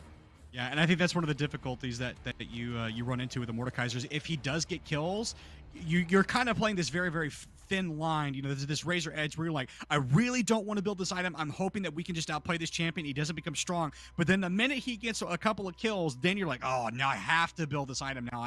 I didn't want to. And the thing that's most painful is that there's really no item that it builds into efficiently that enables any of these champions that Orange is going to be targeting. It doesn't provide any really extra damage. Yeah, you can build the spiky, maul looking thing. I keep forgetting what its name is. You can build that, but it doesn't work with any of your builds. And you're Caitlyn, it's just going to be a QSS sitting in your inventory, and so you're really just trying to play around, hoping that this champion doesn't, really have the chance to come online. But if it does, it's going to necessitate that 1,300 gold investment that really is going to slow down a lot of the builds for these carry members on the side of Grand Valley. It's going to be incredibly curious to see how they play it out in that sense as well, in terms of when they build it. That's another thing to keep in mind is, you say you don't need the QSS until you need the QSS, and it's usually when you're in the Death Realm and you're getting bonked to death that you say, yeah, if I had just bought QSS, I would not be suffering in this way. I would just walk away. And then Mordekaiser's like, should have bought QSS. Yeah, and at the same time, on the flip side, if you buy the QSS too early and the Mordekaiser's just like, you don't do any damage, I'm not going to ult you. I don't really care what you do. Exactly. There's sort of this dichotomy when it comes to, Malzahar, Mordekaiser, any of these champions that sort of facilitate QSS that, if you buy it, you're kind of screwed because your build is behind. If you don't buy it, then you're kind of screwed because you're stuck for 2.5, 3 seconds. In the case of Mordekaiser, ultimately 6 seconds out of the fight. So it's just a really interesting situation in that regard. When to build it, I don't think it's ever going to get perfected. I think no matter what, it's going to be like one of those circles where one bad outcome, you get the other one. Oh, another bad outcome. Oh, you get the other bad outcome. It just doesn't really happen in any good way. So it's a tale of two evils, and it's really just which one you would rather do. Of course, if Breakbone Branch is fed enough, they don't care if they build the QSS because they're fed enough that losing 1,300 gold to that isn't as big of a deal. I think no matter what, the Rek'Sai will care that they have to buy it, but I think once again it is absolutely necessary on the jungler. Want to get your final thoughts about this draft before we get into the game as we get the last couple seconds, just the expectations for both these teams. I think that what Wake Forest did in game one was really good. They played towards their win conditions, sort of the monkey go all in style, and it worked really well for them. This time around, it's a little bit more of a refined comp, but still sort of the same energy in that regard, where a Palm Tree is just going to have to try and go in and find as much as possible. Young are going to open DPS on the backline and try and deal as much damage in that sense as well. On the flip side, though, GVSU, they really need to solidify what their win conditions are once again. I think Breakbone Branch is a huge example of that. And when you're playing a Taliyah, you're playing a Rek'Sai, that's all sort of facilitating towards this bottom lane in a lot of ways. So I think that getting Breakbone Branch as fed as possible and actually playing around them properly is going to be absolutely pivotal to their success if they want to push this to a game 3. All right, ladies and gentlemen, well, you have heard it here first. The expectations that we have for both these teams, obviously, it is going to be WFU sitting on this first win, so now all they need to do is close it out. But for GVSU, you're looking to reset, looking to buy a little time and use your comp to the max effectiveness and hopefully beat out WFU to get into the second game. So go ahead and spam chat for those of you that are watching who you think is going to win this game, because we are getting ready to load onto the Rift for game number 2. And I'm hoping for a best of 3, hoping that we actually get to see it, but that is going to have to be decided later because we are on to the Rift, ladies and gentlemen, for game number 2. And it should just be the 5-point start here, I think, from both of these teams, Adams. Yeah, it doesn't really look like there's going to be too much of a invade possibility. Contrary to popular belief, Thresh is terrible in invades just because you either get the hook or Yes. the play. You don't get either. You don't, like, the hook isn't a blitzcrank hook. It doesn't pull them all the way No. back. You Thank have to you. go to Someone them, to right? say it. Thank you for all you people out there solo queue. Thresh is not an invade champion, so if you see someone lock in Thresh and then another guy says, "Hey, let's invade," you just bop him. No, he's not an invade champion. I mean, of course, if you're able to if you stack 5 people onto one person, it's not really the fact that you have Thresh. It's just the fact that you have crowd control. In which case, pick anyone else that has it. But without making chat too mad about that one, or without making the entire league community too mad about that, I think overall there's definitely some strong points for the sides of both of these teams in the early game. I want to see what the Rek'Sai does, because last game we saw League of Trees just sort of farm out to level 4 and then look for some plays around the map. Rek'Sai is a champion that can level 2 gank, can level 3 gank. We'll have to see if they want to up that tempo, try and look for a play like that. Starting on the bot side might mean something if they do blue, Gromp, red, and go top lane. They do have an opening onto Aranchi where Palm Tree won't really be able to respond to that. So curious to see what League of Trees does with their pathing to sort of push that advantage early on. Yeah, having that early access to the map and making sure that pressure is applied very early, I think is going to be very important for League of Trees, you've highlighted. The other thing, too, that we noticed in the last game was just how long it actually took League of Trees to have it. Oh, no! Oh, no! Young Earth just got the red buff. That is actually terrible. Oh, you hate to have that for Palm Tree. Now, this is going to have to be a lot of information is going to be given over to Leadership, because they're going to see that Young Earth has that red buff. Yes, it's going to be nice to trade in the lane, but now they know that the Echo does not have level 2, so this should be the early pressure going straight to GVSU in the ganking of these lanes. And on Echo, you can solo Raptors if you have Q. And as our observer has pointed out there, that's not the Q that the Echo leveled up there. He's able to complete them, but not going to be very healthy at that. Force the smite, force to burn a lot. This Echo's just in trouble. Oh no, not this too. He's going to land the hook, throws the flay back, but in the wrong direction now, as Pistol is caught on the wrong side of that one, as Breakbone got headbutt pulverized out of the way, but ultimately just going to trade a little bit of health bar. And Young Earth obviously having access to that red buff will mean that he can trade pretty efficiently in that lane, but yeah, this is a disastrous start for WFU. No. That is definitely not what you want. Palm Tree already struggling just to clear the wolves, so this should just be absolutely free ganking timers on League of Trees. Yeah, it's a level 3 gank timer that we were expecting. Might be going towards mid lane, might be going towards bot lane. League of Trees actually walking into the jungle even. Oh my, Narium. It'd be the knockback, but not enough to pull an Arium within. Oh, League of Trees, he might want to contest this. He's going to know that there's no red buff access, so this will be a slow take. Does he see it in time? He's going to get the knockout, but this should just be the first kill going over. Gets the smite, first blood! Oh, you love to see it. League of Trees exactly on the timer that we talked about. He gets the buff, he gets the kill, he gets the gold, and now he's going to get free access to go on the map wherever he wants, and he's even looking at Aranchi right now. And it's just so predictable. Oh my. He's going to eat a turret shot, but Aranchi, there should be no way to go. Going to be the flash knockup. Toonwell's going to make sure that he gets that one, and he gets out with his life. 2 early kills to GVSU, and they are super happy with the way this game is going. Exactly to the win condition. I mean, they quite literally, League of Trees did exactly what we said they would do. Blue, Gromp, red, look for a gank. Didn't quite find it in mid lane because there was enough health on Narium. Goes into the jungle after seeing the red buff stolen. Bam, find your first kill. Go top lane, go with the dive with the wave stacked up on Toon World. Kill Aranchi, bam, second kill. And now this Rek'Sai is off to the races and now has a little bit more of a win condition. And I didn't want to say it, but our producer has I was about to say. Yeah, I'm going to say it now because of that early play. Our producer has a streak of going to, game 3s and best of 3s map, or map 3s in Valorant, game 7 in Rocket League and everything for like a week and a half. Oh man, it's happening again.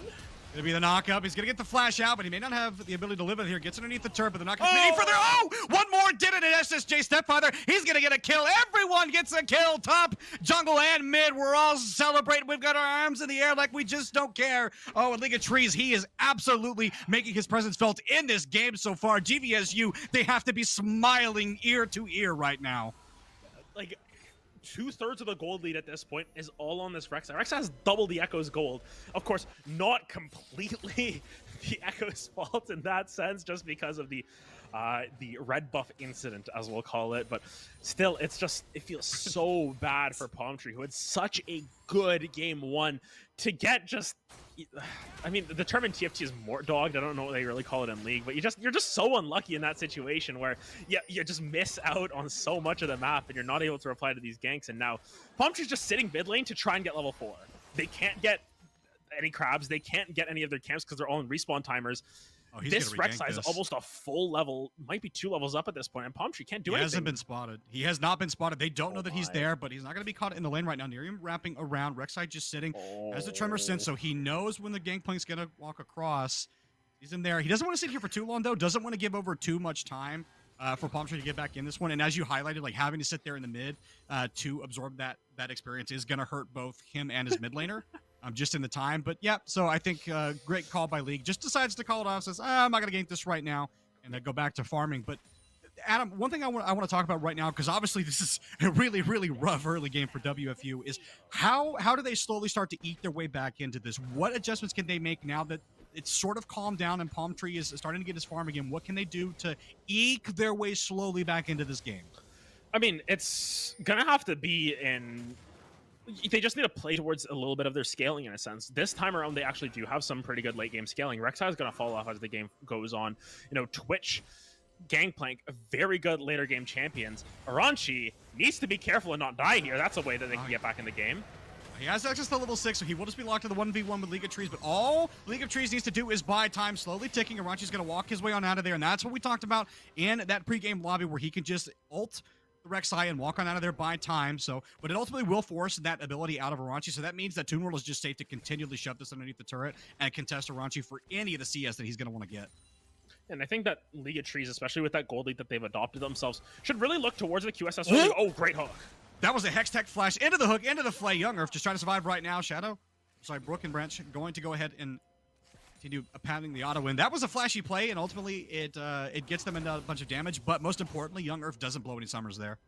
Yeah, a little bit of a flashy play, a little bit of a hexy play. Oh my goodness, mid lane. Nerium does not have access to the flash, but doesn't need to worry about it because, thankfully, League of Trees doesn't have access to ultimate, so he's going to get the damage and be forced to reset. And League of Trees might be looking to start the dragon here because they have the shove in the bot lane, and that is exactly what they will do. Yeah, of course. Not enough damage quite yet on League of Trees. Going for the Prowler's Claw build, I believe, so they're going to be just looking to get that as soon as possible. That's really your power point is Rek'Sai, so you just need to keep looking for these ganks, keep looking to snowball your advantage because Rek'Sai is a champion that if you are behind, you are useless, you are not going to be strong, so going to just keep looking for those power points, at least for the side of GVSU. And you know, for the side of Wake Forest, it's really just going to come down to Young Earth, just waiting for them to scale up. Granted, in this lane, Caitlyn already with a pretty massive advantage. You can see in terms of the item build that they went for. It is Berserker Greaves on both sides, plus the pickaxe now for Caitlyn. It is the Vamp Scepter on the other side, but keep in mind that this was Twitch starting with the longsword, so still just about, I'd say, 300 gold behind in terms of just the CS as well as the rest of the map pressure. It's just overall deficits across the map for the side of WFU, so they've just got to wait for their team to come online, wait for their champions to come online in that sense with their scaling. And I think the other part that kind of burns about this too for WFU is the fact that they're going to have to continue to give up pressure around some of these neutral objectives. So obviously they can't look to even trade because Palm Tree is so behind, does now have access to the level 6. So can look to try and set up something, but only has the Hextech alternator. He's going to get spotted out here by the tunnel on the Rek'Sai. So Tremor Sense obviously going to spot him as well. So not going to be able to gank anywhere, won't be able to affect mid lane or bot lane. The other thing that I kind of want to highlight too, when we were talking about that gold difference for the bot lane, is the fact that Young Earth even got the gold from the first red buff take. So the fact that he got that buff and the gold from it and then is still behind in the laning phase is actually a little bit concerning when you're talking about getting that late game scaling going for the side of WFU ADC. And I think especially when you consider the fact that the Caitlyn could have just gotten bursted out in the early game with that red buff burn just consistently coming down alongside the Twitch poison, alongside the all-in potential. It just seemed like a little bit of a missed opportunity in that regard with the fact that, you know, your Twitch had red buff, your Twitch had that extra damage over time and just didn't really take advantage of it. Yes, it is into a Caitlyn lane, which is notoriously difficult, but oh my, Toon World, not again.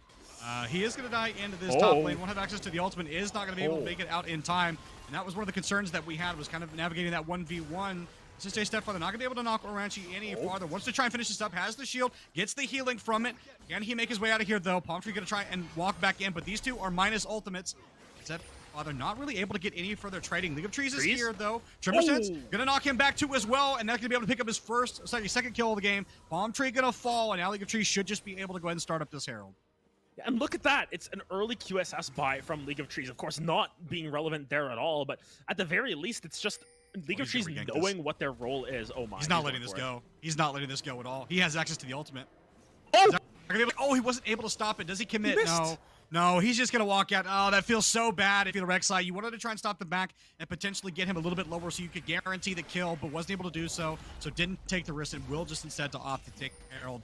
The fight was there, but just wasn't able to execute. Yeah, a little bit unfortunate. Just missed the Q at that sense. And if you get that, you have the execute damage even through the shield, I think, to be able to finish off the likes of Aranchi. Unlucky, happens to the best of us, but of course we'll be able to get the consolation prize. Might not actually get the consolation prize of that Herald as League of Trees is stuck on the wrong side of this one. Now they started it up. Toon World is here, has access to the Q, or sorry, League of Trees has access to the QSS, so there shouldn't be anything they have to worry about getting stunned up because Oranchi's not here. Yeah. It's gonna be the smite going down, and Palm Tree will be able to get it. They're gonna try to deny it from him though. They just want to make sure he doesn't pick it up. Now what else can they get? Nerium's gonna pick it up at the end. It's gonna be the Rek'Sai ulti, and they're gonna kill him for it. They will get 2 kills, but they give over the Herald. And at WFU, actually, I'm not really sure if you're happy with that trade at all. Yes, you do get the Herald. Meanwhile, top lane, this trade has not gone on. Toon World lands the undertow, trying to get a couple of ults. For it. Or sorry, autos into it. One more hook. Sorry, Axe would do it. Gets the grab, gets it underneath the turret. Last little bit of damage he needed, and Orochi drops. So they actually end up giving 3 kills to get the Herald. I'm sure nothing's worse. Meanwhile, in the bot lane, though, it's going to be Hook, Flay, Youngarf trying to survive. He gets rooted. He gets killed, and now this is just going to be the bot lane for GVSU popping off. Riven's forced to retreat, and they're going to be winning across the board. They get 4 kills in total. Yes, you give up the Herald, but you say, WFU, you can have it because we just got so much gold. Yeah, Breakbone Branch doesn't burn any summoners there and is able to get like 3 or 4 headshots off in a row onto Young Earth there. Just really well played from Sigma to continue flaying, hooking them back into the traps to make sure that they were able to connect that combo. And honestly, GVSU look like a completely different team this time around. You can just see in the gold difference, 5,500 gold up at 12 minutes into this one. I think I've seen this one pretty recently. I don't know, maybe there seems to be a Worlds game that went something similar to this in the early game, and it ended at like 26, 27 minutes. So I mean, you're looking at a really strong early game coming through from GVSU and just keeping WFU from getting any sort of foothold on this game. Just look at the CS gaps, top lane, mid lane, even in the jungle here. Palm Tree just not really able to get their foot off the ground, and that QSS task that they had to pay doesn't matter because Rek'Sai is still ahead of the Echo, even with that tax paid. And this is what we were highlighting early in that pregame log. We were talking about what they needed to do to make sure that the QSS tax didn't feel so bad. Rek'Sai going to be very, very happy. 3-0-3. Next Dragon is starting up. Right now, I think you just give this up. I think you look to try and make a Herald play somewhere across the map with Palm Tree. But they're not doing that right now. They want to try and contest for this one. But GVSU is just so strong right now. They do have the completed Noon Quiver there for the Caitlyn. It's not a completed item, but it's more damage than the Twitch is going to have. And the Dragon's going to reset. How much longer do they want to keep this leash? Palm Tree, when do you jump over? When do you try and make this play? Gonna jump over now. He's not gonna be able to get it. Rek'Sai secures it, and now he gets back over the wall. A decent attempt again. Doesn't lose his life for it, but now they're just gonna run mid lane. And it seems like a little bit of a wasted play, though. They do get the turret in the end. And actually, sorry, it was Nerium that had the Herald. I didn't realize that. Oh, he's gonna go into the stopwatch. That was the wrong time to do that one. He's surely gonna die for his sins. They get the turret, but they lose a drag, they lose a kill, and GVSU, you're absolutely fine to sacrifice the first turret under that situation. Not just one kill as well. Toon World gets a solo kill on the top side as well. Just I for did good not measure. see that. Neither did the camera at that point. It's just Toon World cleaning that one up. Sort of unlikely at all circumstances, but gonna get all overall, these, just most plays, GVSU. Yeah, just continuing the snowball. That's 1, 2, 3 plates probably getting Does he picked get up. it? Does he get it? Yeah, he's gonna get it. He's going to get that plate, and then once the plates fall off, he just gets the full tower as well. That's how punishing solo kills can be against the likes of an Olaf. So GVSU just all cylinders. League of Trees got killed there. I'm thinking he was trying to protect Toon World from the potential roam. Knew that he might die there and gives his life for his top player. Says, hey, you know what, buddy? I'll take the L on this one. I'll die so you don't have to. But most important, it is going to be shutdown gold going over, which is definitely not what you want for GVSU. You want to make sure that you keep WFU out of this game as long as possible. And giving a couple hundred shutdown gold is definitely not the way to do that. Especially over to the Twitch, because we said that the Twitch is sort of the win condition at all costs in this situation. Oleander got to be careful, but by the looks of it, you can just see that this Caitlyn Thresh combo has really worked well. 50 CS up on their opponents here. You can see in the mid lane as well, a little bit of a CS lead for SSJ Stepfather, despite not really having the most agency in that game. But of course, it's in the mid lane. Just want to point out, Gangplank's a cheater. He's a swindler. He's a thief. He's a pirate. How is he up in gold? It's just a GPM talent. Don't get mad at the man because he manufactures gold. No, but I am totally with you. The only reason I think that the the Gangplank is in the state that he is right now, and mostly being able to keep up in terms of gold, is the fact that he can manufacture that. Because if he wasn't able to do that, this matchup in the mid lane would be actually that much worse. He is starting the Essence Reaver first, so won't have that mythic completed for a while. And I think that's actually a difficult spot to be in. Oh, Toon World. People see him, but they don't know where the rest of GVSU is at. They don't have vision. And Toon World's going to spot this. He's just going to walk away and give up the scuttle. Where is he? Yep, yeah, it's going to be the smite for Palm Tree. He'd have to smite it, though. Toon World could have had it. Yeah, just making things as difficult as possible. But look at where the allocation of champions was during that. You know, everyone was on a reset, and Toon World was still causing them to sort of rethink their play, second guess if they really wanted to go for these plays. And very curious to see how the game sort of erupts from here, of course. The difference in the jungle isn't as big just because of the QSS tax that was forced to be paid, and now Stigma might be on the wrong end of this one. League of Trees is here, though. They might just be able to insta-kill the ADC, and that is exactly what they do. Abystigma ends up walking away with it. It's going to be the knock up there on top of Riven. Arachi is here, but do they favor this fight? Is the health bar starting to get a little bit low? Going to re-hook him again. It's going to be the flay, but now this should just be the ultimate coming out, and now he's going to lock Abystigma in the death rope with him, but it's going to be the flash out, and now Arachi's going to have to find his way out. The rest of GVU has showed up, and they favored themselves in the fight. A hook almost lands back on top of Riven again. And meanwhile, Cestus J Stepfather still shoving the wave in the mid lane. WFU, they can't make the right call here. They don't know what they want to do. Do they want to defend the tower? Do they want to back? Barrel clears out the wave, so they should buy them a little bit of time. Abystigma flashes, doesn't get the hook, and so this should just be the reset for both teams. Yeah, and of note, League of Trees actually didn't have their ultimate cooldown taken because of the kill that Stigma picked up, so they still had that available the entire time. It was just sort of waiting to see if they were willing to pull the trigger onto anyone, if they got anyone low enough. Not the case. Oh my. Ranchi, you stepped in the part of the jungle that wasn't yours and you managed to live, but Palm Tree may die for your sins. As, nope, they actually managed to book it out. That's another hook! He just can't miss. I'm sorry, but this is ridiculous. And Breakbro, he still gets the kill on Aranchi. Can he survive this one? Flay to buy a little bit of time on Reveled Earth to create a little bit of extra distance. And Abystigma lands another hook. He forces out the orange from it, but he ends up getting Breakbone in the end. So yes, the Caitlyn does get punished for the overextension there a little bit, but not before they absolutely flex on WFU. They're on their own side of the map.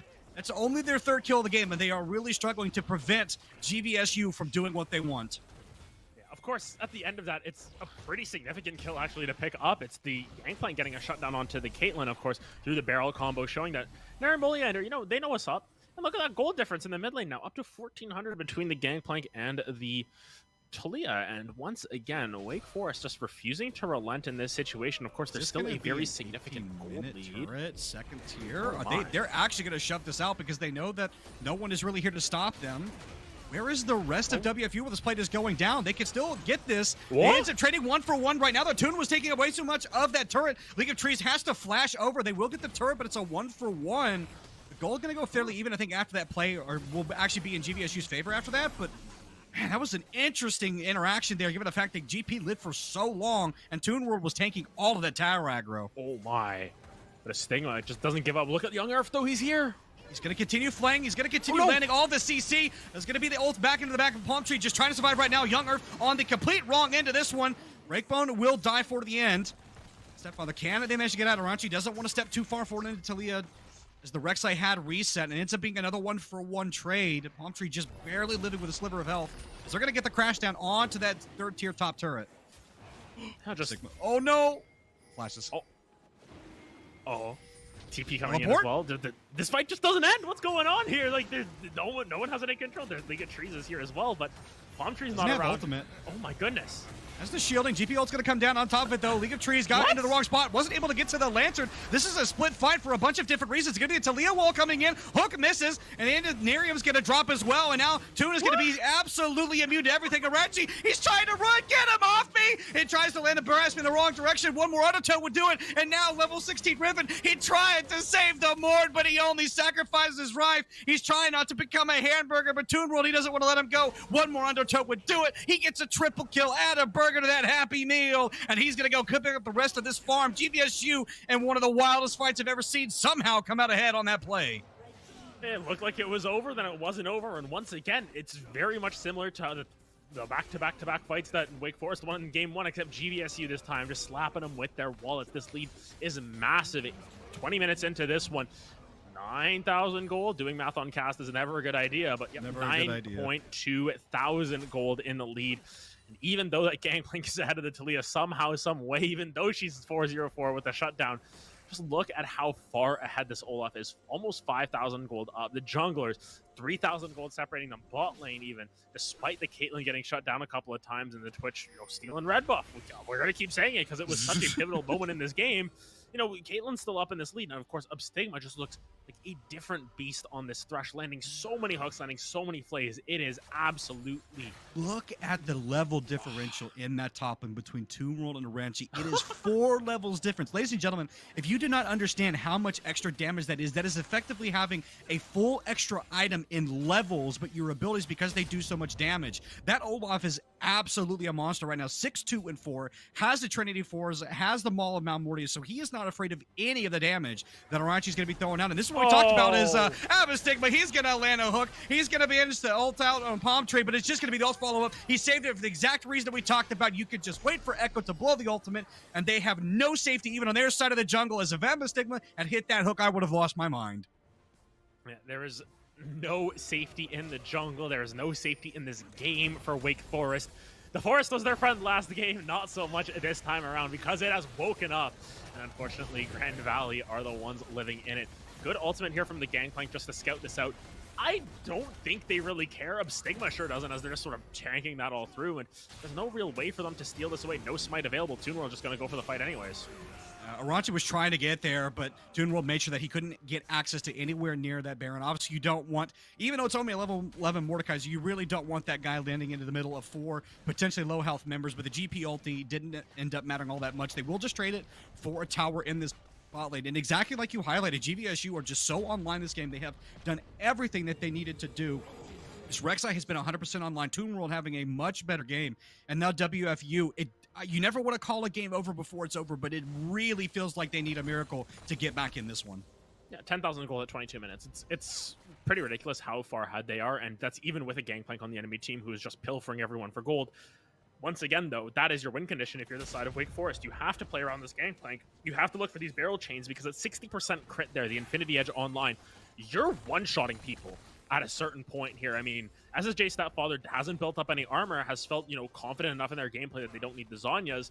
League of Trees has a Death's Dance, but even then, I don't know how much that saves you when Gangplank's ignoring armor. Then again, you could just die underneath there. And armor may not matter if you're just dead. And speaking of dead, a lot of people are going to start to die on the start of WFU. Aranchi is here, is trying to do something. Palm Tree's going to end up back in the middle of a couple people. It's going to be League of Trees dying, even though he got into the ultimate. And now, what else can they do? This is starting to look not too bad for the side of WFU. What else can they get? Stigma lands another hook, but now Breakbone is here. It's going to be a couple more kills going down. It's going to be the bow forward, and now this will just be the turret dropping. Is going to be a full team fight ace for GVSU, and this will for sure be at least one inhibitor going down, as Toon World wasn't even there for that fight. He's pushing on to the Nexus turrets. Yeah, he just found another solo kill off on his own. It's the story of this game where Toon World is in their own world, just sort of doing as they please. That's a lot of damage from the tower, Stepfather. Yep, this is Young Earth just trying to prevent or convince Breakbone to go away, but Breakbone's like, no, I live here now rent-free, and I'm going to start to break all your things inside your base, and there's really nothing you can do to stop me. Palm Tree just trying to poke Stepfather off, and yep, there's a lot of fires in this base, and WFU need more bodies to put them out. Yeah, you need the fire extinguisher at this point. Call the fire department because it's not going away anytime soon. Might just be a case of, hey, call the insurance company because that's our base isn't respawning at this point. 24 minutes. State Farm, we need a new game. It's really difficult for them to find any sort of footing in this game until he's 6-0-6. We talked about that one win condition, and while the Gangplank was able to find 2 more kills in that fight, and if we look over at the gold, it's probably still ahead of the Talia somehow, some way. Oh, there we go, yeah.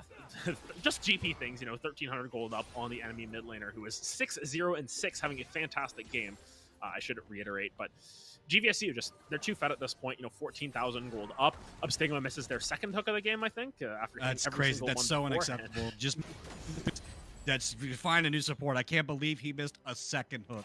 Yeah, let's not pay attention to all the 100 hooks that he hit, though. Exactly. But, I mean, you're highlighting it, though. You're kind of, I think, focusing on one of the reasons that I think people pick GP and what is the most important, which is that even when you are behind, you have a gold manufacturing talent that can help you build some of these items and help you get back from behind. And, I mean, he does have the Affinity at a completed collector as well. So this GP will hurt if he manages to get a barrel chain on top of multiple members. But I mean, Adam, one of the biggest things that they're struggling with right now is finding a winning team fight, because it feels like they're going to get stretched across the map right now as Toonwell goes immune is going to be drawing 4 people here just to knock down the Olaf, and he's not even remotely afraid of everybody. They does so much damage, and now they're running for their life. Arachi's going to be the first one to drop here as Toonwell's going to collect him. Level 16 Rivet, he is on the absolute wrong side of this one. He's going to be donated to become another hamburger again, and this just should be the final march in this game for GVSU. Granted. Oh, he just dies. Yeah, it happens, overextension, but, pushing down on this third inhibitor, it's just game after this.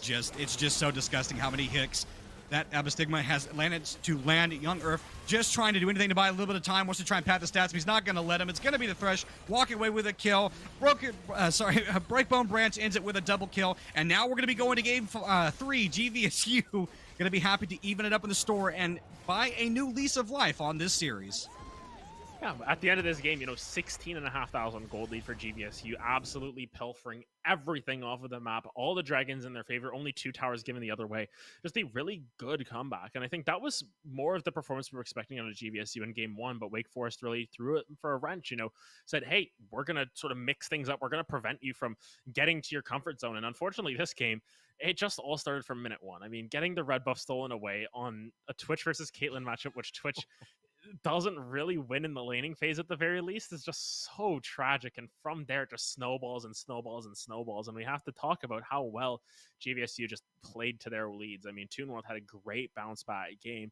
I think League of Trees just showed what they can do on an early game champion. We talked about how they needed a QSS early. We saw the QSS early, so really smart purchasing power in that. And of course, SSJ Stepfather and the bot lane as well, just absolutely fantastic. Playing towards that win condition, even though, everywhere was a win condition by the end of that game. So really happy to see GVSU get back into this one. And of course, the curse continues late and gets a game 3. Well, ladies and gentlemen, we'll have to see how game 3 goes here in just a moment. We've highlighted some of the things that went well in that second game, but now it's the full reset here. So game 3 coming at you in just a minute. Don't go anywhere, because this game 3 is sure to be a banger.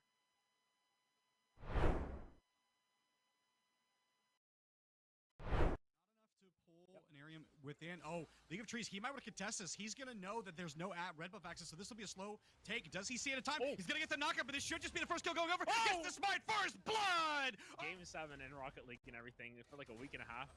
Oh man, it's happening again. Gonna be the knockup. He's gonna get the flash out, but he may not have the ability to live it here. Gets underneath the turret, but the knockup is further.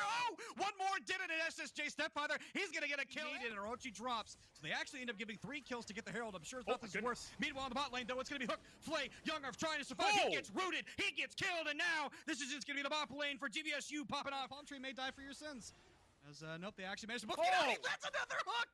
He just can't miss. I'm sorry, but this is ridiculous. And Breakbone, he still gets the kill on Arachi. Can he survive this one? Flay to buy a little bit of time on Reveled Earth to create a little bit of extra distance. And Abystigma lands another hook. He forces out the orange from it, but he ends up getting break. No one has any control. There's League of Trees is here as well, but Palm Tree's not around. Ultimate. Oh my goodness. That's the shielding. GP ult's going to come down on top of it, though. League of Trees got into the wrong spot. Wasn't able to get to the Lantern. This is a split fight for a bunch of different reasons. It's going to be a Talia wall coming in. Hook misses, and the end of Nerium's going to drop as well. And now Tune is going to be absolutely immune to everything. Arachi, he's trying to run. Get him off me! He tries to land a Barasmi in the wrong direction. One more Autotote would do it. And now level 16 Riven. He tried to save the Mord, but he only sacrifices his Rife. He's trying not to become a hamburger, but Toon World, he doesn't want to let him go. One more Autotote would do it. He gets a triple kill. Armor. Then again, you could just die underneath there.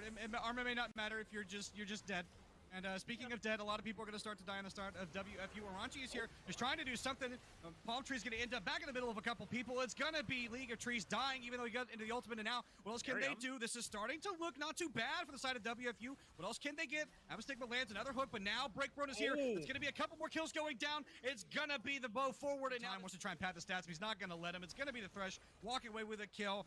Breakbone Branch ends it with a double kill, and now we're going to be going to game 3. GVSU gonna be happy to even. Hey guys, K-Tad here, and as spring break is upon us, we too need a break every once in a while. But With that said, you know we've still got some great collegiate esports action for you, and playoffs is around the corner, so you know that these teams are doing everything they can to make the cut. Let's get into it. Starting us off, it's a POTG for POST as Hiveder spins to win and keeps his team alive in their series against the Colonels. Because they needed that victory, they needed to know that the reverse if it's going to take place. Haas started with the back. At number 7, Floppy's got a show to put on for us as he juggles Sen around the stage. Off stage, how will they make it back on? Just immediately opting to go for the ledge, eating it up his, and totally not going to be dying quite yet. He is quite a hefty boy, but what a follow-up. Yeah, ping pong with you. It's overtime out the gate for our number 6 clip, and eBest Drew hangs it us a little to the left to clutch it up for Farmingdale. Gets it over one, has Indemnity to work through now to flick over him. Chance, oh, it's top of the box for Eb St. Drew. That's a goal, game 1 winner for Farmingdale. Yeah, that's eBest Drew right here. Fantastic shot reception, or that pass reception, I should say. After Otto puts this across the top right here. Up next is Curious George with the Cura Ace to clutch up the round for Keen. And yes, the editors came up with the name of this clip, not me. Behind it, and now you're going to be talking about a bolstered close flank here. It would probably be in the best interest of Keen to go ahead and just save their weapon. Not exactly sure how their guns are looking, how their economy is looking, excuse me. But this just seems so unfavorable for them. They're sort of making it work, mind you. Curious George, he's going ahead and giving it the old college try. He's going to make it an ace, but does he have the time behind the snake bite? He can go ahead and stick on it. And by God, again! Keen just cannot keep getting away with it. They're disjointed, they're scrappy as all hell. It's Ye Old Faithful in our number 4 spot as Putnut and Kofe toss out a huge Grav Dragons to flip the point and secure map number 1 for Nickel State. I think they're going to have to fade out this immortality. First, we're going to see that committed on the back of the Grav, but the Dragon Strike is massive. A 4-shot for Kofe. And with that, the Colonels will take control of the point once again.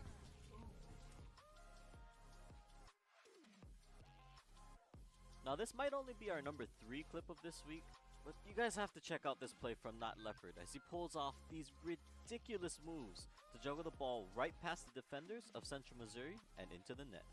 It's possible, setting up a counter-attack potential, but Van Schrager, Not Leopard, what oh, Not Leopard! Hello, ladies and gentlemen, and welcome back. If you're just joining us, we are all tied up in this series between Grand Valley State and Wake Forest University. And a lot of takeaways to go off of that second game. And Adam, you and I were talking about in the short break that I think comparing the two games side by side, I definitely think that Grand Valley had a much better second game than Wake Forest had a first game.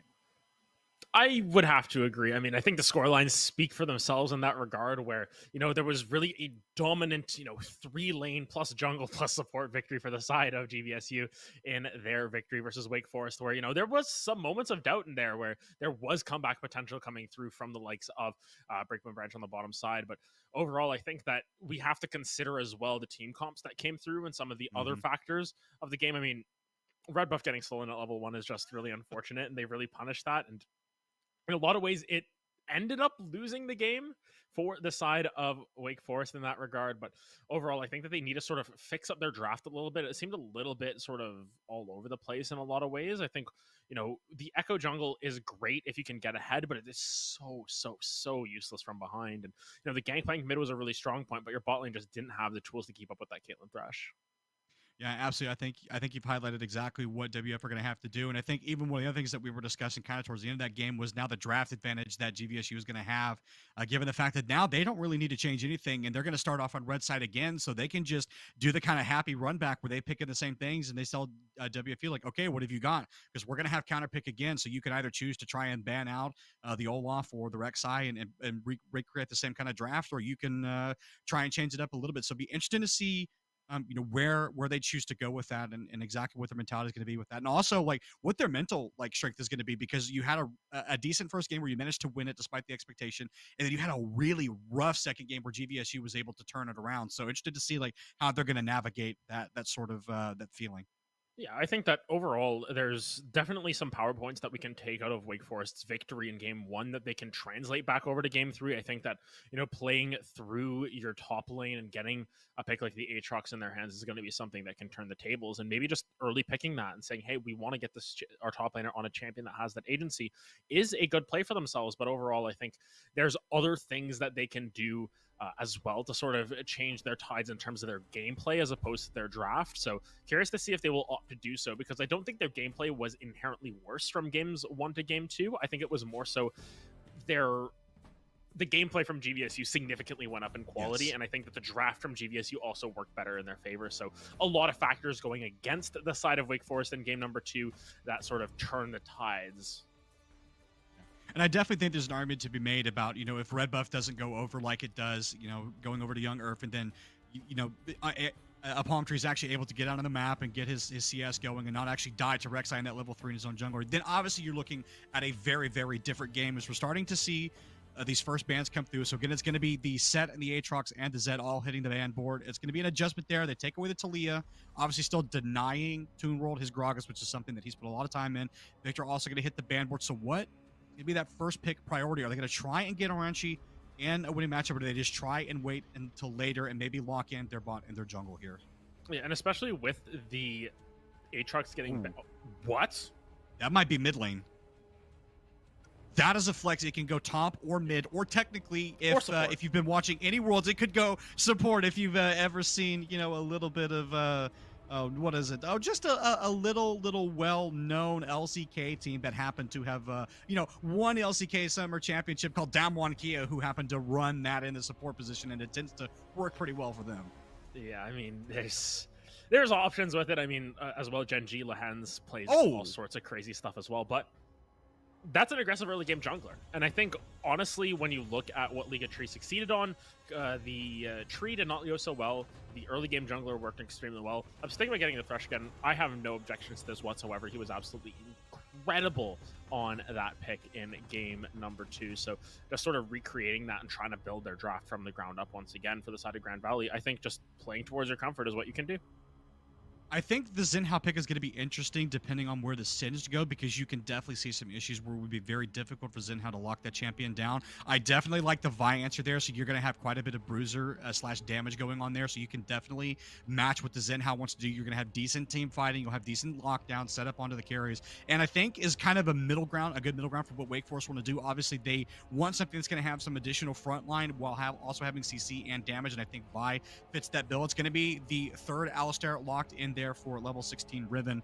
Interested to see what the third pick for Grand Valley is going to be, but yeah, no issues at all with Thresh being picked up there, and yeah, that's going to be that's going to be Breakbone getting a hold of his Ezreal, so he'll be very happy to have that champion.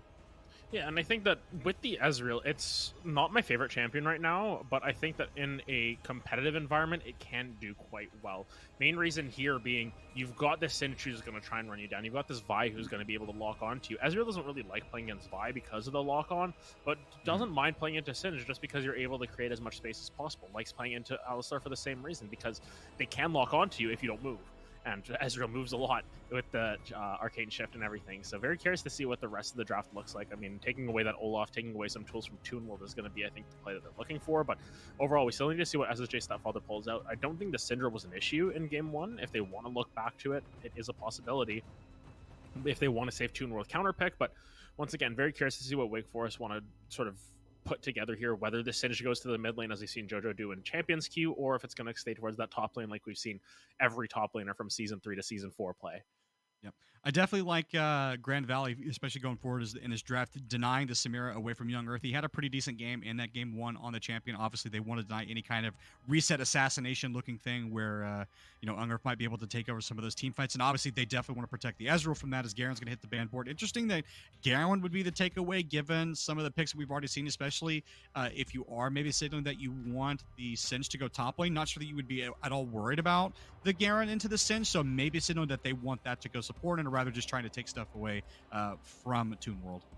Yeah, and I think that Garen does better into Singed overall than Darius does, so maybe that's the reason why they took it away. They're okay sort of giving that one over, but curious to see what the outset of this draft is going to look like. But yeah, as expected, SSJ Stepfather is going to go back towards that Syndra. Once again, I don't think that was the issue. Curious to see if they'll opt for the Singed matchup into this, because I think that the Syndra had their way in lane against the likes of that Zed. It was just later on into the game when there was more attention paid towards that mid lane that the Syndra struggled. You know, the Zed is banned out. You're going to have to try and find something crazy to pull through, and Young Earth just going to what I think is one of the best ADCs on the patch of the Kai'Sa. Interested to see how that matchup will go. And I think also when you look at that first game, the fact that SSJ Stepfather was ganked so heavily in that mid lane in the early stages and wasn't really able to get a massive lead, even though the trades were favorable in the 1v1, I think kind of speaks to, you know, with some of the success that they're hoping that they'll have. The Kai'Sa getting locked in there for Young Earth, I think makes a lot of sense, especially with the Alistar. Kenna going to be locked in the top lane. Now, I'm really interested to see what Toon World is going to lock in for this, because Kennen is a huge team fighting champion, especially with the composition that they have right now, and especially given what Grand Valley has locked in, it could be very effective. So they need to get something that could stop this Kennen from getting these point blank engages. I'm curious to see how it plays out, because this Kennen here can get punished in lane quite hard. This is not a punish in lane, though. This is an interesting choice at that, but Kennen now should have a pretty free time in that top lane. I was sort of waiting to see what they wanted to do with it. It's interesting to see them opt for the Singed mid lane for Nerium. You know, this is a pick that JoJo has pulled out a lot in Champions Queue to varying success. It does well into some matches, but it does pretty badly into other ones. A lot of it is just people don't really know what to go up against when they're playing it. So curious to see how it plays up with the likes of a Syndra. The Syndra can sort of scatter the weak to keep them away and keep them as safe as possible. But it's definitely an interesting draft coming through from Wake Forest once again. If anything, it's playing towards their wheelhouse. Aranchi does have a little bit more agency in that matchup for themselves, but once again, Toon World, if they are able to get that ball rolling, if they are able to get fed, Sion can be such an unkillable monster in the later stages of this game. So I'm curious to see how Wake Forest want to play this one out. They definitely need to improve their actual gameplay and match the level that Grand Valley has been able to put through. But I think in terms of their draft, it's still a little bit, there's still some shortcomings there, that's for sure. Yeah, I think that they're going to have their work cut out for them, especially with the way that a lot of these team fights are expected to play out. I definitely think that one thing is in their favor is the scaling. Obviously, Ezreal late game is a monster. Syndra in the late game is going to be a monster. Sion is going to reach to the point where he's just not killable because of the basically pseudo infinite passive that he has, where the more minions he dies, the more health he gets. Obviously, he'll be building a lot of armor and health, so it'll be very difficult. I also think that there's a specific thing that's kind of missing here. That's a reliable source of magic damage. You're not be able to get too much out of Singed unless he's able to just straight run in. And I think that's one of the interesting things that Wake Forest are going to have to figure out is how do they get a reliable engage. So you're super reliant on Vi landing cease and desist on the back line. You want to make sure that you get head with pulverize. So they have a way to get in, but it's a question of how do they get out if a team fight doesn't go their way. Whereas you look at the side of Grand Valley, you know, Abastigma, I think one of the things we highlighted in the last game, we talked about, can this Thresh land enough of, you know, the hooks and the flays to matter in a team fight? Well, he answered absolutely yes. The man missed, I think, a grand total of 3 hooks in the entire game. So if you're wondering, like, oh, is the Thresh enough to carry you in terms of CC? The answer is yes, because he hits every one. And there are a lot of really hookable targets on the side of Wake Forest. So it's going to be interesting how they navigate a lot of these engagement situations. And I think the question for you, Adam, and I'd love to hear your opinion on this, is where do these teams want to fight? What are their strong suits on the areas of the map that they can play around to get the most out of their comps? So whenever you have a Kennen, you just want to try and fight in choke points as much as possible so that everyone is in your slicing maelstrom. As well, you've got the Singed to sort of double down on that, the Vi to triple down on it. Kai'Sa doesn't mind fighting in those sort of shallow corridors where they have the agency to sort of dash around. They get that extra little bit of mobility, but at the same time, Grand Valley doesn't mind fighting in the jungle either. You've got a Sion who can choo-choo train in from a correct angle and land onto the whole team. You know, Syndra really gonna like when everyone is sort of funneling themselves in to a specific area for them. And Ezreal, of course, having that extra mobility that Kai'Sa can't always keep up with is going to be quite pivotal as well. So realistically, both of these teams really want to skirmish in the jungle, but it's just like Grand Valley might just have the easier to execute skirmish in that jungle with the Syndra, with the Thresh, with the Xin Zhao. There's just so much in potential and so much out potential for the side of Grand Valley that Wake Forest may struggle if they aren't able to find flanks. Yep. To that point, go ahead, sorry. Yeah. To that point, in terms of flanks, if Kennen and Vi are able to get onto this backline, if they're able to get on top of this Ezreal onto this Syndra, they will have a really good time because their fight from two fronts is going to look so good. But it's so much harder to find a flank compared to just running in and finding your engage like that. Yeah, it's definitely a matter of whether or not they're actually going to be able to get there. But I think traditionally when you've seen a lot of comps like this play out, especially in professional play, where you are super reliant, it's all eyes on the Kennen, whether or not he can get access to that backline. And I think Wake Forest definitely have the tools to do it, right? If you can land cease and desist on top of the Ezreal and stop this poking that he's going to be doing, especially when you're setting up around neutral objectives, and you can get Slicing Maelstrom at least onto him in the Syndra, then the team fights look really good, because outside of the Ezreal and the Syndra, you're not really going to have a whole lot of damage. You know, Sion is not going to be this, 1v9 damage dealer that's going to carry you to late game. He'll be able to absorb a lot of damage to set you up for team fights, but he's not going to just annihilate everyone on the map. Same thing for Zinhao. In the early stages of the game, especially when he's jungling, you can see a lot of trades that he'll win against the Vi, be able to contest for some of the early neutral objectives. But as he gets to the late game, they're not going to be reliable sources. So for Grand Valley, it's definitely a matter of protecting these two massive squishy damage dealers and making sure that Ezreal has a lot of time to free hit, and that the Syndra is also doing a lot of damage into the damage carries of Wake Forest.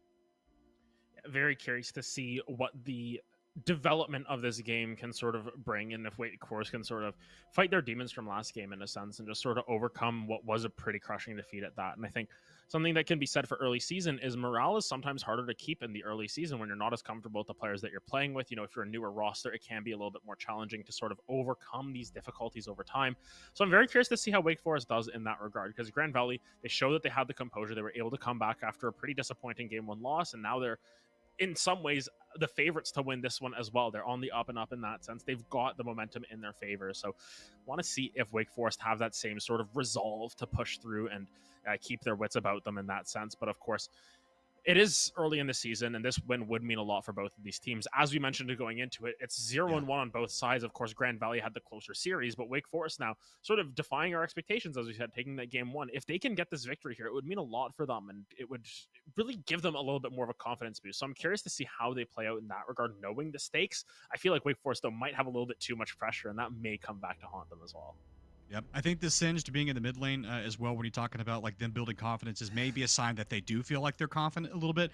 And I think also ease of execution outside of the Singed maybe having some difficulties in setup. I do think that the ease of execution is there for Wake Forest because their go buttons make a lot more sense in terms of the distance that they can carry and the setup that they can have. Whereas Grand Valley, they'll have to look for it a little bit. Obviously, Scion also takes a little bit of setup. You're basically just hoping for a straight shot, either straight down the river or up a lane or something like that, where you can get onto multiple targets, or it's going to have to be point blank range onto a carry. So I definitely think Wake Forest, if they could come out with a win for this one, they'll feel much better about having lost that first game of the season, and then maybe going into their next game in their next matchup. And then the same thing for Grand Valley. Obviously, they knew that their last series was close, and so for them to win this one would just be an affirmation, like, hey, we're actually doing the right things. It's execution. Yeah, I think that execution is definitely something that you can fix over time, and draft strategy is something that doesn't always get fixed. I think there's definitely situations where teams will draft the same thing over and over again and say, oh, what was just execution, but it's actually their draft. But in a lot of senses, it's not draft that can be the issue. You can pick whatever you want, and if you play it well, you can make it work. And in that sense, picking Singed mid, if it works, it works. I'm not going to knock the off meta pick. And you win with Teemo stuff. Yeah, like, you can win with Teemo in Champions Queue. You can't win with it on the world stage. There's two different stages for that as well. But I mean, once again, there is a world where everything can win. And I think that the Singed mid lane here, if they're able to execute it properly, if they're able to find the right engages at the right times, find the win conditions that work for Singed, it may end up leading them down that road. But once again, Singed is not a carry. You're going to have to put all the eggs into the Kaisa basket, into the Kennen basket. Are those good baskets to put them in? Yes. Are those baskets going to be fruitful, and will they give you a victory? Yet to be determined. We'll have to find out how it plays out. Well, we'll have to find out whether or not those baskets will in fact bear fruit, or if maybe they'll just be full of all the foreign stuff that you're not really sure what it's in it at all, tastes nasty. But one way or another, we're going to get something out of this game, because we are on to the Rift for game number 3 in this series between Wake Forest and Grand Valley. Again, Grand Valley electing to go on to the red side, and we'll have to see one way or another. One of these teams is walking away with a win, and one will be happy, and one I think will be disappointed, as it should just be the same 5-man. Oh, and Valley, they are stacking up on that top side. They might favor themselves trying to get an early kill. Do Wake Forest spot this out is the question. And of note, I don't mind invades when you've got the Scion, because Scion can just charge up a decimating smash and go for it. They Ranchi? might just have a read on Laranchi. Oh my, he's sleeping. Oh, he had to flash instantly. He did not know everybody was there. He was thinking maybe it was just a short invade, but that's going to give them all of the information that the entire team is in that top side. Palm Tree is going to see them passing like ships in the night. And ultimately, even though Aranchi lives to fight another day, that flash being down is going to be a pivotal point that League of Trees, I'm sure, is going to play around in that top side. Yeah, of note, it is League of Trees who's going to play around that. Toon World, of course, just going to try and go for whatever crazy play the Scion wants to go for anyways, but League of Trees immediately going to that red buff may just go red top side, and that's the thing that Xin Zhao can do. It can sort of do the psycho gank that I like to call it. Just go for an aggressive play as early as possible and see what they can find. So curious to see how that plays out. Stigma standing on the ward, and they are completely... Oh, okay, just gonna put down their own. They're friends. Where's their friends? They're friends. Look, it's the little puppy ward. Oh, it's cute. If it weren't annoying for the fact that it was giving information, of which that question is though, does Abstigma actually know that ward was there and was just saying, "Ha, I know that you placed a ward here, and I'm just letting you know that I know." Or is he maybe trying to cover that potential buff being stolen? Because obviously, Palm Tree's not going to be there to take it, so you're not really worried about that. So, not sure why, other than just to BM, that he would place that ward. I think the answer to that is just both, in a sense. Stigma just wants to stand there, maybe knowing that there's vision, but also to sort of prevent the invade from coming through. Granted, they're going to spot out the device starting on the top side, so Palm Tree not going to be able to take advantage of it. Yeah, this is exactly what we expected, and Aranchi has to back off. I'm not sure how I feel about him actually going up there, just because there's no significant level or health advantage for either of the top laners right there, and because he doesn't have access to the full kit, he's not really going to be able to lock Aranchi down as long as he has access to that lightning rush, so he'll be safe under the turret even though he doesn't have flash. So not sure if the time investment was there, and the fact that he gave over information as to where he was at too, I think is a little bit concerning.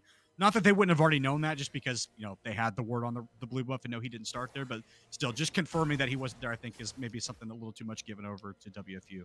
Yeah, and Horizon, I just noticed something, Yes. and this is just the nature of the beast when it comes to us not seeing the draft. Narium is bot lane playing Kaisa. Young Earth is the one playing Singed mid lane. This is an interesting development.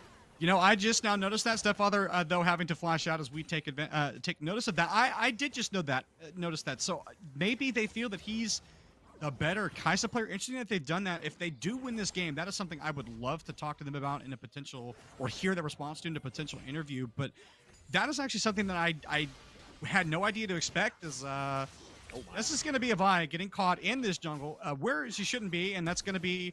Oh, the scatter of the week doesn't get it. He fails the flash. No! First blood given over to League of Trees, and he strikes again. The trees speak for everybody, but only answer to League of Trees, living up to his namesake. Palm Tree going to be the first blood casualty in this game. They're not done.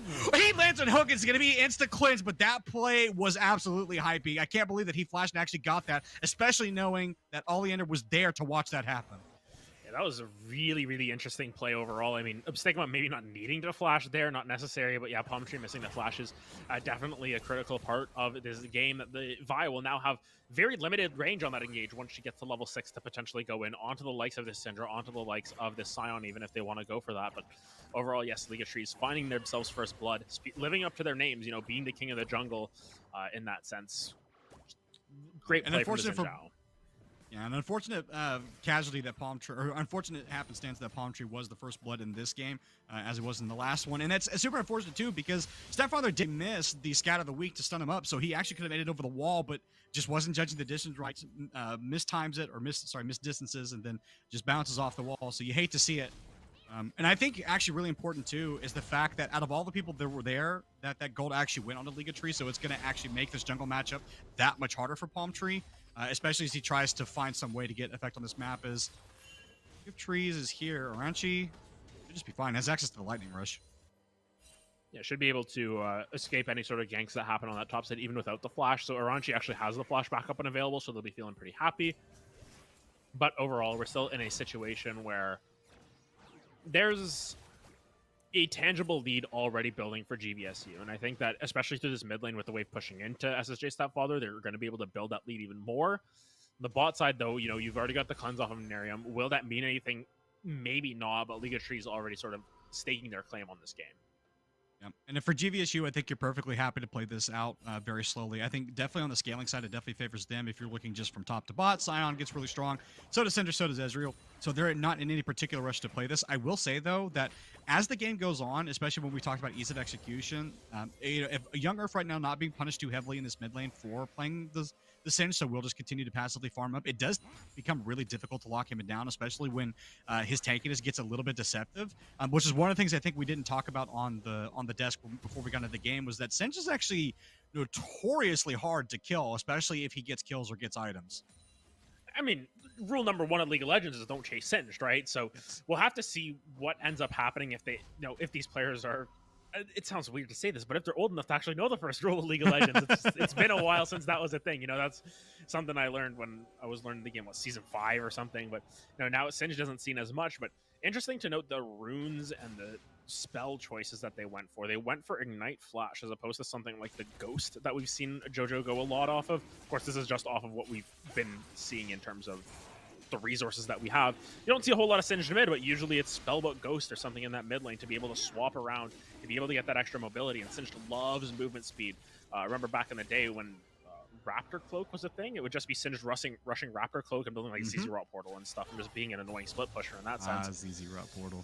Oh, I good miss old days of that I miss item. Banner of Command. I know I'll get flamed for that. I miss that item. I'm loved it. flaming you for. I like ZZ Rod. I did not like Banner of Command. At least not Come when on. it was broke. Ooh, that's another hook, and this time he has no cleanse to be able to get out of this one. Going, so going to just now come back up. Headbutt pulverizes, buys a little bit of space. Breakbone going to get quite a bit of damage, as our producer is now letting me know how furious he is with me in the chat as he's saying Banner of Command. Yes, I liked that item, but you know what I like more? I like GVSU getting access to that early dragon, as there was no response from WFU, though.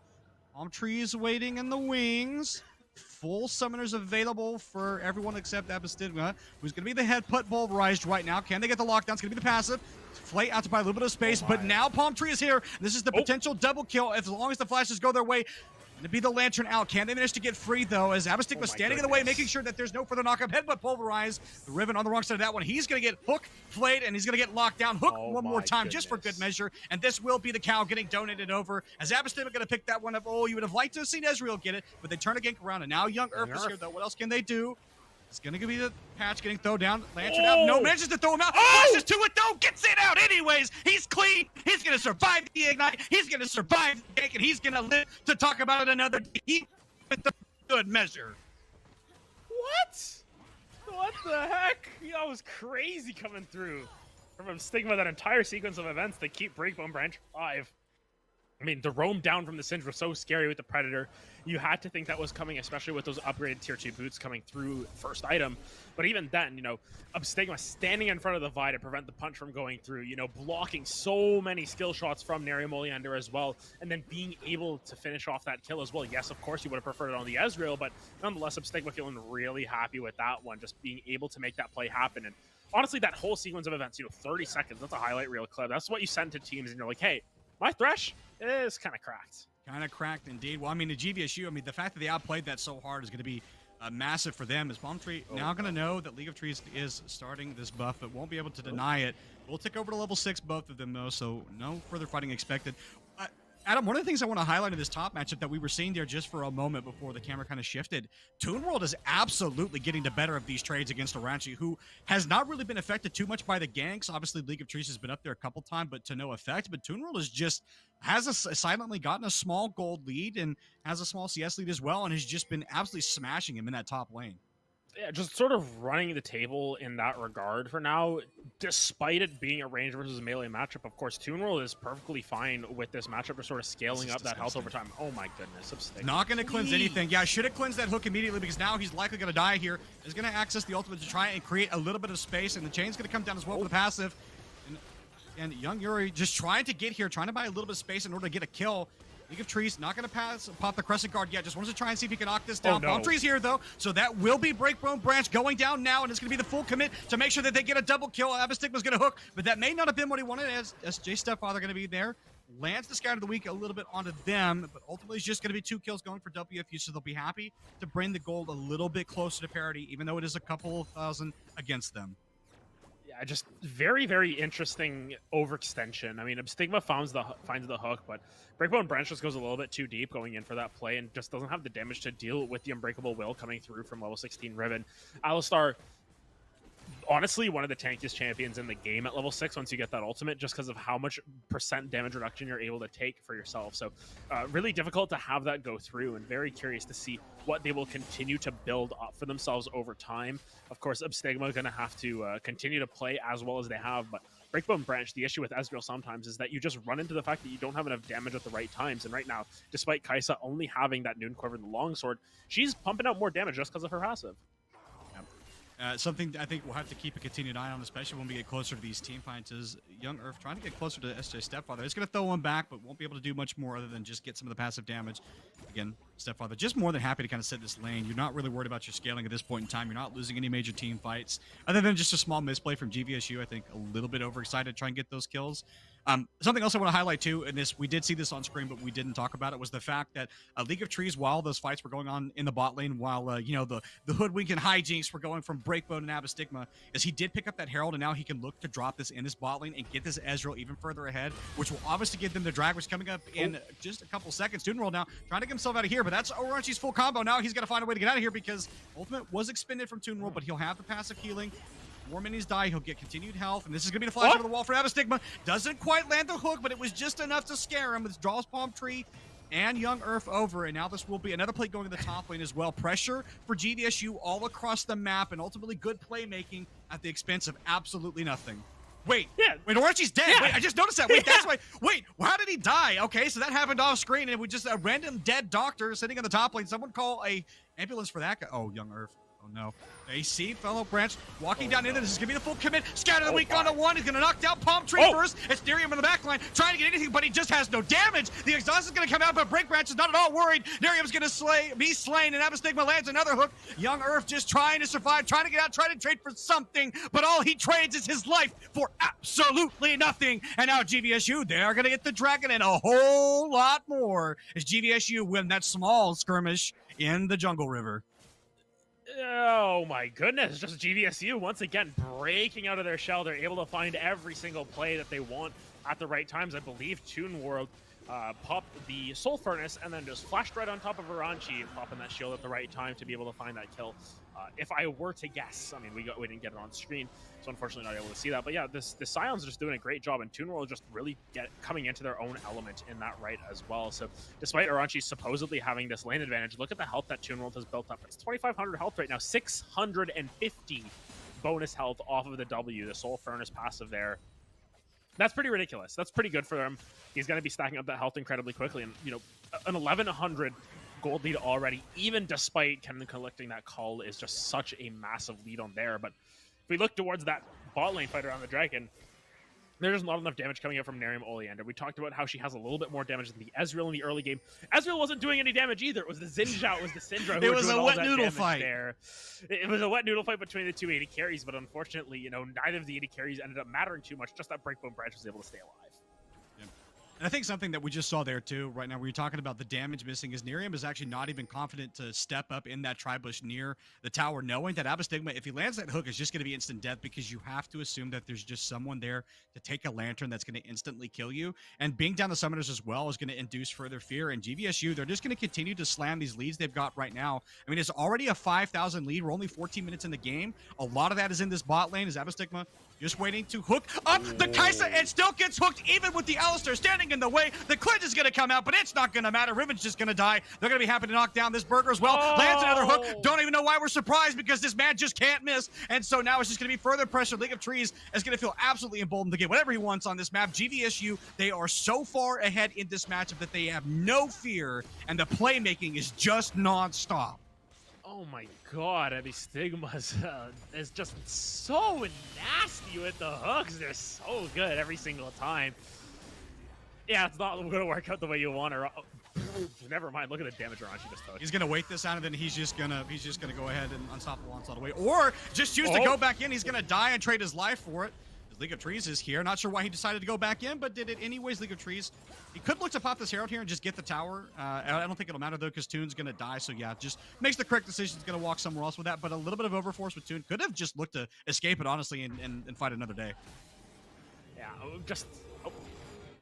Yeah, we're going to be able to escape at that one. Just had to wait to see if that came through. But, of course, just overall, really, really interesting play across the map from these two teams. I mean, yes, the Scion dies there, but it was close. It was really close for Aranchi in that situation. Almost went down themselves, but nonetheless, GVSU picking up that Herald, being able to continue their push across the map, going to be looking really good for themselves. And I'm very curious to see if they want to continue pushing that advantage forward or if they will end up just sort of stalling out the game, because I think that they can just keep pushing this advantage forward. It's, about...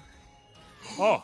He stepped into it and would have missed if he hadn't moved, and he almost died. I would like to know how much health that guy lived with, because I'm sure it was close. Yeah, 100. It would have been less than 140 at that time. We have no time to talk about that. His Abystigma is going to be trying to survive right now. The Crescent Guard not going to be able to buy them time. 4 people in the jungle. They're looking to try and fight back. Young Earth just wants to run forward. Flash trying to grab League of Trees, not able to do so. Or sorry, kill him just yet. It's underneath the turret though. As Step Father going to trade 4-1, and now Young Earth should just be dying to the. Oh no, manages to live with a sliver of health. Last turret shot, not enough to do it. Interesting that they're taking this fight right now. There was nothing really to fight for. There's no dragon available. Just, I guess, trying to get a little bit of gold back in their pocket and maybe get some of these summoners out before the next dragon spawns. Yeah, definitely some interesting fights. I mean, it's a 2-for-1 in favor of Wake Forest, so they're actually feeling pretty happy about that. And, the Singed able to survive with that Insanity Potion, health regen ticking, you get that extra bonus. You basically become a stat stick for the next 30 seconds after you pop that, alongside getting Grievous Wounds on your poison, which is kind of nice. But overall, just an interesting situation for the side of GVSU to even bother with that flight. But then again, doesn't really matter in the grand scheme of things. It's just going to be about a 5,000 gold lead now stacking up for them, and it's sure to grow. Aranchi's in trouble once again. That's going to be slicing Maelstrom and Pop yet again just to try and buy a little bit of space. Ends up flashing out, and now he's at the mercy of Toon World. We're just going to keep landing these Qs over and over again, continue to stacking the health. But I think something that you talked about that was important to highlight is for WFU, you are actually happy with that trade, even though you end up giving Wolver 1 in the end. Because when you're fighting a team that's ahead, any trade that goes even is a trade up, because you're actually getting more gold than the other team. But of course, that Herald is going to start to cement that gold lead just a little bit further. And I think on the wrong side of the map for this one, because Palm Tree is here to contest the dragon, but has absolutely no help. Yeah, it doesn't really have the health, not in the right... they don't have the members on this side of the map as well, which is the issue. And dropping that Herald topside was a Herald from base. So of all things, League of Trees able to get that tower for the Scion on the top side out of nowhere. And he's still pushing. This dragon just going down. Yeah, the Scion's still pushing. You can see there's 2 members tasked with dealing with the Scion.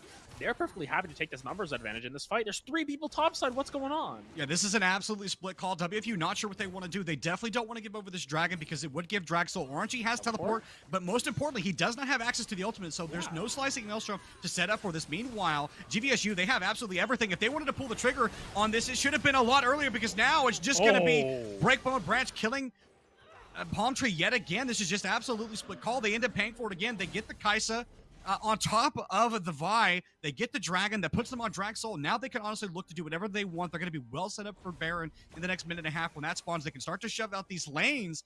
WFU just not able to make up their minds.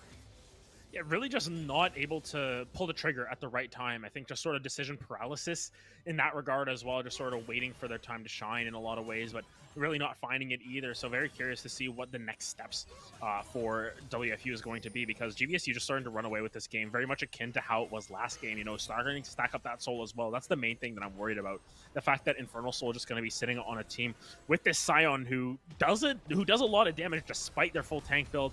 This Ezreal who is just going to be able to fire like an artillery mage basically, or an artillery AD carry at the end. And this Syndra who, if we can get a check on her stacks here, we'll find out exactly where she's sitting at. That's 88 stacks, so she has the upgraded Scatter the Weak. Means the cone is bigger, does the slow after the stun and all that sort of stuff. So 12 more stacks, and then she gets up to that ult execute. And of course, the ult's going to do even more damage to set up for that execute with that Infernal Soul if it is collected by Grand Valley. And the other thing that I think you highlighted there, which is really important too, is that infernal damage with Ezreal poking you is a lot more potent when you have no way to heal it up, because there are no healing, enchanters on the side of WFU. So whatever damage they take, it's going to stick. They don't have a lot of way to heal it up. They're not building any sort of regen that's going to allow them to run off to a minion lane and kind of regen some of that health, or nothing passive that's going to build it. So the more poke that they take in the fights is going to mean the worse it gets. And we talked about ease of execution, but GVSU, they are coming out ahead in the way that they're setting up for some of these small skirmishes. They're way ahead in the team fights. Their goal is in a really, really good spot right now, so they can continue to just smack Wake Forest with their wallets. And as long as they don't give anything up too big, I mean, they should be fine. But Adam, a question for you, because obviously you want to give due diligence, you want to be fair in assessments. Wake Forest, they are sitting 5 to 10 kills. They are a significant amount of gold down. But how can they get back into this, assuming that all things kind of keep going the way they're going? He's not even going to let me talk. Yeah. That's slicing Maelstrom just to buy a little bit of time to live. But it may not even be mattering, because it's going to be the hook, the lantern out. Flash, they managed to get down Breakbench, but what do they give over forward? Level 16 Ribbon's definitely going to drop. Now Vice is going to try and find her way on out of this one. Going to be on the wrong side of the map, so we'll look to try and reset. But they're not going to let this one go. Breakbench. Actually, no, I'm sorry. I called that wrong. It was actually SSA Stepfather that died. I thought it was Breakbench, but no. Wow, they're just going to start the Baron off this one. They know Palm Tree's there. This would not be where you want to get stuck. The respawn timers are low. And Healther's getting low as well. I think GVSU, I think they want to go and pull off of this one. Not the call they want to make, especially with the Wake Forest jungler still up. Does he get out of this one? Nope. Sure doesn't. Able to get out. And to answer that question as well, Wake Forest need to get farm onto this Kaisa, which is not happening, and that's basically the one way in. Oh, what is this? Toon World is likely going to die here and not going to be given much of an option. Young Earth threw him back long enough to make sure that he took a couple of extra turret shots. Will just get locked down. Going to get stunned. Toon World going to donate his life. So a little bit of free extra gold going into the back of the Wake Forest. So I'm sure if you're trying to find a way to get back into the game, that would, I'm sure, help to get more gold off of the Scion. Yeah, and I think that if you're giving gold over to this Kaisa, that's the main thing. But look at this. Breakbone Branch has no fear. Oh, but the Lantern timed out, so he's going to end up giving his life for it. Yeah, it's a cool play, but you give over the shutdown of the cannon, which is definitely not what they wanted to do. GVSU, they're starting to maybe get a little bit too big for their britches here and starting to give over some gold that they really shouldn't be given. Yeah, just unfortunate at the end of it. I mean, I thought there was a world where maybe Breakbone Branch is able to get out of that, but it doesn't seem to be the case, especially with the Alistar around. But yeah, Wake Forest, I think they need to keep looking for these fights, especially when you're this far behind. You got to look for something that's going your way, and if they're going to overextend, if they're going to give you some gold back in your favor, you just got to take what you're given. And you got to say thank you to them as well, but at the same time, it's starting to run out of their hands. You can just see how much gold has been collected off of the map. Granted, a lot of the gold that they can get back is quite easy. If they get a Baron, they're able to pick up a lot of the standing gold. They're able to pick up these objectives on the map, these towers that they haven't really touched thus far. That can start to put the gold back into their favor and turn this game around. But unfortunately, the Singed mid lane not really living up to the standards thus far. It's about 2,100 gold behind. Not really doing a whole lot if we're being real. The other thing that knocking those towers down will do if they can get that Baron is that it'll give them freedom across the map, because right now GVSU, they're able to get deep wards whenever they want them, and they have control over the positioning, so that means that they'll be first to all these neutral objectives. But if you can knock down at least that first round of our towers, then WFU, suddenly they have more pockets of darkness to play around. They can start to pick off players like Breakbro or SSJ Stepfather, but they may not be able to do it here because level 16 Ribbon just going to get stunned up a little bit. Not the target you want to focus necessarily as the Alistar, because he does have the Unbreakable Will, but yeah, WFU, they are being forced to fight for this dragon. This is what the dragon stack can get you as GVSU. How do they play this out? Yeah, very curious to see what'll happen. Oh my goodness, look at Aranchi on the flank though. This could be big. Once the Slicing Maelstrom is available, but the fight's going to start off now. If he can get into multiple members, he'll be able to lock them down. He manages to get the two important carries. The Ezreal and the Syndra are down, and now they just want to clean the rest of this up. But Toon World living so long for now. League of Trees trying to see if he can get one. He does manage to get it, but he'll trade his life. It is a 3-2 advantage right now, but it's just not enough as Toon World putting in the damage onto the Alistar. The jungler is still up for Palm Tree, though. They definitely don't want to try and give over this dragon if they can, but GVSU definitely won't be the ones to start it, and it ends up being a 3-for-3 in the end. Palm Tree going to get hooked up. Abastigma trying to hook into nobody that is there. Scion not going to be able to take the hook. Cannon caught on the wrong side of the map. GVSU, are they going to be able to run him down? Won't have the quickness to get out of this now. Wants to just put in the passive damage. Will have access to the Blast Cone. Going to get stunned up. Oh, the hook misses, though. Blast Cone over. Abastigma, Flay. Crunchy. He's just wasting time. Knockup's going to land. And Scion's going to collect the kill with a final ultimate. A long, drawn-out team fight ends up going to the advantage of GVSU, as technically they come out ahead on kills. They come out ahead. They're going to actually have the cannon down when they do this dragon now. Doesn't have the teleport up anyways, so wasn't really going to be able to influence this map. So interesting to see that Stigma is the one soloing it for now, but it seems like they're going to get control over here. They'll have the man advantage, and that's the main thing that I want to point out, is that they will have some more agency to just take this dragon and start to look for the map. Palm Tree, though, going to try and find the steal. This is going to have to be a blind steal at that, so really difficult to tell when Palm Tree's going to be able to go over. Oh my goodness, this is bad. Yeah, then was not the answer. He got over and he make it hooked up again. Oh. Yep, that's going to be ultimate committed there for SSJ. Stepfather, the dies, and Adam, you know what this means? It's Baron time. Yeah, Infernal Soul goes that way, and oh my goodness, it's going to be something to behold. This is Infernal Soul with this Syndra who can execute people, with Ezreal, you know, with the Zinjao. There's so much damage on the side of GVSU that it's really, really hard to put anything against them. And I mean, this one ends a different. The tune will That's a actually good manage to ending. get out. I thought I'd seen that episode before. Apparently, it was the extended cut release that had the different ending. yeah, just to make sure that the Scion's able to get out. But, you know, all those resources at what cost? The Purple Worm, and now should be able to secure this one without too much trouble. Might even look for the fight afterwards. Young Earth is looking for it. Oh my goodness, he's so fast. They want to try to get in. He pops the quickness to get through there. What else can he get? SSJ Stepfather just trying to stay ahead of the scary man with the bees. Is going to get up going into the stasis, though, but will just be sure to die. Meanwhile, though, Scion and that Boblin can damage into the structures. Oh. They're chasing GVSU, but at what cost? They will for sure lose one inhibitor, even if Vi can get there. Won't have enough damage necessarily to stop Scion. And GVSU, they're actually just happy to sit here and waste time stopping the backs. They want to make sure that no one that can do damage gets back to stop Scion. Hook's going to miss. Crescent Guard's going to come out. Nerium Olander, they definitely want to get the ADC. They do manage to do so. There's another reset comes out, though. With, yeah, this Vi is absolutely just getting smashed. Goodness. That's going to be the inhibitor going down, and no one else is even going to be able to get back there to stop them. Riven is just trying to get away, trying to waste time to get clear, but yeah. Breakbone? They'll probably just let him go. Scion again in a 1v2 here in the bot lane. Won't have access, or does have access to the unstoppable onslaught correction. Can't look to just engage us, but he's fearless. He's just going to go in on top of multiple people. The decimating smash gets interrupted, but it doesn't matter because the man with a forge in his chest is ready to forge these champions into kills, and that's exactly what he's going to do. Takes the lantern out, does already have the damage into the base, and now this is GVSU potentially just looking for the win. 30 seconds on the cannon. This is so dangerous for them. And Adam, this might be the end of the game if they can get enough of these structures down. I think it might be just because they don't have the wave clear to be able to match it. That Scion did so much work alone down there for a minute and a half. Didn't matter how many people you sent. 1, 2, 3 did not matter. The Scion that lives seems like they will back off for better or for worse here. But my goodness, this Scion is just such a menace. That's a full item that they can complete next time they choose to recall. Yeah, Toon World is absolutely menacing. And nope, I think we doubted him a little bit after game 1. But I think we did. For what? For what? For this? 6-2-1. The man just bought a whole item, including Bramble Vest. The amount of gold that he just spent is equal to a whole item. If you were worried that Scion wasn't going to be able to survive some of the damage or wasn't going to be able to reach the late game scaling in time, which, by the way, I don't think we were, now all of those doubts are gone. The man is a problem. Not bad at all for GVSU. 11,500 gold up. Once again, never do math on stream, folks. It's a lot. If it hits you, if that amount of gold hit you, you would be very upset.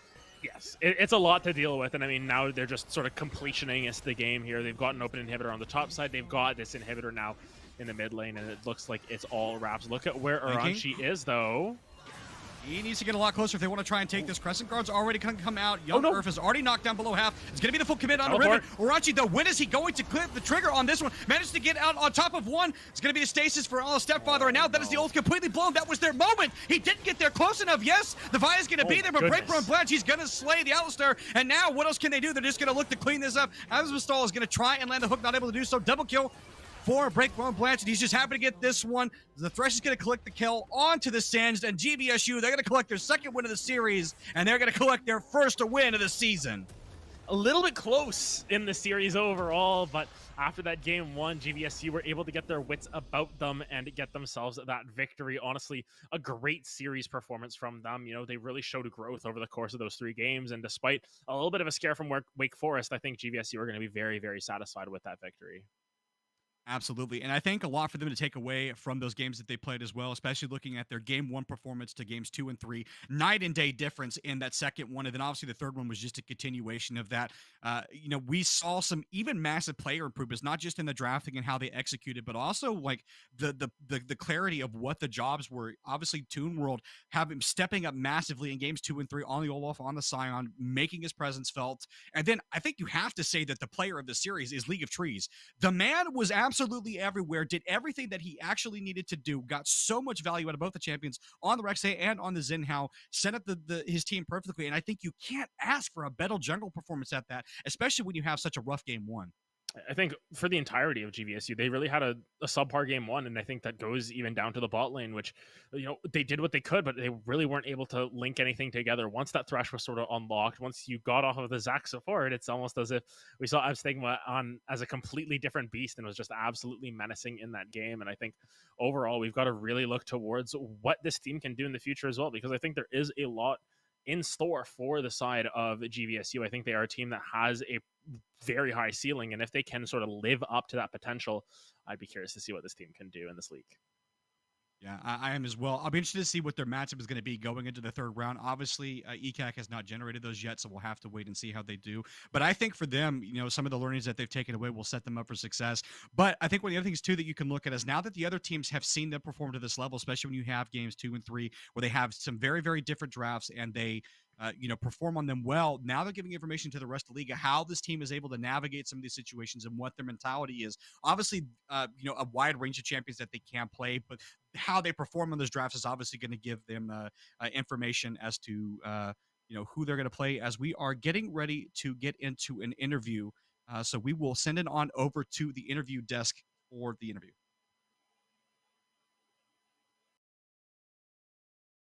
Oh, sorry. I've actually started. So it'll be the interview will actually be after the break, as the production is telling me. So we will send it to break first, and then we will have an interview. We had no idea to expect. This is going to be a Vi getting caught in this jungle where she shouldn't be, and that's going to be. Oh, the scatter of the week doesn't get it. He fails to flash. No, first blood given over to League of Trees, and he strikes again. See Ezreal get it, but they turn a gank around, and now Young Earth is here though. What else can they do?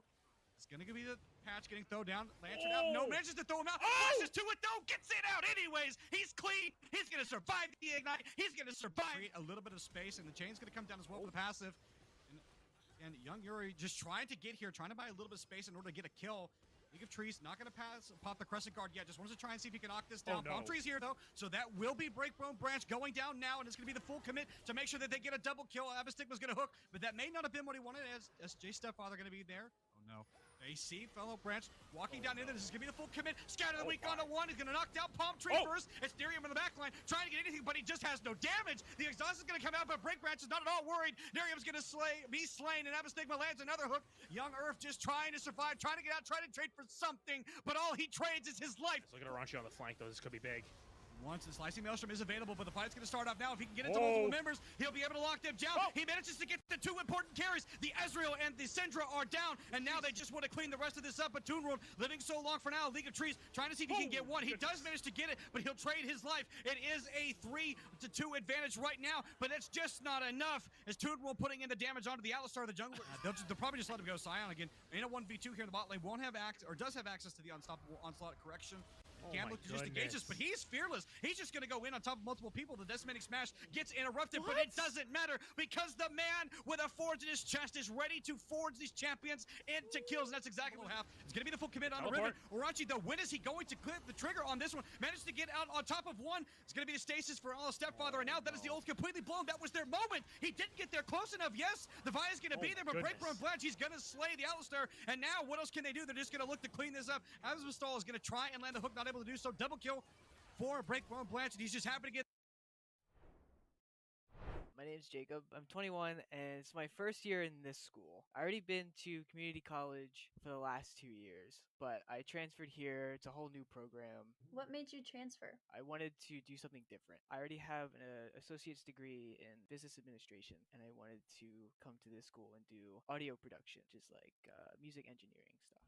So what do you want to do with that? The main goal is to work in like music studios and like help with like the music creation process. Anywhere kind of in the audio recording realm is fine with me. And do you have a go-to genre of music that you like? I don't know. It's all over the place, to be honest. Yeah, no judgment. It's I was all over, just it's all wondering. over the place. So how do you like the program that you're in now? Do you like your school? Yes, I really do like this school, and with this whole esport thing, I think it just made it a little bit better because like it's new, you know. It's you don't do it. Mhm.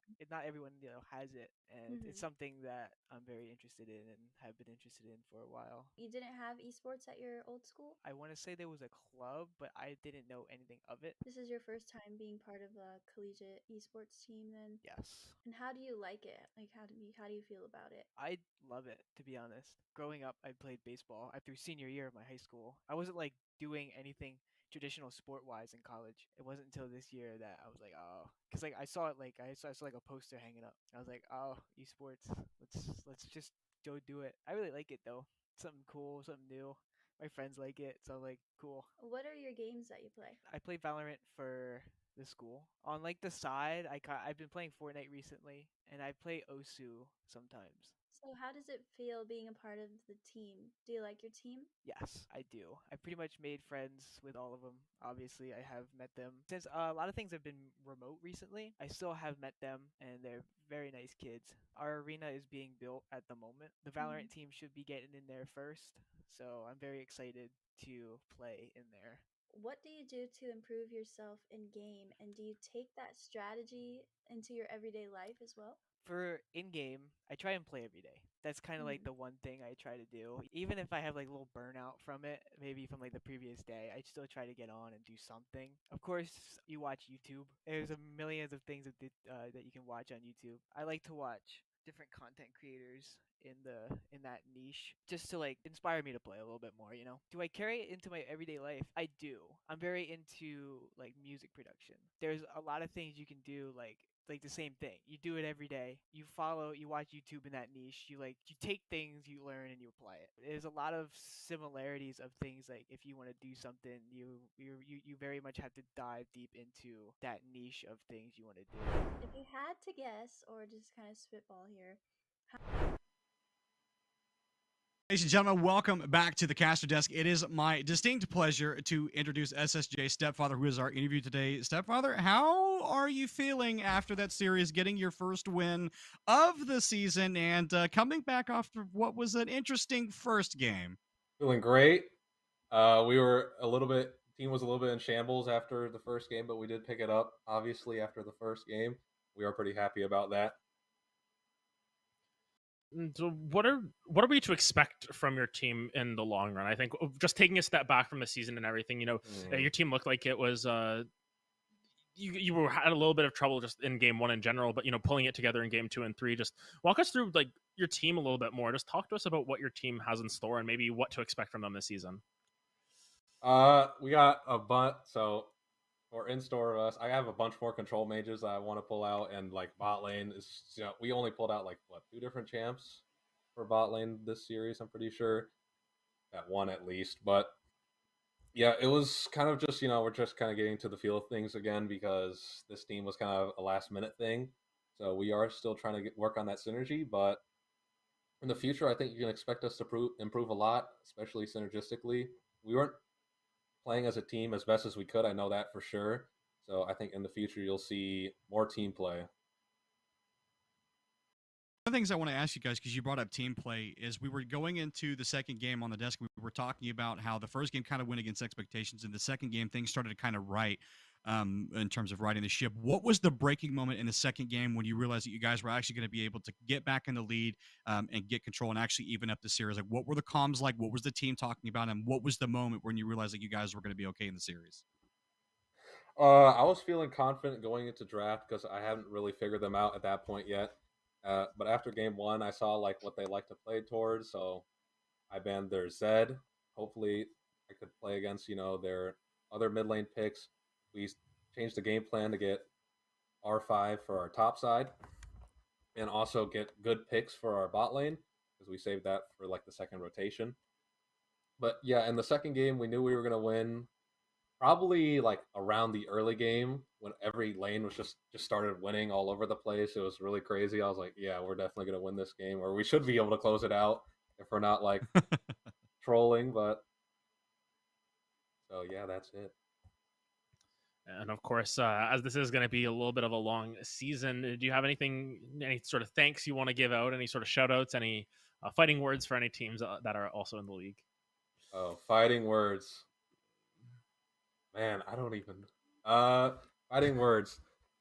Even if it seems like your backs are against the wall, you're lagging, your top lane to bot lane is losing. There's always something to do, like to improve on. There's always something you can do better. Don't get like overzealous just because you won one series. Just always look to improve and just try to have fun and be a little curious about the game so you can get like better and learn more. Alrighty, ladies and gentlemen. Just going to get one more production note, as it's nice to feedback from the players. Just we're waiting on the production. I think we're just going to go ahead and toss us out to the end. Ladies and gentlemen, we want to thank you guys so much for spending the time with us here on the broadcast. We want to thank you for coming to watch these teams. We very much appreciate it, and we hope that you guys will join us again next week for the next round of matches that we will have for the ECAC region. But that is going to do it for here on the stream. Thank you for watching, and we will see you guys next time.